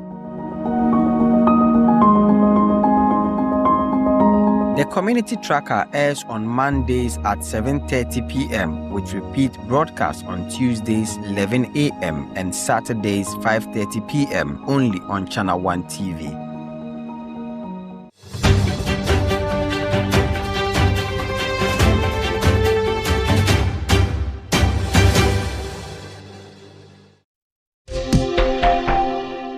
You're welcome back to the Channel One Stream News on Channel One TV. Let's do some more stories. Now, 6 students of Obuasi Senior High Technical School have been arrested following an attack on the headmaster and a violent riot on the school's premises. Now, the suspects were detained by the Obuasi Municipal Police Command after an angry student more brutally assaulted their headmaster, Abdullahi Zakaria, over unconfirmed campus rumors regarding ritual activity, leaving him hospitalized. That is the story on the ground. Say, headmaster of Obuasi Senior High Technical School has been beaten by the students. Our students know, alleged say, some ritual activities are going on. You say investigations are still ongoing. The findings are not yet out. But whatever the reason, no, was it right? Say students be called out some teaching. Hello, mpacho. Enye right kra say student pa teacher or wade. Na say bibi kra na ekoso a e was some reports So mo reporter na motumi aka ba se teacher ni ejuna ho na school ni beto ne nsa bo teacher de ehu ne se ntwa yi nti no eta ne mata si afa school for no teachers eta si pa we nya first time nti me de me my advice ne say a school for no won jai sene a won ye no anase yen mothers and yen parents no say your money ko school a yen advice won say on kusua ade nye se wo bu teacher ana wo ye nyama boni bia nti nye kwaso ne de enye ntwa yi nti I was say ye hwe ne ye stop us ade no. Well, she has given her submissions. We're trying to join on the situation. What about you? You've seen the videos, and Nana Nkolane yet to a more headmaster. What was your initial reaction to it? Nyamoya and the family. What I say, ne school be also authority. Omo rules and regulations are a guide school. It is simple say mom be simple. Also comfort school board and the school authority no. Say ne yen. And you guys mo dem blaye de e shemonsa. What I say. And you guys mo dem blaye de e shemonsa. Say school, there's more report to school, there's school near any share. More rights in which Marco house, police station, Marco area, Marco reports, and police for school number investigation. What I say, until a police station, I had there, GS swear, I subeti. No, some of them were at gym. The students and no more and the and family. A felt crime. The associate be or some associate be or say at the moment, or say at the moment. Well, would you say the indiscipline in school say rise because you what the can say when you're the first time I had to say, do you think say indiscipline rise and is there a reason and how to me attribute to this trend that we're now seeing in the schools? Anyway, it depends school. I just could be an best way. Oh, compare it, send a school for here in the past times. Any students that we have now are na me person maybe sir. Say yeah time or no. And your time ne dear sana marry dear.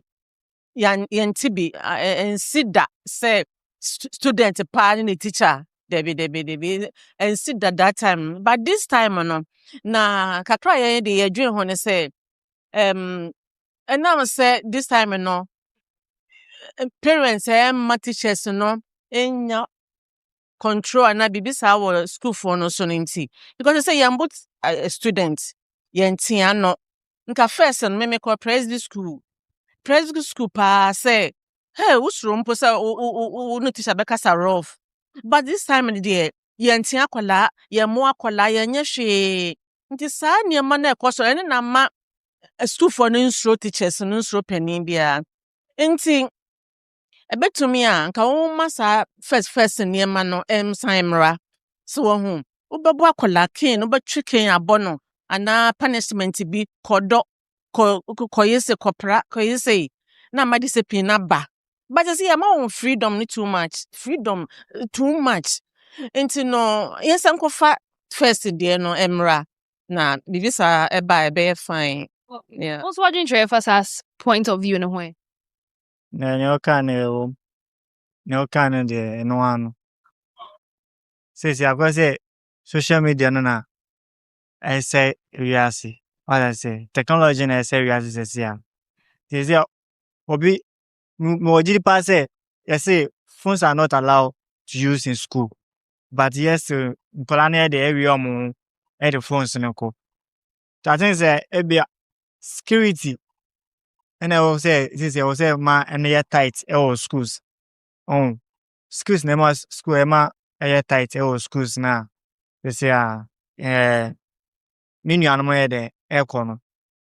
But always so better and nka phone ni ho kranka videos ye hu on social media of these baby omo claiming say ritual activities was going on teacher hu say nka so say nka hu nya bi nhwe na say phones ni wa anka okwambia so anka no so ebeba out no ebeba say first na phones no na graphics so all I say the graphics no is say almost then ya information here then edibili graphics no ba out The Cambia information about sending on no own say bia bet marker say bia back on no a course way or school. It's a course or school on as well. School penina wo down no so one kasa won dia kwalani na be wan say unim obi. Oh, tinesi and say bia a course or school and tinema kwan so yede. Ehunu so mo suspect headmaster so no ye ya. Omu ina yede e to share no so no.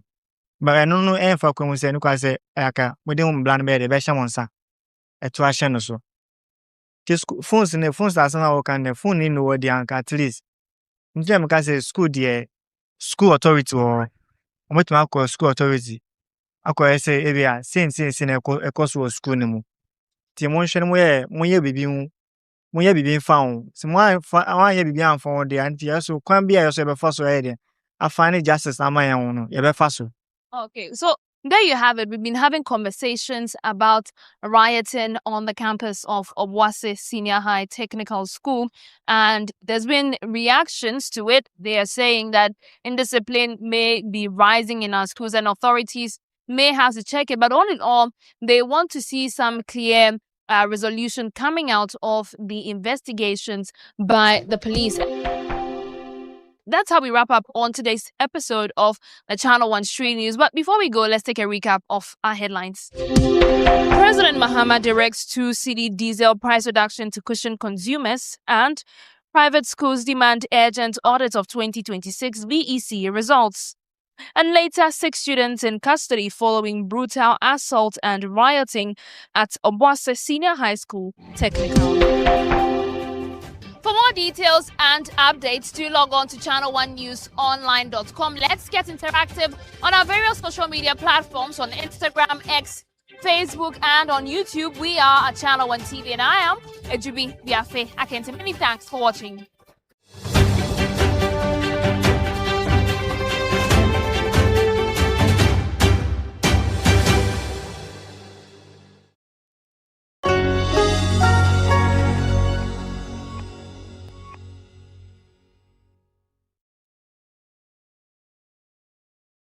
The Community Tracker is a parliamentary accountability project, a collaborative initiative between ChannelOne TV and the African Center for Parliamentary Affairs. Serving as an evidence-based project, Community Tracker documents and assesses development projects across constituencies in Ghana. The initiative includes the development of an attractive database map that identifies and tracks infrastructure projects, making information publicly available and promoting greater accountability. The program empowers communities to identify their priority development needs, monitor project implementations, and hold duty bearers accountable for the delivery of public services. It provides visibility for members of parliament who are delivering tangible development outcomes in their constituencies. Through the tracking and documentation of constituency-level projects, the program seeks to strengthen accountability in public infrastructure delivery while giving communities a meaningful voice in evaluating the impact of development interventions. The Community Tracker airs on Mondays at 7:30 p.m. with repeat broadcasts on Tuesdays 11 a.m. and Saturdays 5:30 p.m. only on Channel One TV.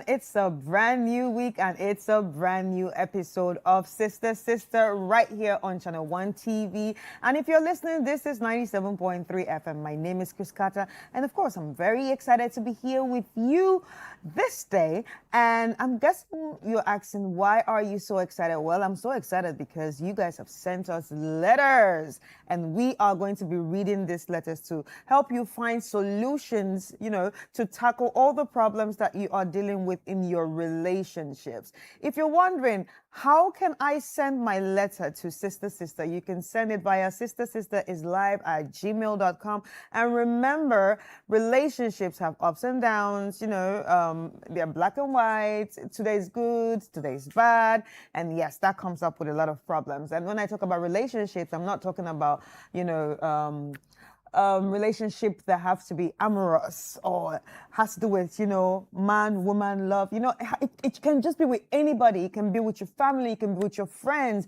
As long as it's a relationship with a human being or even your pet, just send us those letters. We will get to read it right here on the show. I want to say a very big thank you to Gino for holding us down always. Thank you for sponsoring this show. And remember, if you're thinking of your stews, your sauces, your jollofs, all the nice things you can think of when it comes to food, remember that Gino has everything that you will need. So definitely go out there and check them out.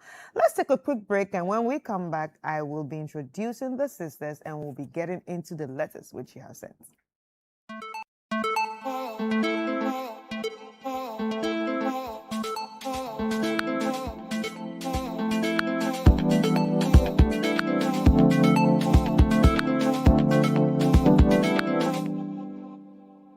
Some Charles say, Gino hot pepper and mediania dankasa. Gino pepper, how jolly hot Gino pepper powder, hippa, truly hot, natural red color, same intense flavor. Gino pepper powder, mediania dankasa.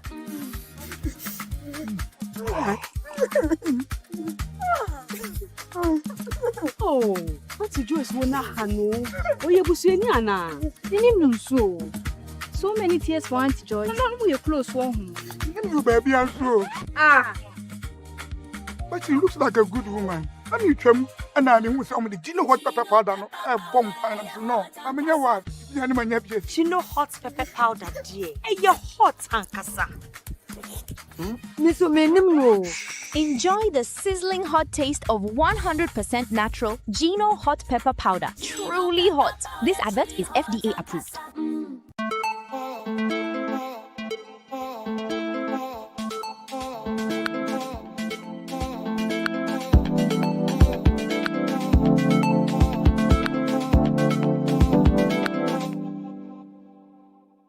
All right, welcome back. It's still Sister Sister right here on ChannelOne TV and City 97.3 FM. Now it's time for me to introduce the sisters. At this point, this is where you get drum rolling. Boom. Okay, ladies and gentlemen, introducing the sisters. All right, we have Rosie. Hi, Chris. Hi, Rosie. How you doing? I'm fine. Rosie, you switched colors today. Yeah, a bag told me I kind of look good in green. Ooh. So I'm trying to explore that green and see whether I'm not looking like a forest, but I'm actually looking nice. Right. And I'm actually enjoying my makeup. Yeah. And I'm just loving myself Ooh. this evening. Yeah. That's nice. I just learned a little bit of something right now, self-love. Yes. It's important to show yourself love sometimes. Yes. And it's important to be your own fan sometimes. Yes. And when that's what you're doing. Yes. All right, Ajovi. Ajovi, you're looking nice. What's the secret? La Bamba by tea. La Bamba by tea. Wow. Yeah. You're actually looking very nice. Thank you. Yeah. Thank you. How's Thank work? you so much. Work is amazing. It comes with all the stress. Yeah. But good stress, actually. Yeah. I love that. How many projects have you done? We just completed a project. Woo! Money. Yeah. Money. You got to take us out. I need to. Full office, kitchens, all that. So it's been good. All right. So far, so good. Okay. All right. So Dr. Ethel. Hi. Hi, Dr. Ethel. How are you? I'm good. How are you? I'm fine. How's work? Great. You look fabulous in those earrings. Thank you. It's women by Sandra. Hey, she was waiting for it. Women by Sandra. And you should do All right. that. Anyway, Dr. Etta, I want to say a very big thank you, to you, to all of us want to say thank you to you because you send us gifts. Yes. You gave us gym bags. Yes. Totally unexpected. She gave us gym bags. So she's just letting us know that, okay, for those who have made promises to themselves that they have to work out and they have not worked out yet, it's, the second quarter of the year. I mean, it's the second half of the year. So you can start working out. So she gave us bags, to start working out. Very cute gym bags. Very lovely gym bags. Thank you so much. Thank you too. Hope to see you in the gym someday too. Me too. I used to, but You used to. You gave us gym bags and you don't use, and you are used to. I guess that will give me pressure to go back. Yeah. I will. It's good to always keep fit. Right. All right.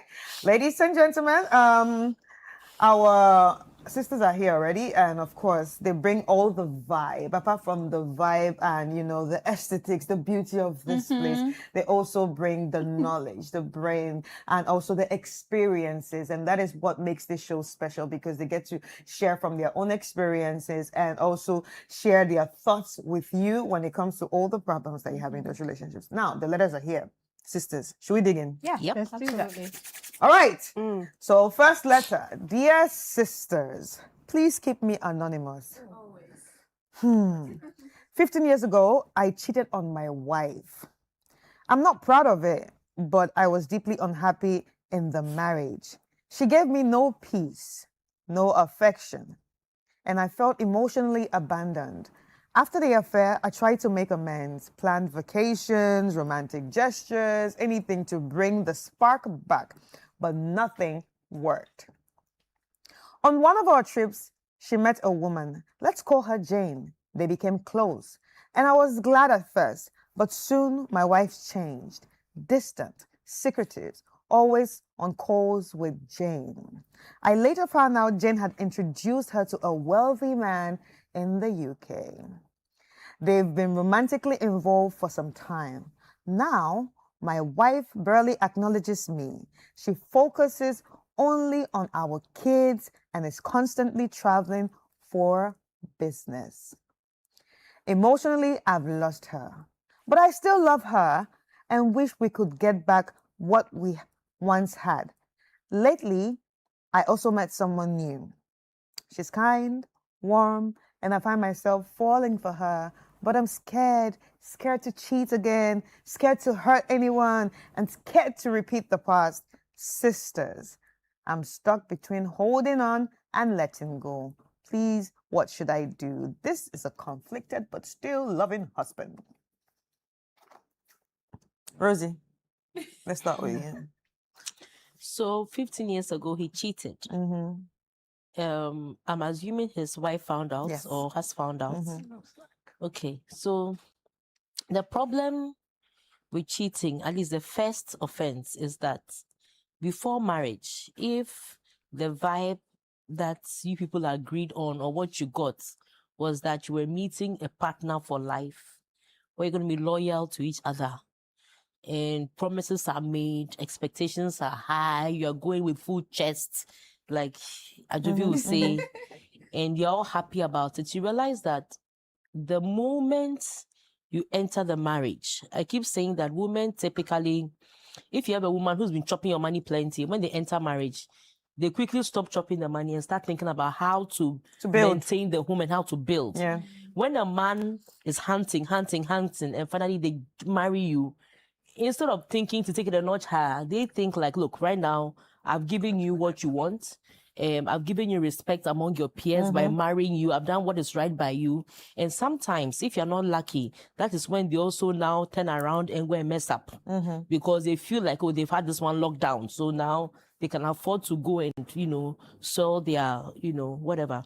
So there's a disconnect. So most of the time, a lot of women start nagging after marriage because this kind of change, apparent change, comes as a shock to you. And how you relate to the shock is to talk. So when you speak once, let's say you are the relationship before, when you speak once, the man listens, okay, baby, I understand, no problem. But now you speak and it's falling on deaf ears. You speak and it's falling on your deaf ears. And then the shock that this person is just so different after a short while, it breaks you. And not many people are able to recover from that. It really breaks you. So I have a feeling that that's what happened. Yeah. It broke her and then she became distant. Yeah. And I'm sure because she felt she was in the marriage for the long haul and probably there were kids involved and all of that, she took a decision to stay in the marriage for the sake of the kids. But emotionally, she had distanced herself. She's So she was disconnected. just in there, for the time being.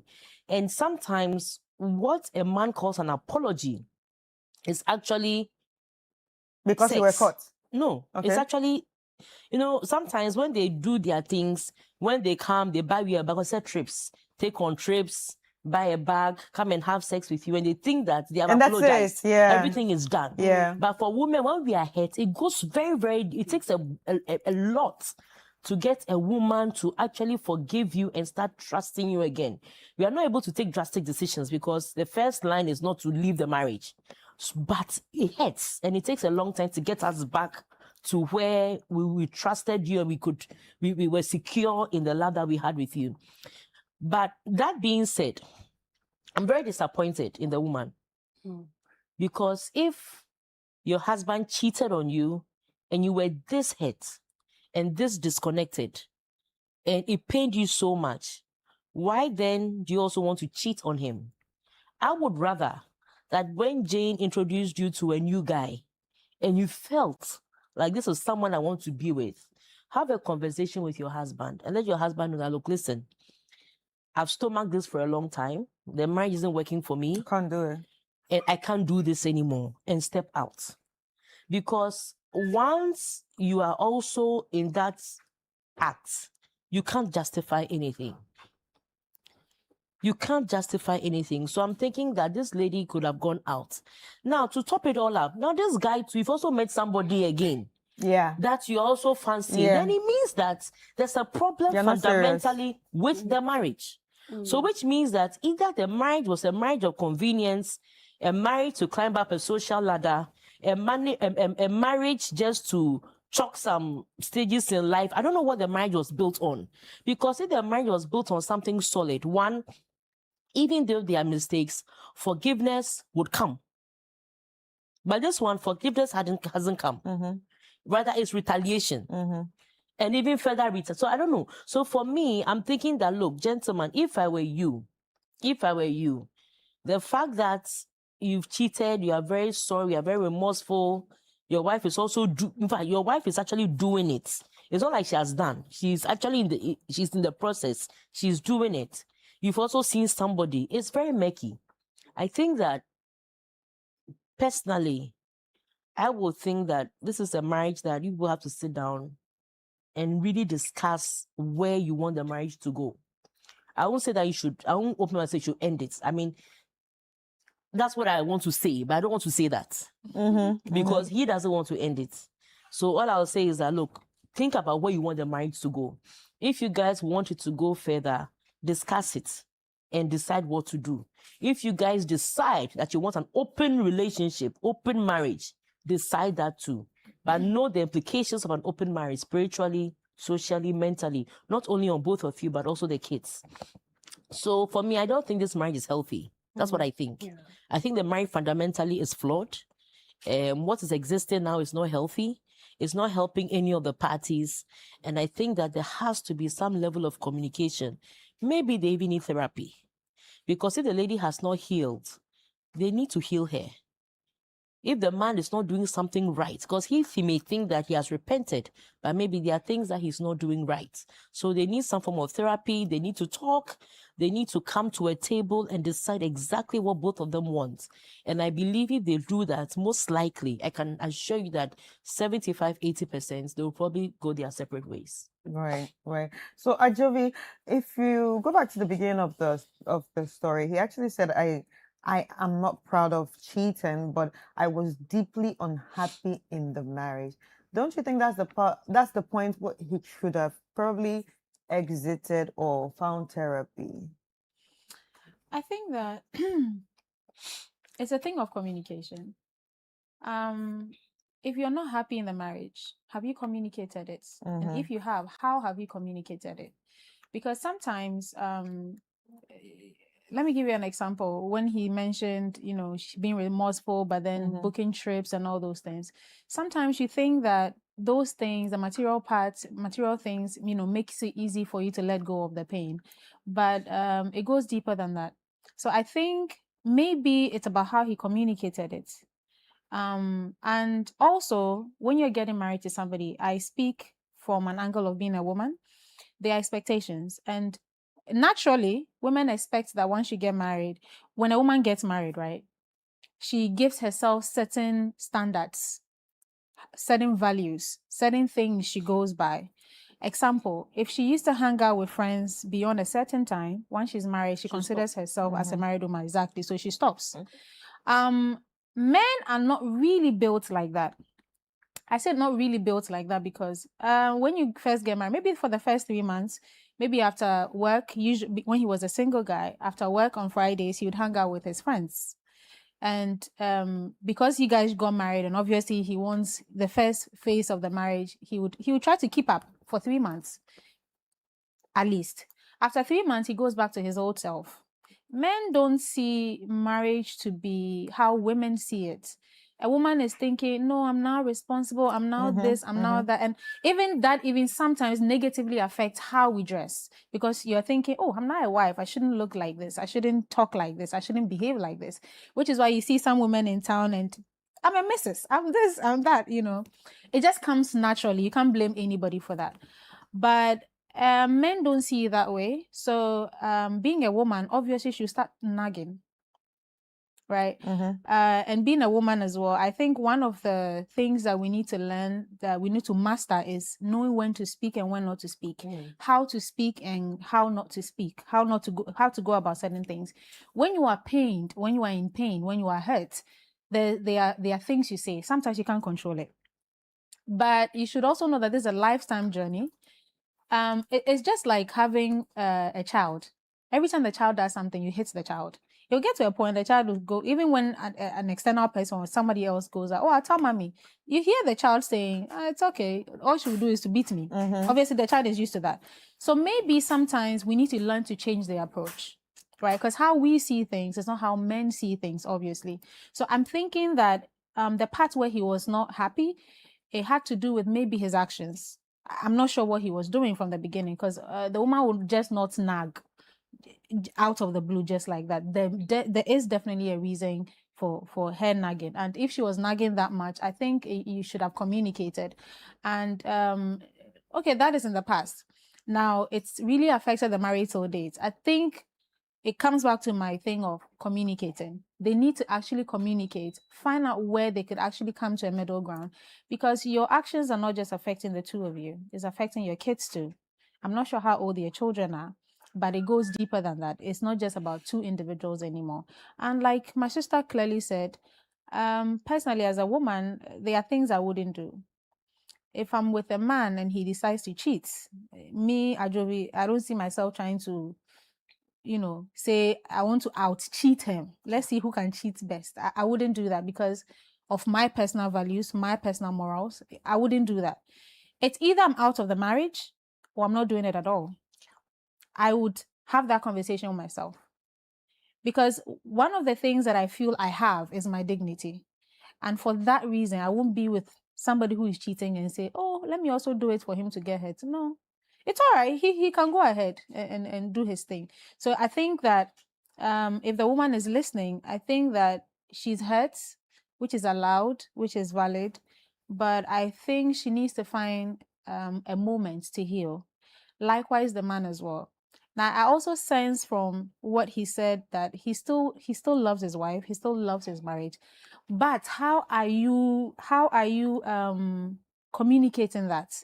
If you say you're remorseful, if you say you have changed from your actions, how changed are you? Is it through actions or is it through gifts? You said planned vacation, romantic gestures, and anything to bring back the spark again. No, maybe have you tried therapy? Maybe you should consider that.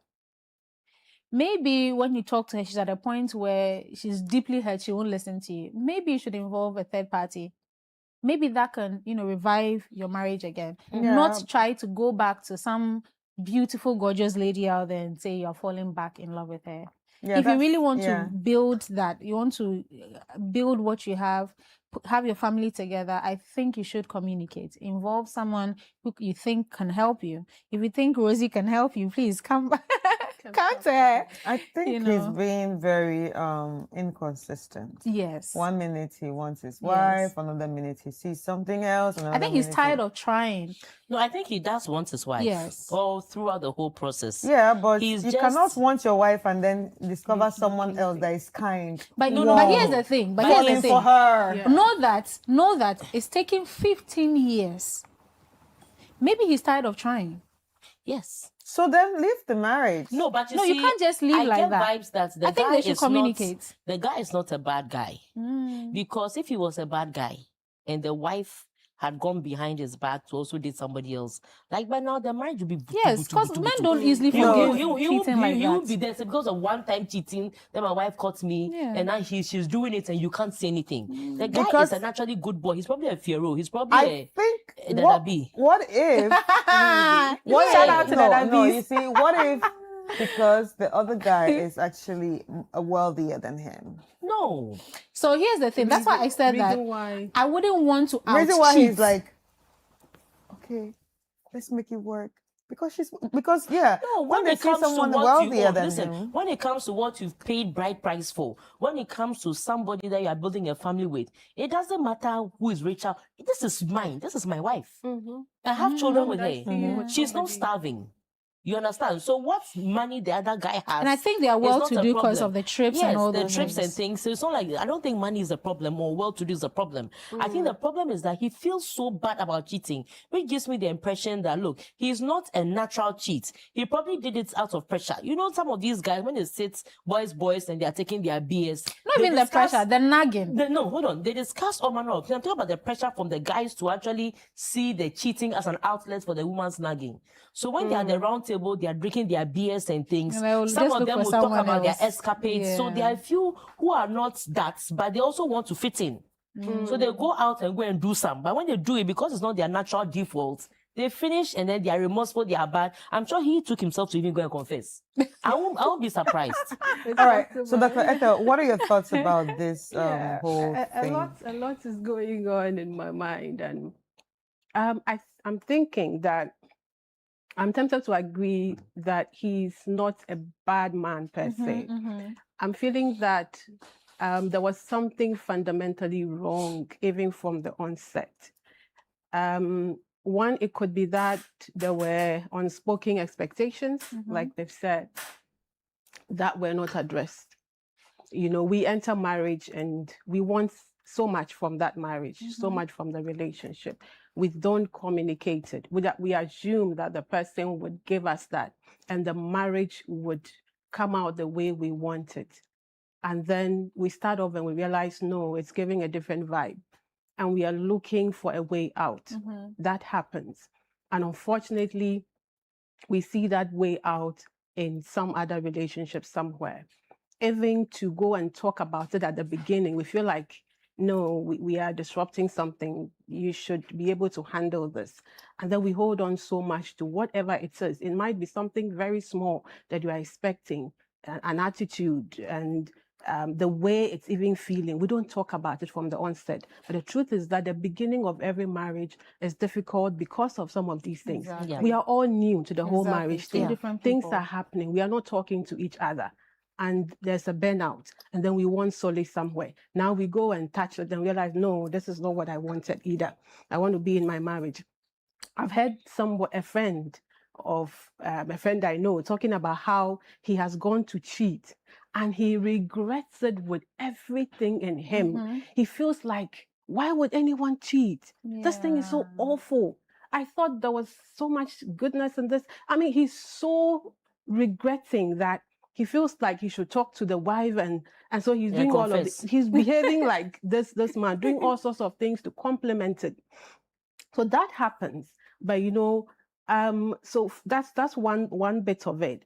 But I'm also thinking that the way the wife has received this is another problem, where you have been hurt and you think that, let me hurt back. In fact, 15 years on, how have you held this so much? And, you know, when we keep saying here that it builds a lot of resentment, toxicity inside of you. It makes you an awful person for you to keep it in you. And then now you want to act by harming yourself. I think it's sad that anyone will want to do that. So I think this relationship is really in a survival mode. Each of them want to survive. I'm feeling that also they might be having something good going on. There's something good about that relationship that maybe both of them might not want to leave. Maybe the woman, it's kids. Maybe for her, it's that I pay back, but no, I won't give him his freedom. Sometimes we have that right. For another woman to come and to enjoy. come and take this, to come and do that. No, I suffered with him. I'm not going to let go. I'm going to be here. I'm going to do what he has done, and it will hurt him back. And you know that might be her part. And for him, he just sees a beautiful thing. I want to keep this, pay back. I mean, repair what I have, destroyed. And it's not just going on. I just think that they need to sit down and talk honestly. That look, talk about all that has happened. They need to talk about that first cheating. Resolve the issues. What did it do to you? How did you really feel like being naked in front of each other on that matter? Because cheating hurts deep, it cuts deep, whether it was intentional or not. Whether it was justified or not, it's never justified whether anyway. Whether it was today or 20 years ago. Exactly. It will still you it will have still to be resolve hurtful. it. There was a deep cut, and the woman has to come out and burst out, say all the awful things, say it just as raw as it is. Then he too would bring his part of it. And then you can now tell where you can go with this. If clearly it will not work, please do yourselves a favor. In fact, even a bigger favor to the children, and let this go. Anyway, sisters, we Well, have some it's messages, yeah? We have some messages. I do. Talk about expectations. We have some messages. So this Bismarck Fried's Kuma says, she's gone. You're only seeing her physically. All the interventions you put in place, and sadly, it could not change her. This means her mind and soul had gone a long time and left the marriage. All she's waiting for is the right time to leave physically. I strongly recommend that you let her go and build something new with this new person. If you're afraid of divorce, you might never get a good marriage. And Abby Anderson says, since you're already having an extramarital affairs, just break up. Bismarck Ose is saying, brother, what you're experiencing is real. Emotional abandonment, guilt, regret, and longing for connection. But be careful not to mistake nostalgia for love. Love is mutual. If your wife has emotionally checked out, maybe it's time to have an honest conversation about the state of your marriage. Yeah. And Jennifer Johnson is saying, thank you for your honesty. It takes courage to admit to mistakes and even more to seek guidance instead of acting out of impulse. You clearly still have a heart full of love, but love without peace becomes pain. You owe it to yourself and your children to heal, even if that healing looks like letting go. And Amos Dixon is saying, this is no longer about blame, it's about choice. Your wife may have found someone else, emotionally or physically. You now stand at a crossroad. Continue living in emotional limbo or choose the path that leads to inner peace, whether it's reconciliation or respectful separations. All right, so that's what we have for on our social media as the messages. I know Ajubi want to say something, but we have to take it. This topic can actually go for weeks. For weeks, yes, we can have Because let's take a quick break and then we'll come back and get into the second letter.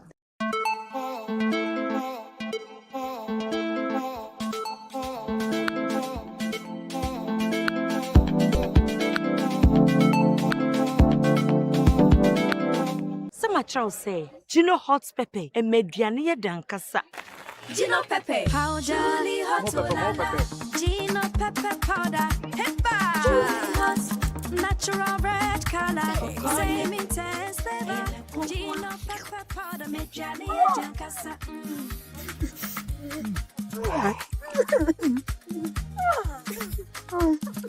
Oh, what's the Joyce wona hano? Oh, you busueni ana. Inim nunso. So many tears for Auntie Joyce. No, you close one. You baby and slow. Ah. But she looks like a good woman. I mean, and I mean, somebody, do you know what pepper powder? No, a bomb pan. No, I mean, you what? You know hot pepper powder, dear. Hey, you're hot, Ankasa. Enjoy the sizzling hot taste of 100% natural Gino hot pepper powder. Truly hot. This advert is FDA approved.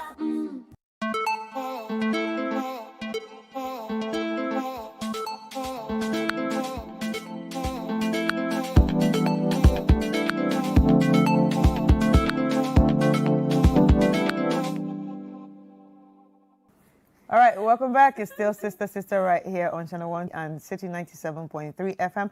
Now it's time for us to get into our second letter. Our first letter, yes. If left to have gone on and on and on. I know, they're still discussing it as we went on break. All right, so let's get into the second one. Dear sisters, I'm caught in a dilemma. I've been dating a wonderful gentleman for the past 2 years. He's fine, gentle, soft-spoken, and kind. The only real challenge we face is the distance. We live in different towns, so we barely get to see each other. Still, I cherish every moment we spend together. Our intimate connection is amazing, and he always finds amicable ways to resolve any challenges that come up. However, I have a big issue with him. He's not expressive. I'm laughing because this actually sounds very familiar.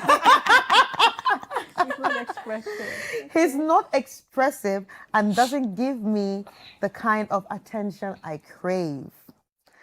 I'm always the one doing the calling and the visiting, and honestly, it's exhausting. It makes me feel unloved.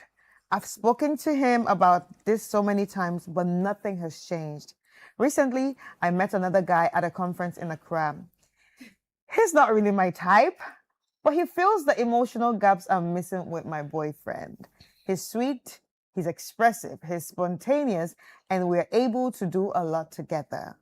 The issue with him, though, and I'll be honest, is sex. Sisters, I can't feel anything. It's bad. Bad. I don't want to say it's the worst I've ever experienced, but I honestly don't think I could live with that. It is that bad. You can't live without. You can't live with it. I'm not getting any younger, and I don't want to keep jumping from one man to another. You can't live with that one. I'm confused. No. I love my man, no doubt about it. He's a good man, but I don't know what's wrong with me. The distance makes me feel lonely, and sometimes I'm tempted to just end things altogether. I really need some advice. Help a sister out. Good guy, but long distance and not very expressive. And then new guy, good guy, very spontaneous. He does everything. He's expressive, but he's very whack in bed. How are we gonna deal with this, Jovi? I think my sister is a bit confused here. She's not a bit confused. I think she's confused fully. Because what do you really want? Do you want love, attention, or respect? Or you want something? Can't I get all? You can't get all in one person. Why? We are not perfect human beings.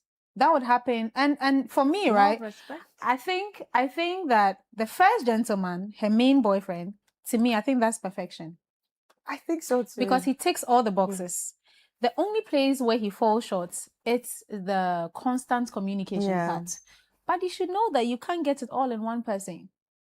If that's the case, then you have Kwesi. Then go and take Kojo, who is more of a talkative, who would call you from morning to evening like he has no job, who is always available to talk to you.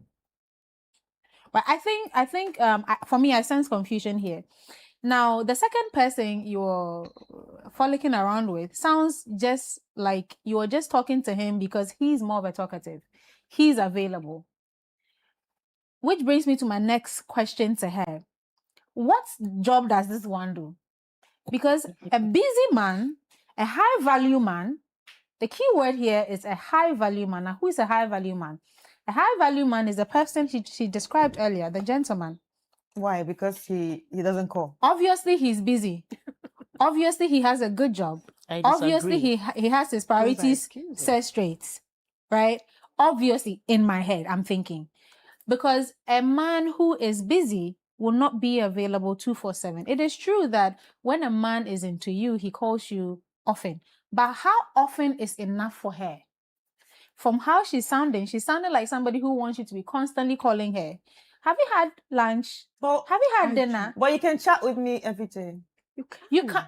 No, she didn't say they don't communicate every day. Did she say that? No. Exactly. So she does the calling. She does the getting in touch. So it means that... Is it every day?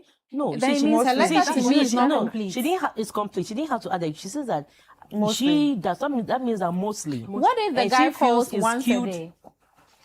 What if the guy calls once a day? Or once a month? No, once a day. And then she does the, in between calls during the day. What if the guy calls just once a day or texts once a day? Maybe she wants more than that. Because I'm saying this because as women, we can all agree that sometimes we want a lot of calls. No. We want a lot of I don't attention. want that. I used to share an office with a lady who once said to me that, oh, me, if you don't call me in the morning, afternoon, evening, by evening, you are single. I love it. Why is it paracetamol? So I asked her, is her boyfriend doing that? And she said, yes, he does. And I said, he's done that all these years. She said, yes. But here's the funny part. The guy is a married young guy. Oh no, but you see, Exactly. I don't care about he being married and blah blah blah. But I feel like sometimes there are people for you. Yes, and people who are not. I love attention. There's a man out there that wants to give you attention. Yes. I don't love attention. There's a man out there that doesn't really care about all that. So that's the thing. So that's my thing of saying that she's confused. She needs to know what she wants. You know what you want, you go for it.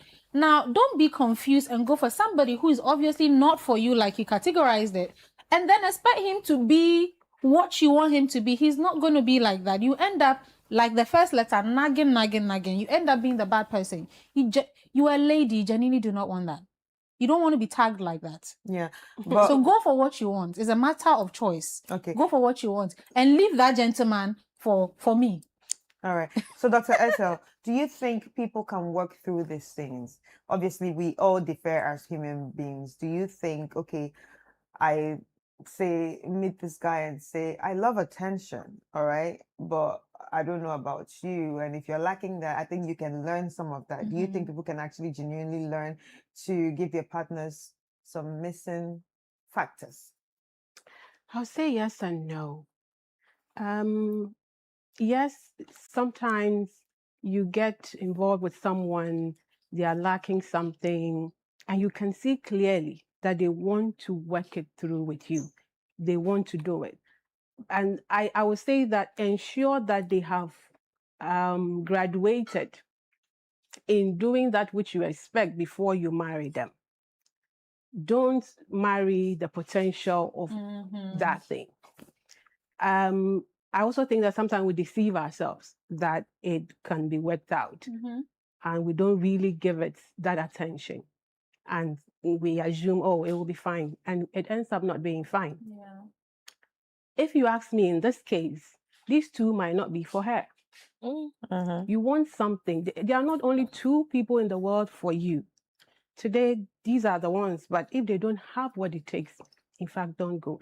In fact, if in your entire life, you don't find the person you can have a healthy marriage with, then marriage is not yours. There are those people. Oh, I love So, that. yeah, settle for something like that.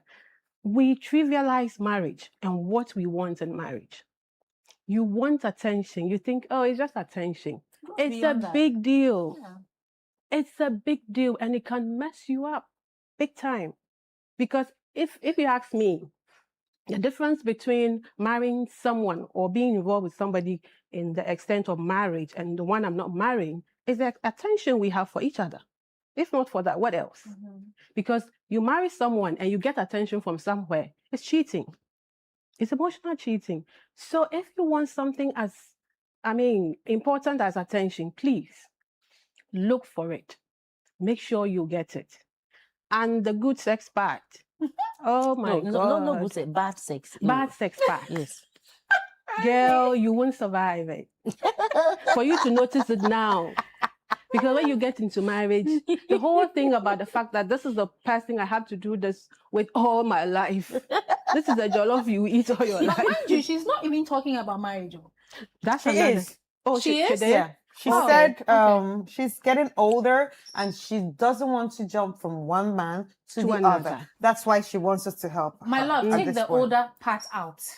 And let's Yes. focus on the rest. The fact Take that the you just- older. If not, if she emphasizes on the older I think part, you're she'll right. give herself pressure. I think you're and right. then go for the wrong person. Yes, That is not which for her. which is not what she should do. So clearly, I think she's just in what she's expecting or what she wants. It's not a big deal. It is what she should be looking for. I think it's two ways. A big deal, but it's not a big deal. Yeah. Okay, so it's not like you're asking for something too much, and you are these two things. Good sex, you need it in marriage, girl, and attention, you do. So if you don't find it in these two gentlemen, girl, your man is somewhere waiting for you. I think you should give that also. That should be an option. Putting these two men aside and looking elsewhere. Right. Rosie, what are your thoughts? Feisty Rosie. Yeah, a very feisty Rosie, please. When I think that she's, she has a love language. And unfortunately, the people that she's meeting or the first guy doesn't conform to her love language. So for someone like this, you'd be surprised that it's not gifts that make her happy. It's just that calling her, affirming her, If not by evening, you'll be letting single. her feel like, she's the only one for you. That's what makes it tick for her. And she loves the attention. Because if she was complete in the first relationship, she wouldn't have gone for a second. But, my dear, sex, when it's good, is taken for granted. But sex, when it's bad, it can take away everything, including what you have. Yes. Now, you are enjoying that attention now because he's fulfilling the 2% or let's say the 20% that the other guy doesn't have. But when you, for example, if you leave the first one and then you focus on this one, that lack of good sex will now become 80% of your problems. Because sex is the most powerful tool in marriage. Yes. Look, I will not underestimate it in any shape or form. Listen, sex, it solves quarrels. Headaches. Headaches. It does. Back pain. Stomach ache. Even when your toe is hurting. Therapy. Look, listen, sometimes when you're even angry, when you are angry, it's because you haven't got some in a while. And you don't know. Yeah. Hey, when you're angry and misbehaving and they catch you, they give you one. You realize that you have come back. You are back to civilization, back to factory settings. See, when that is if it's good. If it's good. But when it's bad, it gives you headaches. Oh my. It gives you problems. To waste, listen, the way women are designed, the energy it takes to get ready for sex, where, you have to even be lubricated and all of that, and you have to be ready to receive and all that. To go through that process and waste it Oh my God. on a non-performing asset Sis, don't say or that. ill-performing asset, it is a waste of your engine. Yes. You understand? So, for me, it's a bad state to be in. So, my dear, let me join Dr. Ethel in what she's saying that, look, most likely these two men are not meant for you. Yeah. And also let you know that when it comes to relationships, in the beginning, attention is always optimal. But as time goes on, because in the beginning there's curiosity, wanting to know each other and all that. As time goes on, especially depending on which phase of life you are in. And that's why I want to side a little bit, Ajovi. Let's say you've gotten a new contract, you've gotten a new deal. You can get busy for a moment, for a period, where the attention is not as, as you would want it to be. But then there's always a moment where you, how do you call it, reset back to factory settings, and then you can actually start the communication again. But the thing is that when you're in a relationship that is good for you, you don't even have to analyze too much. You feel it. You know it. Yeah. If it is right for you, even if the person is not communicating with you because of something, you yourself, you know that it's because of this. That is why it's not happening. Yeah. It's not a red flag for you, or it doesn't become bothersome for you. Once it's becoming bothersome for you, that means there's a problem. So in my opinion, like I said, I don't think these two men are for you. Number two, stop worrying about your age. Yes. I won't be surprised if I ask her how old she is, she'll tell me she's 30. or late 20s. Or late 20s. And I don't have a child. You I don't see, have a husband. this thing where people worry about their age, it's good to worry, because as women, our bodies are such that the older you grow, the more difficult it is to carry babies, the more difficult it is to do certain things. Agreed. But when you focus too much on your age, you end up marrying a rat. Yes. So you marry what? A rat. Oh, wow. Yes. So it's better you look out for somebody for you. Yeah. And it starts from your inner energy. And I believe that when your inner energy is right, you start attracting things like you. Good for you. But when your inner energy is desperate, you attract those kind of guys. So let a woman who are desperate for a relationship, realize that they are so desperate that anytime they meet a man, the desperation seeps through their pores, and then within a short time, the man vanishes. He feels the desperation. So my dear, relax, enjoy yourself, have friendships, go to very nice places. Be and outside. Be outside. Yeah, and please don't be in the room, please. Be outside. Go out. And you by all means meet somebody who you feel is a man for you. So for me, the second man is a complete no-no for me. No matter the attention, my sister, please, in future, you send us another email. We don't want to read It's possible that man can find a woman who will be okay with that kind of. No, yes, but for her, the sex is not happening. So the second one is wrong. For the first one, I don't know the dynamics of your relationship. If it's something that you think you can work with, you can stick with it. But the moment you've moved out and took somebody else, it means that one too was not nothing. So take your time and find a man for you. Because she herself, if she's talking about marriage, then some of her priorities are not being set straight. Yes. But she needs to sit and know what she wants. Exactly. Because if you're talking of marriage, the only thing she's talking about is attention. And then she's talking about sex. What about the other ones? Because I know I'm not married, but I know that in marriage, goes. It goes. So what you say, so you know. So it goes beyond these two things. Sure. Right? So her priorities are not fully set. Yes. I think she's more concerned about her age, and she's letting go of the other areas she's supposed to be focusing on. Let us get into some messages. So Yolanda is saying, sis, I feel for you. You are craving connection, not just presence. A man can be good and still not be good for you. Don't let guilt tie you to someone who leaves your emotional cup empty. You deserve fire, not just embers. Darlene Morrison says, sis, let me be real with you. A man who doesn't see you won't magically wake up and start putting in effort later. I think the first one sees her. He just lacks proper communication. But it's not for her. It's not for her. It's I don't not for think her. he sees her enough because her attention might not be too much.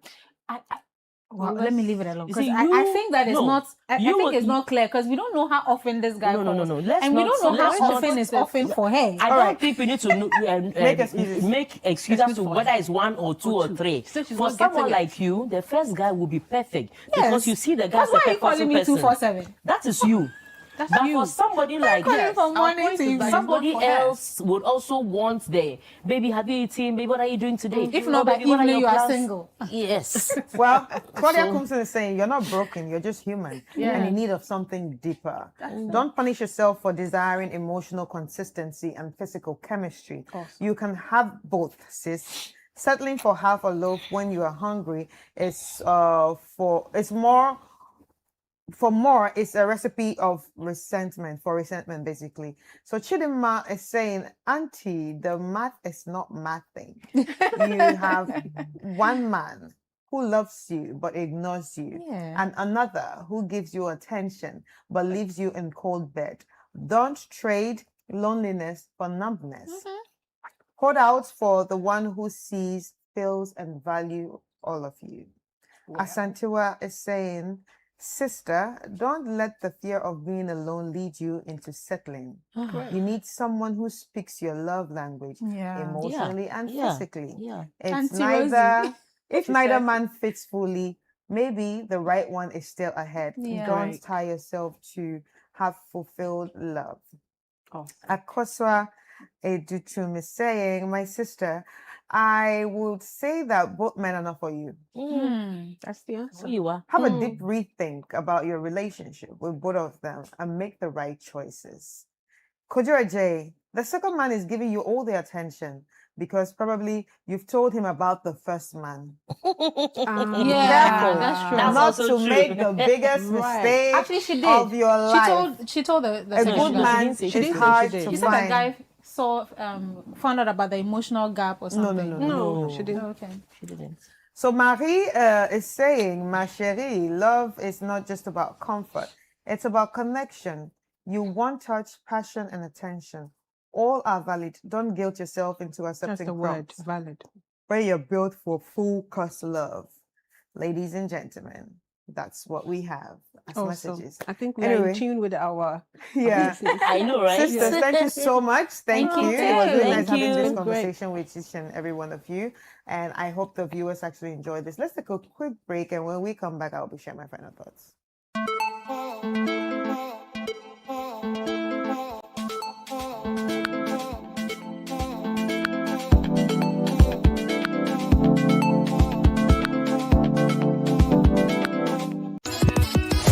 Congratulations to all the top 100 contestants of the Literacy Challenge 2026. The journey continues. Level 2.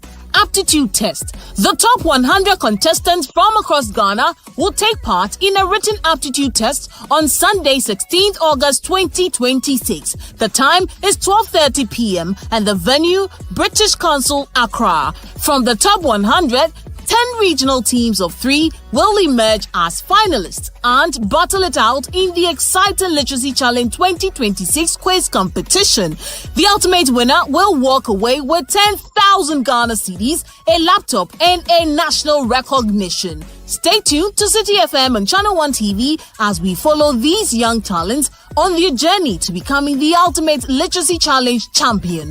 The Literacy Challenge 2026 is powered by City FM with support from ChannelOne TV, and it's proudly sponsored by Prospectus Ghana Limited, SIC Insurance, Advocates Publishing, Tema Oil Refinery, and Delhi Group.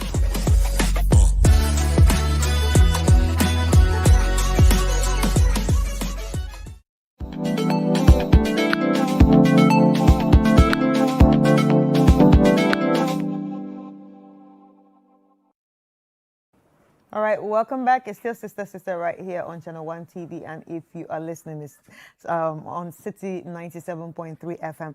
So I'm just going to share my final thoughts straight up to every one of them. The first letter from the conflicted but still loving husband.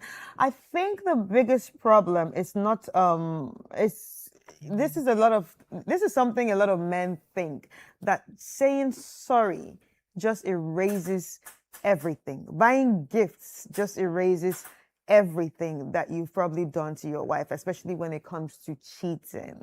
And you do not also realize that this actually causes a lot of emotional scar. And sometimes this emotional scar can eat in deep, that some women find it so hard to forgive easily. And that is because of the trust that they have actually put in you, and you found a way to break that trust. And when it happens like this, I don't think you as a man should just expect everything to, go away because I gave her gifts. Go away because, baby, I'm trying to take you on a holiday. I'm trying to make things better. It doesn't work like that because the harm has been caused. Now it's about trying to find a way to mend that broken heart. A broken heart doesn't always mean breakup. Sometimes this is what causes a broken heart. So at this point, I think your wife is still very hurt. She's not there emotionally again. She's gone, like the lady said. But it's time to seek counseling. It's time to go for, couples therapy. It's time to speak to someone wiser than both of you. It's time to seek, all the best advices from people who are meant for this. And when I say people who are meant for this, people who actually study this and people who do this for a living, not just going to your pastor and say, Pastor, please, I've been doing this. And then my wife, no, sometimes they are very biased when it comes to those issues. So that's why I think it's important that you seek proper counseling, seek proper therapy. And from there, you would actually know how to move along with your problems. Either you will both decide that you will fix it, or you will both say, okay, we've come to the end of the road, but we're still going to be good friends for our kids, and let's just move on, separately. Anyway, thank you for actually sending in that. But yeah, that's what I have to say for that. And when it comes to the second letter, I think your feelings are valid as a woman. And I will agree with the ladies that probably you haven't even met the person for you. And thinking about your age is funny because sometimes what you actually plan for yourself is not what God has destined for you. So yes, you might want to say, I will get married at so and so age, but God will say, no, you're probably going to get married at so and so age. Definitely not what you planned for yourself. So I would think, what I would say is think about just making yourself happy, living fully, that rather than thinking of, oh, age is catching up to me, so I need to get a man by this time, or else you will end up marrying something that is not for you. I wouldn't say someone, something, because we've seen it. So many people have ended up miserably. So many people have ended up in toxic situations. So many people have ended up in marriages that have taken their lives. And that is probably because, they were rushing, because they didn't take their time to get to know this person. And also, I think your love languages are something you need to check out. So when you meet someone, it's important to discuss your love languages. If that person cannot meet at least 3 of your love languages, then I think you make a decision from there. All right. So yeah, and that's it. And about the bad sex, girl, we're not gonna support bad sex here. You should be happy. But except you're okay with it. But since you're not okay with it, no, you don't manage bad sex. There's nothing like managing bad sex. Anyway, thank you for sending in your letters too, and thank you for letting us read it here. Please do not forget to send in your letters via sisterislive@gmail.com. And also a very big thank you to our sponsors for holding us down every week. Thank you so much, Gino, for being with us throughout the show. And ladies and gentlemen, it's time for me to take my leave. My name is Chris Carter, and this has been Sister.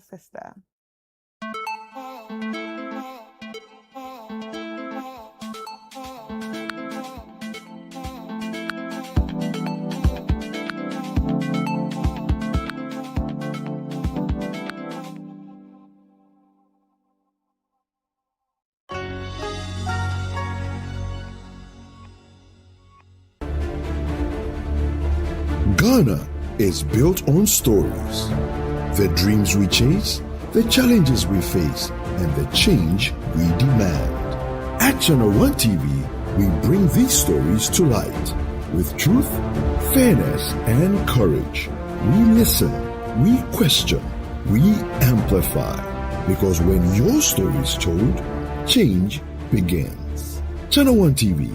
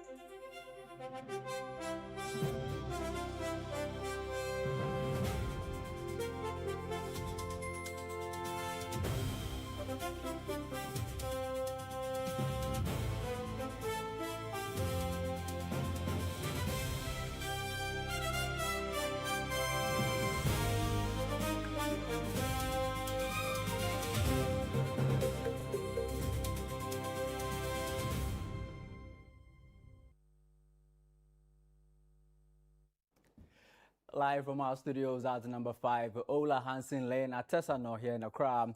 This is the ChannelOne Newsroom here on ChannelOne TV. I'm Charles Osukumi. Coming up, former Health Minister Dr. Bernardo Kuboy elected Greater Accra NPP chairman as party holds regional elections nationwide. We have to come together, be unified, so we can work towards power. Not power to lord over others, but power to create opportunities for the youth and to secure the future for our elderly. Also coming up, Tema Newton residents demand action as unsafe fish processing persists. Oh, they are drying on ground since generation. There's no sickness on it because after the sun dry on it, there's no sickness. Since about 200 years, it be the same process out to now. Ashanti region records highest maternal deaths as health ministry moves to curb crisis. When we say that number one is Ashanti region, please don't say that Dr. Grace came and said that the Ashanti region. No. What we mean is that Ashanti region has quickly become one of the highest referral centers. And later, former Member of Parliament for Gomoa West, Alexander Aban, blames vote buying for weakening Parliament and quality representation. Let's face it as a country. And when you go in there and you cannot devise some of these schemes, by the time you go back for a re-election, you have nothing. Meanwhile, those down there are also asking for money.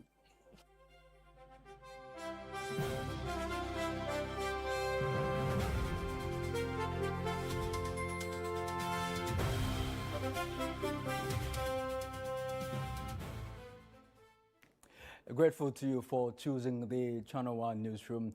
Let's now get into the details. Well, big day for the NPP. We'll begin the bulletin with their regional elections. Now, the Greater Accra region has elected Dr. Bernardo Kuboy as its new regional chairman, replacing Divine Otu Agohum, who has led the party in the region since 2018. Dr. Kuboy defeated Alfred Boy, who was making his third attempt at the position in an election that followed a prolonged voting process and disagreements over the sorting and counting of ballots. Well, there's more in this report. The NPP's Greater Accra Regional Delegates Congress ended with Dr. Bernardo Kuboy emerging as the new regional chairman. The former health minister secured the position at his first attempt, defeating Alfred Boy, who was making a third bid after losing his previous two attempts to outgoing chairman Divine Otu Agohum. Dr. Kuboy says his priority is to rebuild the party and strengthen its structures across the region. We have to come together, be unified, so we can work towards power. Not power to lord over others, but power to create opportunities for the youth and to secure the future for our elderly. And so I just want to greet my opponent. My opponent, I always say, is my mother's classmate. So he's a father. He is not my adversary. He is not my target. The target is to try and criticize, to analyze the doings of this government and make sure that we work hard so that December 2028, Al-Haj, Dr. Mahmoud, can be the president of this republic and lead Ghana into the next phase of transformation and jobs for the youth. And so I think so far, everything was smooth with the exception of a few hitches. The hitches makes the excitement, and I'm happy that largely we have conducted ourselves well. Incumbent Regional Secretary Parker Odalai retained his position after defeating Emmanuel Clotte, who had previously challenged him for the same position. Moses Abo also returned to the Greater Accra Regional Executive Committee, winning the organizer position, while Benjamin Nage emerged as Regional Youth Organizer. But the declaration of the results came after a day of delays and tension. The sorting and counting process was briefly thrown into confusion over where the exercise should take place. Heated deliberations among other officials and stakeholders eventually resolved the disagreement, paving the way for the counting to continue. The challenges had begun after voting, which extended beyond the scheduled 2 p.m. closing time. At the Congress, outgoing Regional Chairman Divine Otuagom accepted responsibility for the NPP's poor performance in the region. He also said the incoming chairman would have the difficult task of uniting the party. I would accept for reason that I'm the head of the party. So whatever happened, good or bad, they will attribute it to you. That's okay. But we all know very well that when a party is in government, elections more or less become a referendum on the performance of the government. So if you look at it, we were having 169 seats in 2016. After 2016 election. After that, we dropped to 137. And then we dropped further to 88, now 87 sort of. So it tells you that generally the party was not seen as we were prior to the 2016 election. So that affected all the regions, not only Greater Accra. But Greater Accra, you all know, is the heartbeat of the country. And whatever happens here is what affects every other part of the country. Well, let's now head to the party's stronghold, the Ashanti region. Odenho Kweku Appiah, popularly known as Koka, has been elected chairman of the NPP in that region after defeating former chief executive of the Environmental Protection Authority, Dr. Henry Kwabena Kokofu. The election held at Jubilee Park in Kumasi ended peacefully, with party supporters calling for unity after the contest. There's more in this report. The Ashanti Regional New Patriotic Party elections were held on Saturday at the Jubilee Park in Kumasi, with voting beginning at 8 a.m. and ending at 3 p.m. A total of 1,020 delegates were expected to cast their ballots to elect regional executives to steer the affairs of the party. The process remained peaceful throughout as supporters of the various aspirants gathered around the election center, with some singing and jubilating as voting progressed. Some members of parliament who observed the exercise commended the conduct of the elections and stressed the need for the party to remain united after the contest. When everybody is calling for unity within the party, why would somebody sit down and say that somebody wants a certain group of people to be executive? That one I don't agree under any circumstance. So whoever wins is victory and celebration, and whoever loses, as a matter of fact, there will be some level of pain. But then, whatever be the situation, know that the party comes first. The most important thing for us is to pull ourselves together in one voice, one unity, and make sure that we'll be able to wrestle power from the NDC.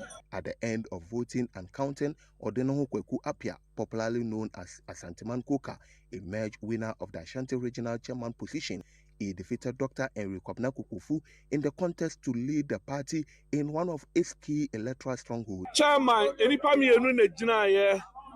Yenua Odenho Kweku Appiah.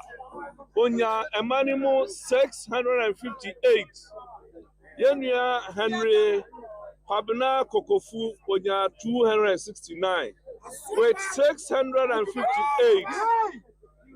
Yenua Odenho Kweku Appiah has been elected as the chairman of the New Patriotic Party. Koka called on members of the party to work together to strengthen the NPP ahead of the 2028 elections. Now that the election is over, we need to work together.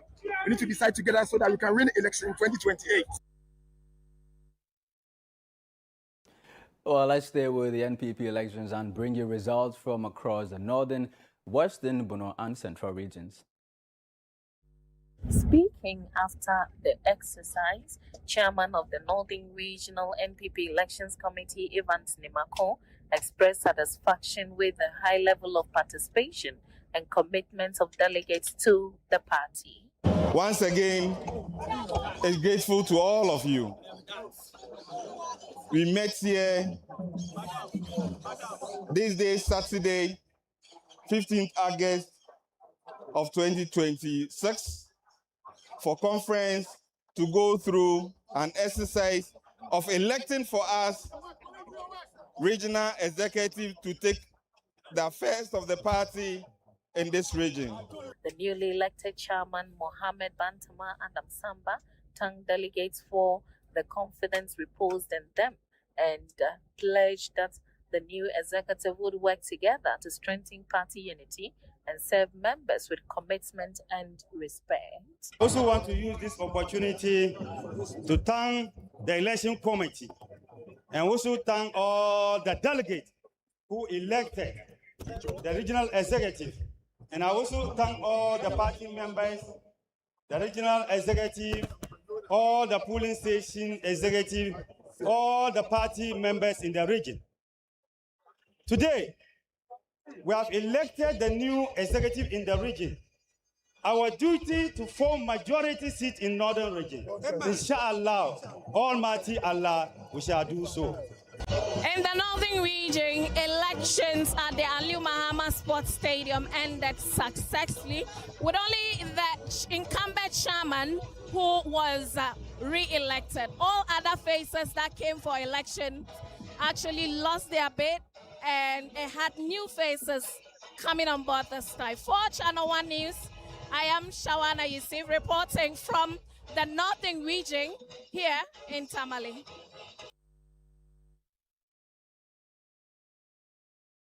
It's all said and done over here in the western region with the MPP's regional executive election that actually took place here at the Roman Catholic Church premises in Agran-Kwanta in the Ahanta West municipality of the region. And out of the expected total delegates of 376, we had 368 actually coming in to vote.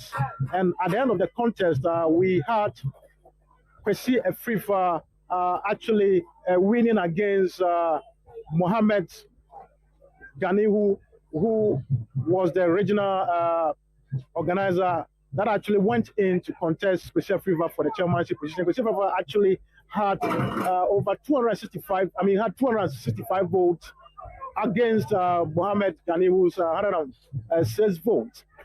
We have been speaking to some of the candidates, including the chairman, Kwesi Afrifa, Kwesi Bonzo, who actually won the regional secretary position, and the regional communication director, Emmanuel Akpa. Let's take a listen to them. I'm coming with a single purpose. The purpose of bringing everybody to the table.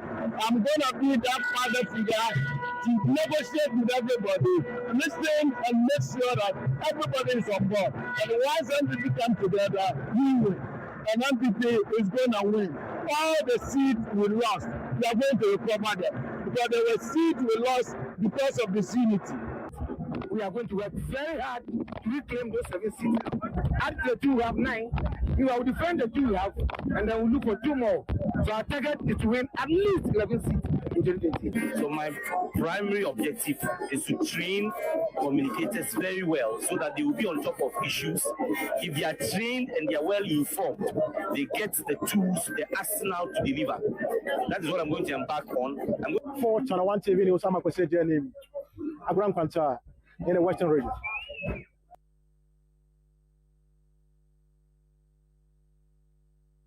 The new Patriotic Party's regional elections in the Bono region have ended, with incumbent chairman Kwame Bafo retaining his position. A total of 281 delegates participated in the regional delegates conference to elect executives who will steer the affairs of the party in the region. Deputy Bono Regional Director of the Electoral Commission, Kennedy Opong, supervised the process. Okay, at the end of the election, the following are the results for the various positions. Chairmanship, Kwame Bafo Abronye 201, Kwabena Opong 3, Evans Aferijan Yaboa 0, Yao Afo 44, Joseph Mensah 31. First Vice, Peter Asoma 29, Kate Amponsa Ejare 252. Kate elected as the first Vice Chairman for MPP in Bono region. Second Vice Chair, Issa Isahaka 89, Kweku Entry Ejay 123, Kwejo Ejekum 68, Kweku Entry Ejay elected as a second Vice Chair. Secretary, Kofi Ofosu-Boateng 187, Bafo Asari 93. So Kofi Ofosu-Boateng elected as a secretary for MPP in Bono. The newly elected executives say their priority will be to close ranks and strengthen internal unity ahead of future elections. They believe teamwork and reconciliation will be critical to rebuilding the party and recapturing parliamentary seats lost in the 2024 general elections. Today has been a day. I have won the election, but what I can also say that I don't see it to be a victory for Abdulrazak Opon.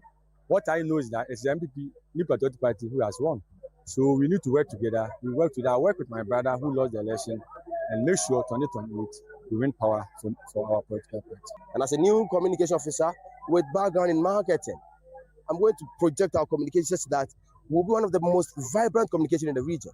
But we're going to respond to issues in the region that matters to the people of this region. The newly elected executives of the New Patriotic Party in the Bono region have resolved to close their ranks, work together to recapture their seats they lost in the 2024 elections. For Channel One News, Michael Saponifum, Sunyane.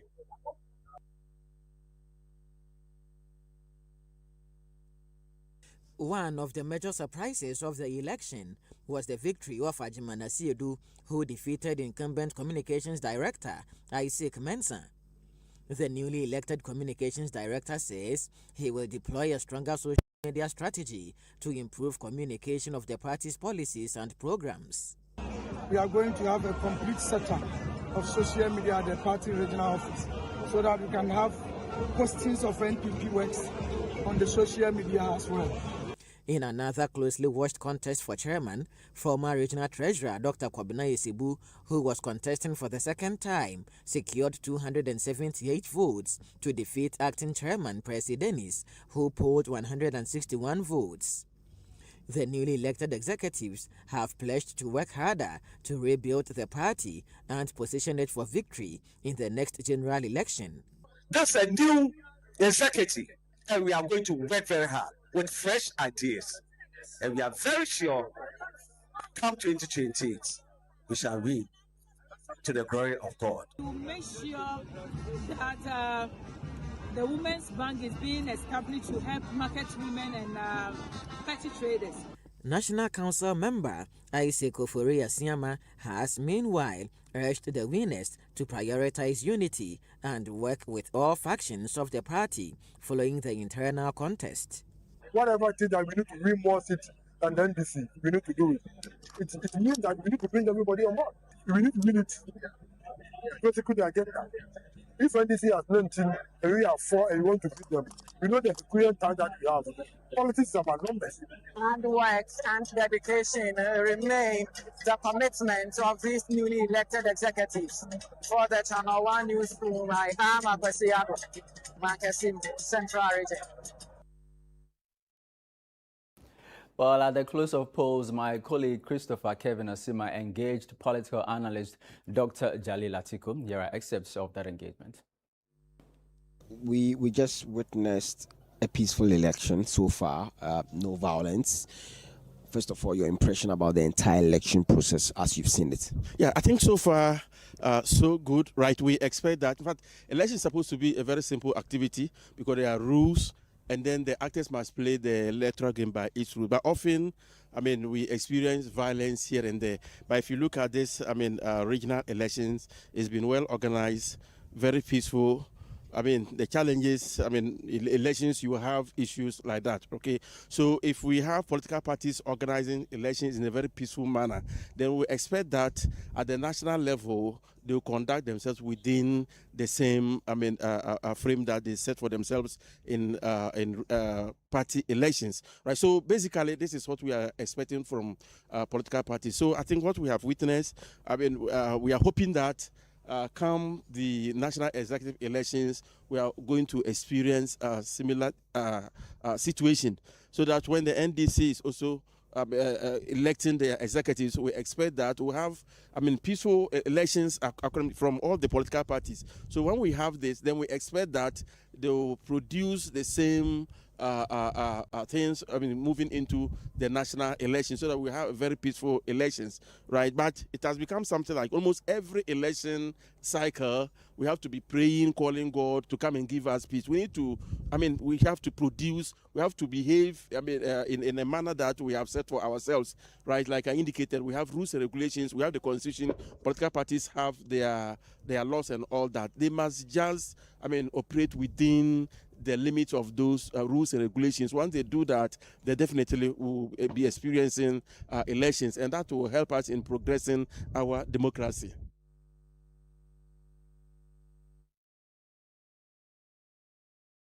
Well, away from the NPP's regional elections, let's head to Tema, where weeks after a joint crackdown on unsafe fish processing and illegal structures at the Tema Newtown Beach, concerns remain over persistent unsanitary conditions. The operation led to the seizure of fish and demolition of structures, but residents and fish processors say stronger regulation and improved waste management systems are needed to ensure lasting change. My colleague Melody Fafa-Potife reports. We cannot say we don't care, because whether you care or not, you buy KK in East Legon and the fish will come from here. It's very, very sad. About 3 weeks ago, authorities descended on the Tema Newtown Beach with a clear message. Unsafe fish processing practices and illegal structures would no longer be tolerated.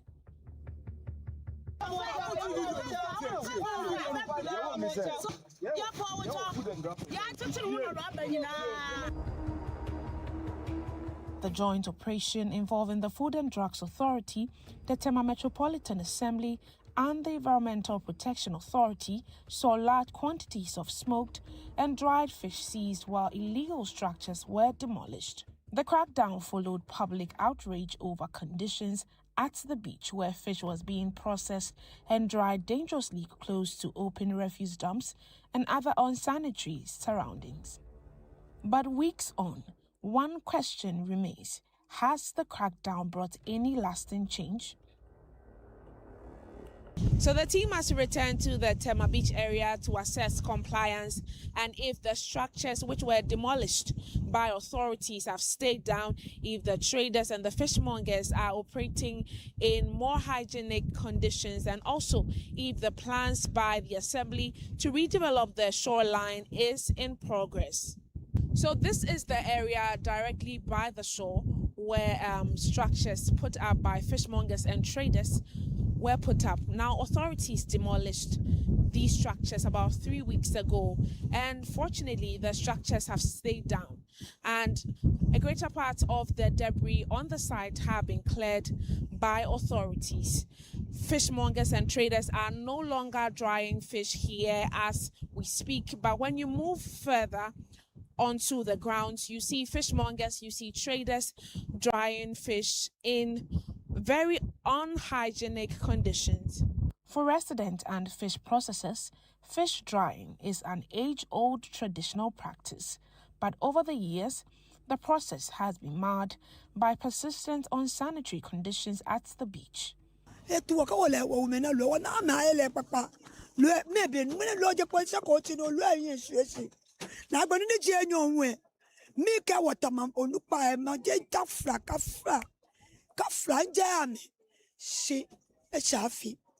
Akabola do contest na ba ti asu obi komu no ba ye wo ma fi bijiro ko boni mbi ne bola ma si akabola je communities kan bi aba ti asu e wo man wo yo me ne che wo ifa bola ti si je se wo aba lu aka ka su e sipo ni me ne kwemo ba ya fi bijiro ko wo ma bola no wo pa fai na to watch next kan bi ni ka bola do contest ala me ka su wo ni ko wie o me ni wo yin obi egbe kan je na ni wo yu ba jewo ba me hoze bi na me kan kwa me bi can what's the future education is the king wo ba government e fai ni je watch John Mama President John Mama fai ni e ba kwe wo fishing album problem ni G5 problem Meanwhile, traders and tricycle operators who collect refuse from various residential areas in Tema are calling on authorities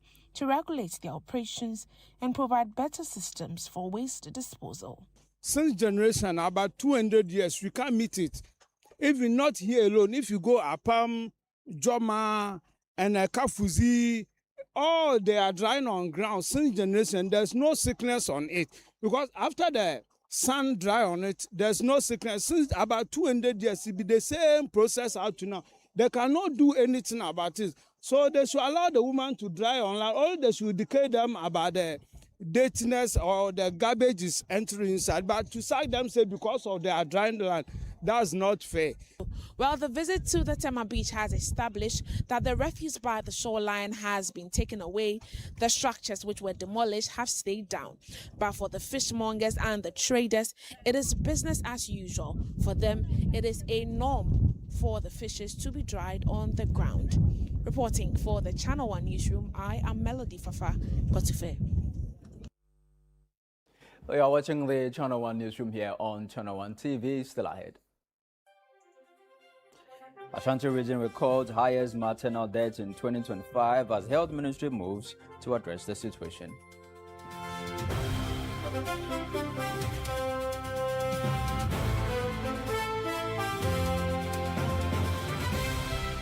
We are back shortly. Please stay with us.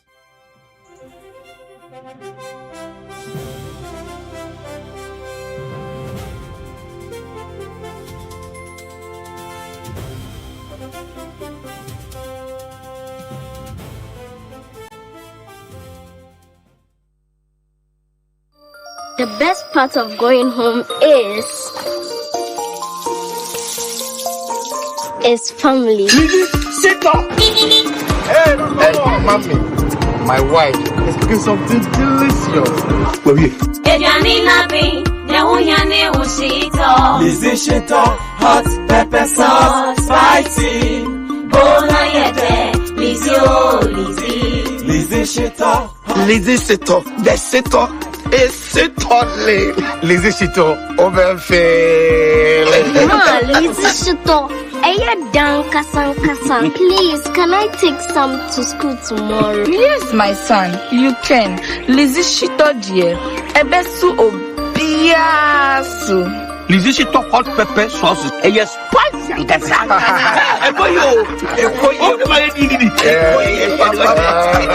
Lizzy Shito hot pepper sauce. Spicy. For bulk purchase, kindly contact 050-168-3344 or 050-155-0998. This advert is FDA approved. From the grandest stage, the badges change, but the passion remains. It's a special goal. Cometh the hour, cometh the man. This football is from the heavens. What a story this is. 10 months of drama lie ahead. The stage is set. The biggest stars from the world's biggest leagues on Supersport. It's on DSTV.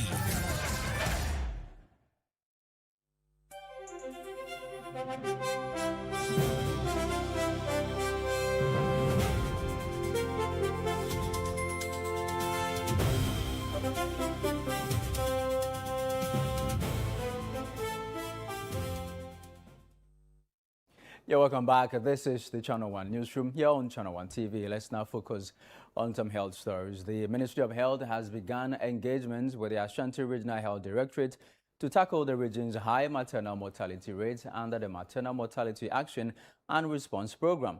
The Ashanti region recorded the highest number of maternal deaths in the country in 2025. Our regional correspondent, Bright Eboa, reports. Records, according to the Ministry of Health, presents a worrying picture of maternal mortality across the country. Deputy Minister of Health, Dr. Grace Ayensu Dankwa, says Ghana currently records 235 maternal deaths per 100,000 live births. She says the country must reduce the figure to 72 deaths per 100,000 live births to meet its health targets under the Sustainable Development Goals. Available data shows the Ashanti region recorded the highest number of maternal deaths in 2025. The Deputy Minister attributed the situation partly to the region's role as a major referral hub, receiving complicated cases from other parts of the country. The research also shows that the top 11 regions where these deaths are coming from, number 1 is Ashanti region. Number 2 is Greater Accra region. And I believe number 3 is Northern region.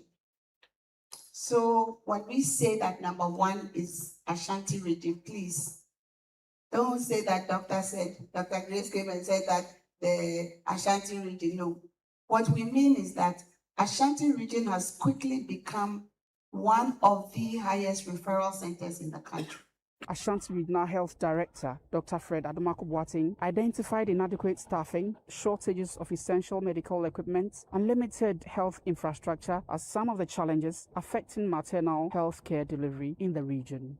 Key challenges for the region, and now we decided to just come from 2023, 2024, 2025, just to list them. One, highest on the agenda, high maternal and perinatal mortality.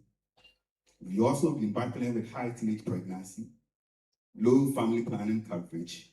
The other one that we also are challenged with is inadequate staff mix. I'm coming from Guineas, Kingtown Port as a regional director, and most of the time we talked that in Ashanti region, we didn't have that challenge of staff. Then we also have inadequate healthcare equipment, including lab.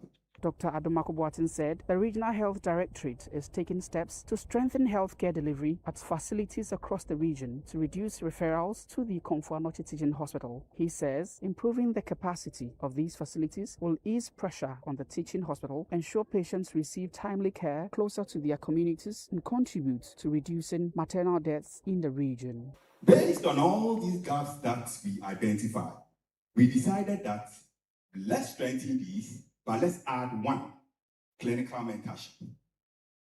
Two, let's add quarterly reviews. We will highlight them. Three, let's think about virtual labor room where people can support others in the periphery to address them without coming. Or if they have to even come, what they have to do before they come. Then lastly, the need for us to strengthen coordination and the feedback mechanisms. Well, now to agri. Stakeholders in the seed value chain are raising concerns over the influx of substandard and uncertified crop seeds on the market, warning that the trend could undermine agricultural productivity and food security. They are also concerned that limited markets for farm produce is affecting demand for certified and foundation seeds. Our Northern Bureau Chief, Shawana Yusuf, has more. Stakeholders in the seed industry say the increasing use of uncertified and substandard seeds poses a major threat to agricultural productivity and future food production. Industry players say the situation is having a ripple effect on demand for certified and foundation seeds produced by the Council for Scientific and Industrial Research, Savannah Agricultural Research Institute, CSIR SARI, and other seed producers. The kind of certification you have to go through to produce good quality seed comes at a cost.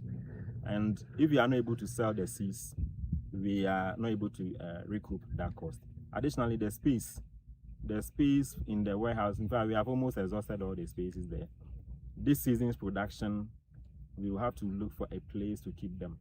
And keeping seeds for beyond 1 year, you compromise the viability. So we have to find a way of disposing of them. So that's the challenge we have. Even the disposal itself, who is going to pay for that cost? Most of the time, some of the people dodge. People will be advocating for some seeds somewhere to go and buy without passing through the right process. And I think that can be very dangerous to our country.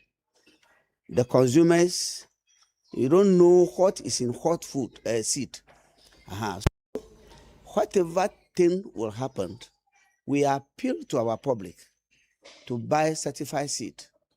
Certified seed is well organized by the authorities who pass it through a lot of system and make sure that the pure thing has come to the public for our people to patronize.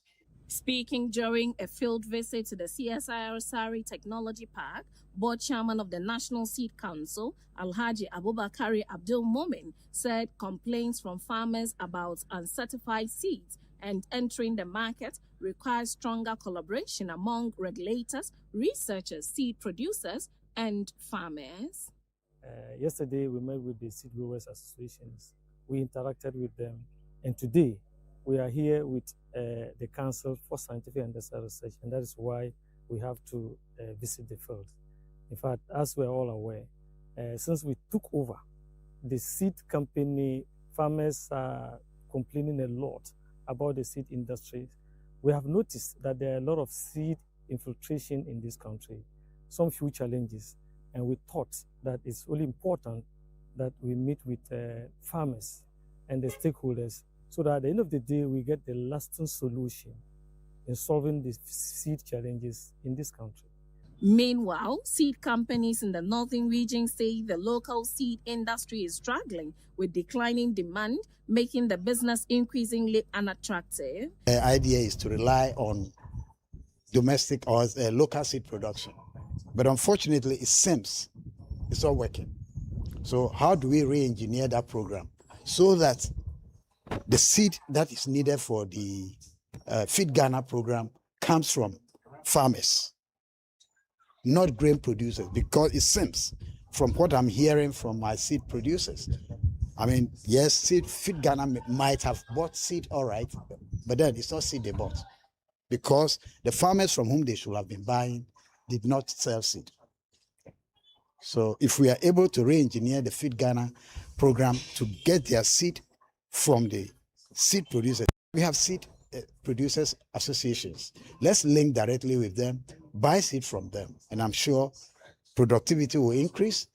Farmers will be, seed producers will have money, grain producers will have money. We will be able to feed our farmers. Now to education. Severe infrastructure deficit at Ziope Senior High School in the Volta region is hampering effective teaching and learning. Now, with enrollment increasing, students and school authorities are appealing for more classrooms, dormitories, furniture, and laboratory facilities. Our Volta regional correspondent, Desmond Selasiago, has more. A growing student population at Ziope Senior High School is putting increasing pressure on the school's limited infrastructure. The relatively new second cycle institution is grappling with shortages of classrooms, furniture, dormitory space, and other essential learning facilities. One of the major challenges is the absence of a laboratory for practical lessons. Students pursuing programs that require practical work are therefore forced to rely largely on theoretical instruction. In the classrooms, inadequate furniture has also become a challenge, with some students sharing desks because the school does not have enough for its growing population. We are not having enough space, so we are even thinking when the first join how we are going to live. So I would like to plead with the government or even ministers in Ghana to help us, to support us. In our classroom here, we don't have enough furniture, which is affecting our learning. Sometimes some people sit there in a desk, which is not leading us to effective learning. So please, we need the government to provide us enough furniture so that our learning should be effective. The situation is also affecting accommodation. Existing dormitories are inadequate for the current students' population, raising concerns that the pressure could worsen when new students are admitted for the next academic year. Some students could be forced to sleep on mattresses on the floor if additional accommodation is not provided. Now our population have increased and the dormitories are not big enough. So I'm just pleading with the government to help us to construct a new and bigger dormitory for the students. And also any other support that he can give the school. Because now the school is a developing school and we need lots of things. The dormitories that we have, they are not big enough. Population is increasing and the first year too are going to come. Some of our colleagues are going to sleep on the floor, which is not okay. So we are pleading to the government to help us construct new dormitories which will contain both third years, second years, and the upcoming first years. Headmaster of the Ziope Senior High School, Forgive Agoha, says, although some infrastructure has been added, the school still requires significant support to meet its growing needs.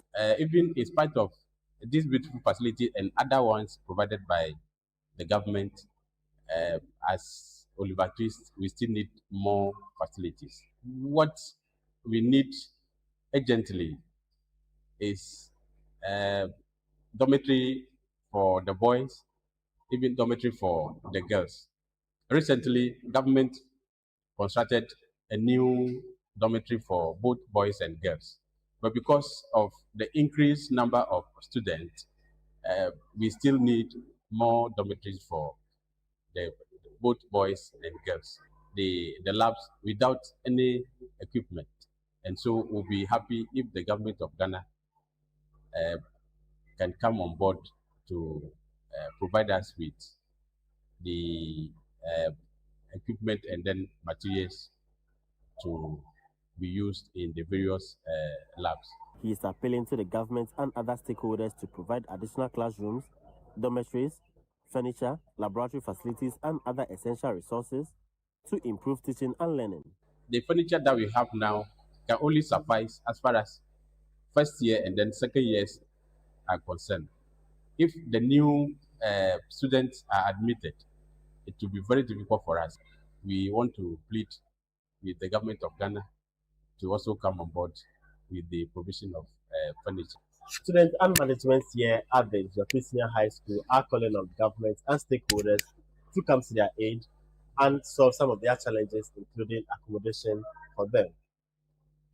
Reporting for ChannelOne News from the Ethiopian Senior High School, my name is the first class.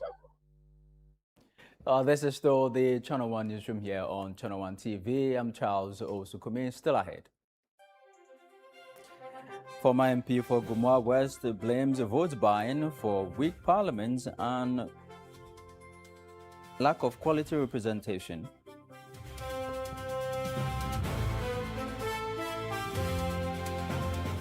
We have details in a bit. Please stay with us.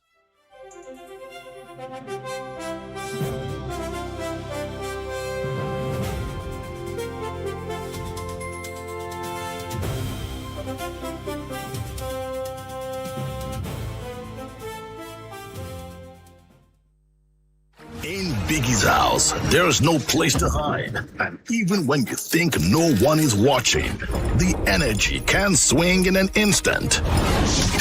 This BB Nigeria Season 11. Everything burns brighter. Only the biggest moves tip the scale. Because nothing is given. But everything is for the taking when the world watches. Will you be outshined, or will you step up and take the spotlight? Big Brother Nigeria Season 11. Showing 24/7 on DSTV Channel 198 and GoTV Channel 49. Headline sponsor, Bet Power. Yeah.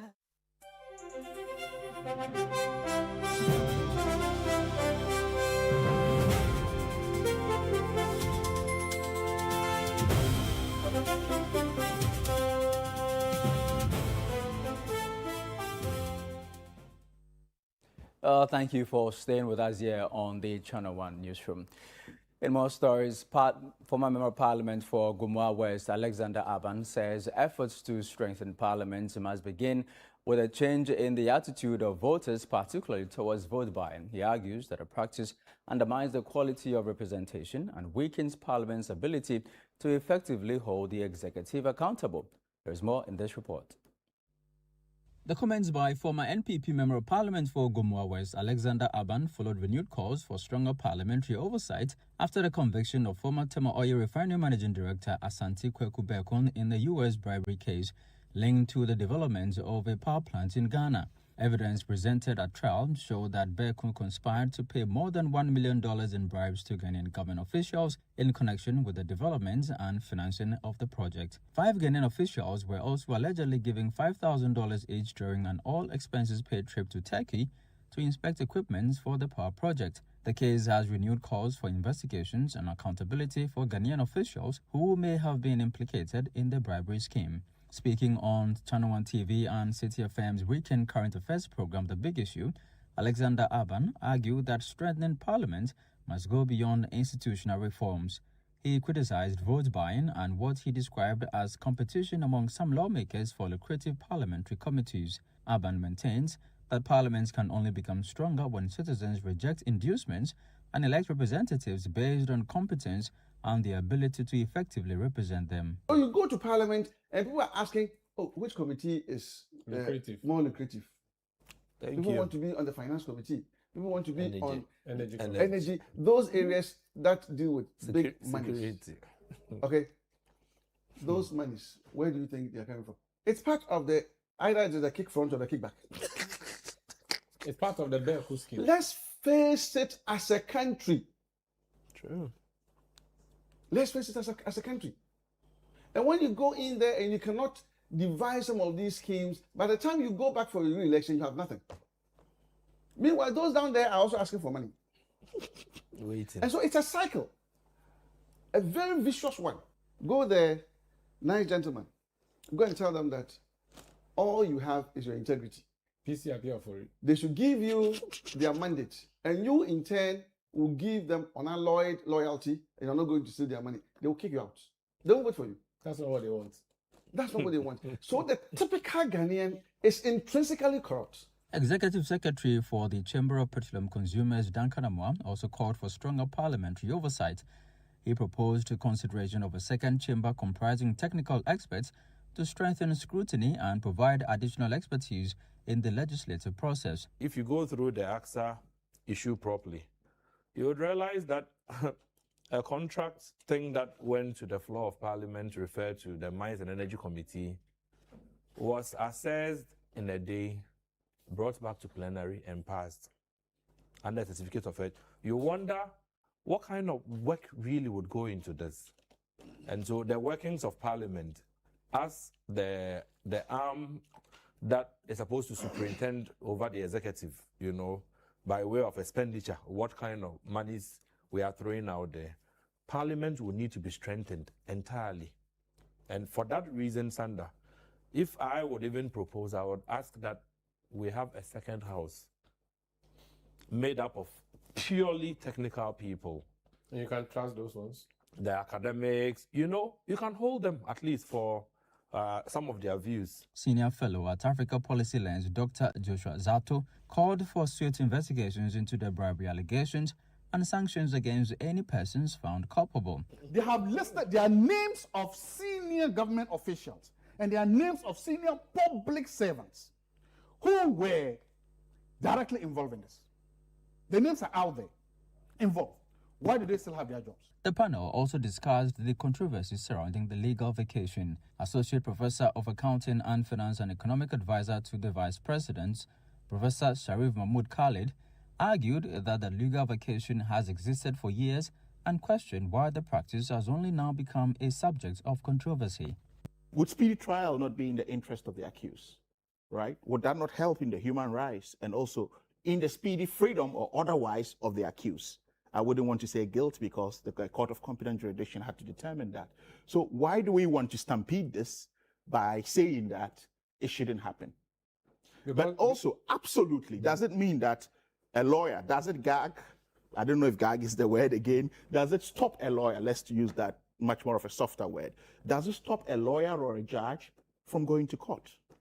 I don't think so. So, and in all of these cases that we are looking at, could they be classified as special cases? I think that this is where the questions should be asked. So, rather than saying that we should bring it all or there is politics to this, we're going to court to seek an interpretation. But in any case, has this thing not been existing for a while now? Why is it an issue now? I'll allow you to. Well, now to the literacy challenge. The top 100 contestants for this year's edition will sit for an aptitude test on Sunday here in Accra as the competition enters its second stage. Organized by ChannelOne TV and City FM, the annual contest seeks to identify outstanding students aged between 11 and 15. There's more in this report. The top 100 contestants who qualified from the initial stage of the 2026 Literacy Challenge are expected to sit for the written aptitude test on Sunday, August 16 at the British Council in Accra. The annual competition, organized by ChannelOne TV and City FM, seeks to identify brilliant students aged between 11 and 15 and ultimately select the all-round pre-secondary student. Speaking about the aptitude test, Head of Programs Production at ChannelOne TV, Apiako Seira Mashong Abbey, said preparations are complete for the second stage. Extremely big day. We have less than 24 hours to the big aptitude test of the Literacy Challenge 2026. Now we're doing this at the British Council here in Accra. The test itself will start at 12:30 p.m., but we've asked our top 100, yes you heard, top 100 contestants to come through the center from about 9 a.m. just so that we can engage them. Don't forget, we'll be meeting many of them for the very first time, engage them, get them to settle as well, and then the test itself kicks off at 12:30. She explained that the test is designed to assess the contestants' general and applied knowledge, including verbal and quantitative aptitude. Now, we've had calls from, of course, informing the top 100 that they've reached level 2 of the competition and whatnot. We've been engaging them as well. And so a lot of people have asked, what do you write in an aptitude test like this? It's general knowledge. You've got your science in there, you've got your reasoning, your language, your literature, your innovative application of knowledge skills, the science. It's really general knowledge. When I say general knowledge, I mean it. It spreads across, it spans so many different disciplines, so many different areas of knowledge. Current affairs is in there as well. So the young people, what we've said to them is just try to tap into the knowledge base that you have already. Now, post the test, we're looking for our top 30 contestants. Now, these top 30 will be broken into regional teams. So I have 10 regional teams of 3. Okay, so we'll break them up, 10 regional teams, and then in the finale, which is in early September, they'll do a weekend of competition. And this will be a live quiz, still general knowledge, and it has to be within your team. The 2026 Literacy Challenge is powered by ChannelOne TV and City FM and sponsored by Prospectus Ghana Limited, SIC Insurance PLC, Advocate Publishing, Tema Oil Refinery, and the Delhi Group.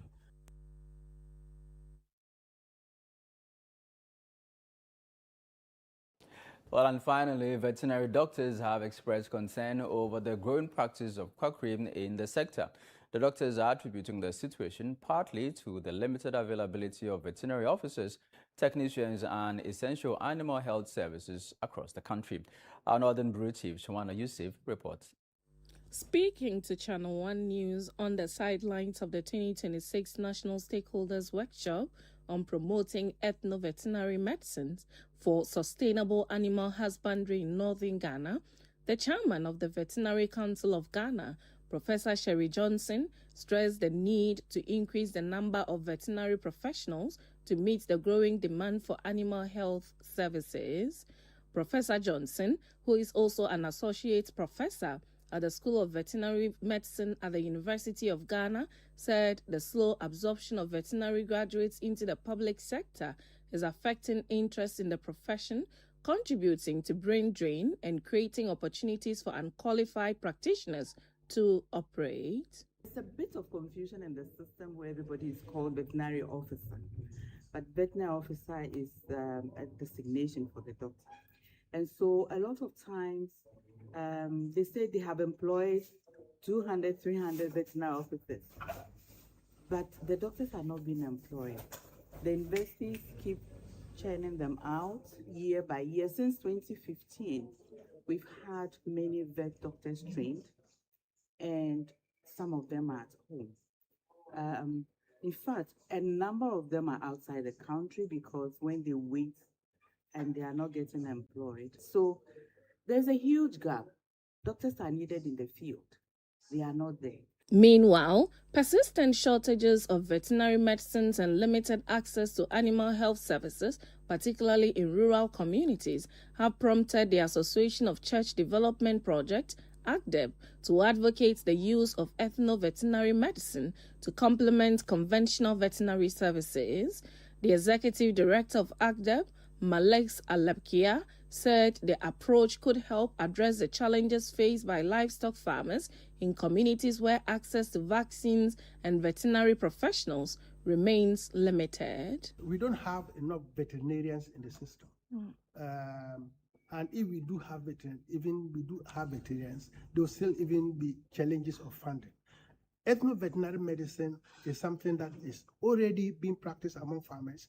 The knowledge is there, the technology is there, the input for that technology is there, and I think that we need to invest in developing that technology. And when we do have a full complement veterinary services, ethno-veterinary medicine can complement that. Dr. George Owusu, chairman of Prolinova Ghana, also called for the scaling up of ethno-veterinary practices in underserved communities, stressing that livestock farming remains a major source of livelihood and wealth creation for many households. So you go to the rural areas, you go to villages, and they will tell you some of their assets are embodied in the livestock that they are rearing, the cattle or the goats or the sheep, or even the poultry animals that they have. And so it is very important that we do everything to enable them safeguard the livestock business that they are engaged in. And that is why we need to do everything to enhance the practice of ethno-veterinary medicine in these rural communities. This is where we wrap up today's edition of the ChannelOne Newsroom here on ChannelOne TV. Do visit our website, channelonenewsonline.com, for more information on our top stories and more.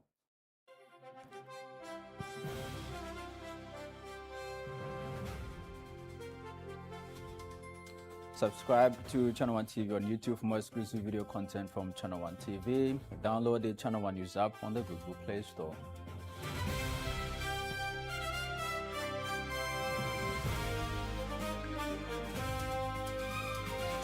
I'm Charles Osukumi. Thank you for watching.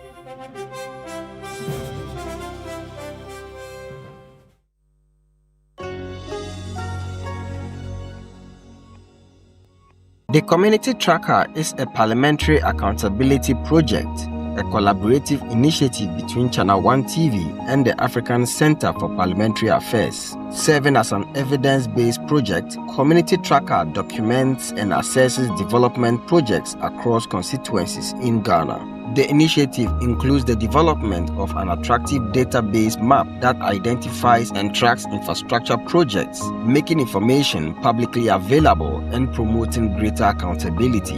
The program empowers communities to identify their priority development needs, monitor project implementations, and hold duty bearers accountable for the delivery of public services. It provides visibility for members of parliament who are delivering tangible development outcomes in their constituencies. Through the tracking and documentation of constituency-level projects, the program seeks to strengthen accountability in public infrastructure delivery while giving communities a meaningful voice in evaluating the impact of development interventions. The Community Tracker airs on Mondays at 7:30 p.m. with repeat broadcasts on Tuesdays 11 a.m. and Saturdays 5:30 p.m. only on ChannelOne TV. Congratulations to all the top 100 contestants of the Literacy Challenge 2026. The journey continues. Level 2. Aptitude test. The top 100 contestants from across Ghana will take part in a written aptitude test on Sunday, 16th August 2026. The time is 12:30 p.m. and the venue, British Council, Accra. From the top 100, 10 regional teams of 3 will emerge as finalists and battle it out in the exciting Literacy Challenge 2026 quiz competition. The ultimate winner will walk away with 10,000 Ghana cedis, a laptop, and a national recognition. Stay tuned to City FM and ChannelOne TV as we follow these young talents on their journey to becoming the ultimate Literacy Challenge champion. The Literacy Challenge 2026 is powered by City FM with support from ChannelOne TV, and it's proudly sponsored by Prospectus Ghana Limited, SIC Insurance, Advocates Publishing, Tema Oil Refinery, and Delhi Group.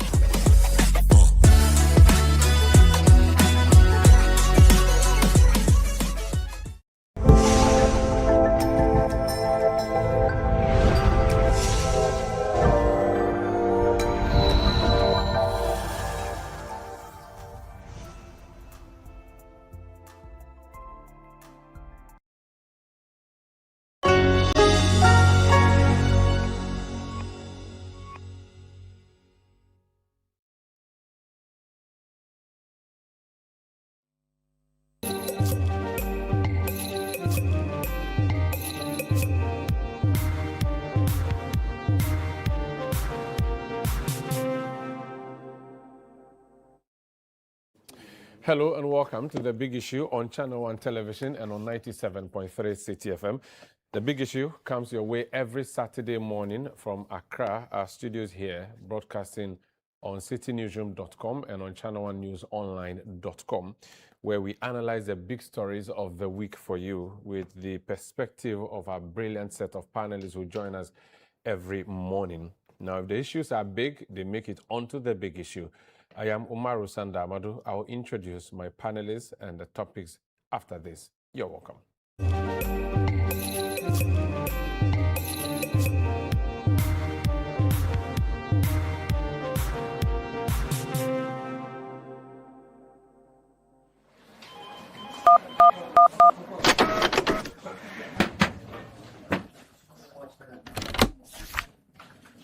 Why? What's wrong?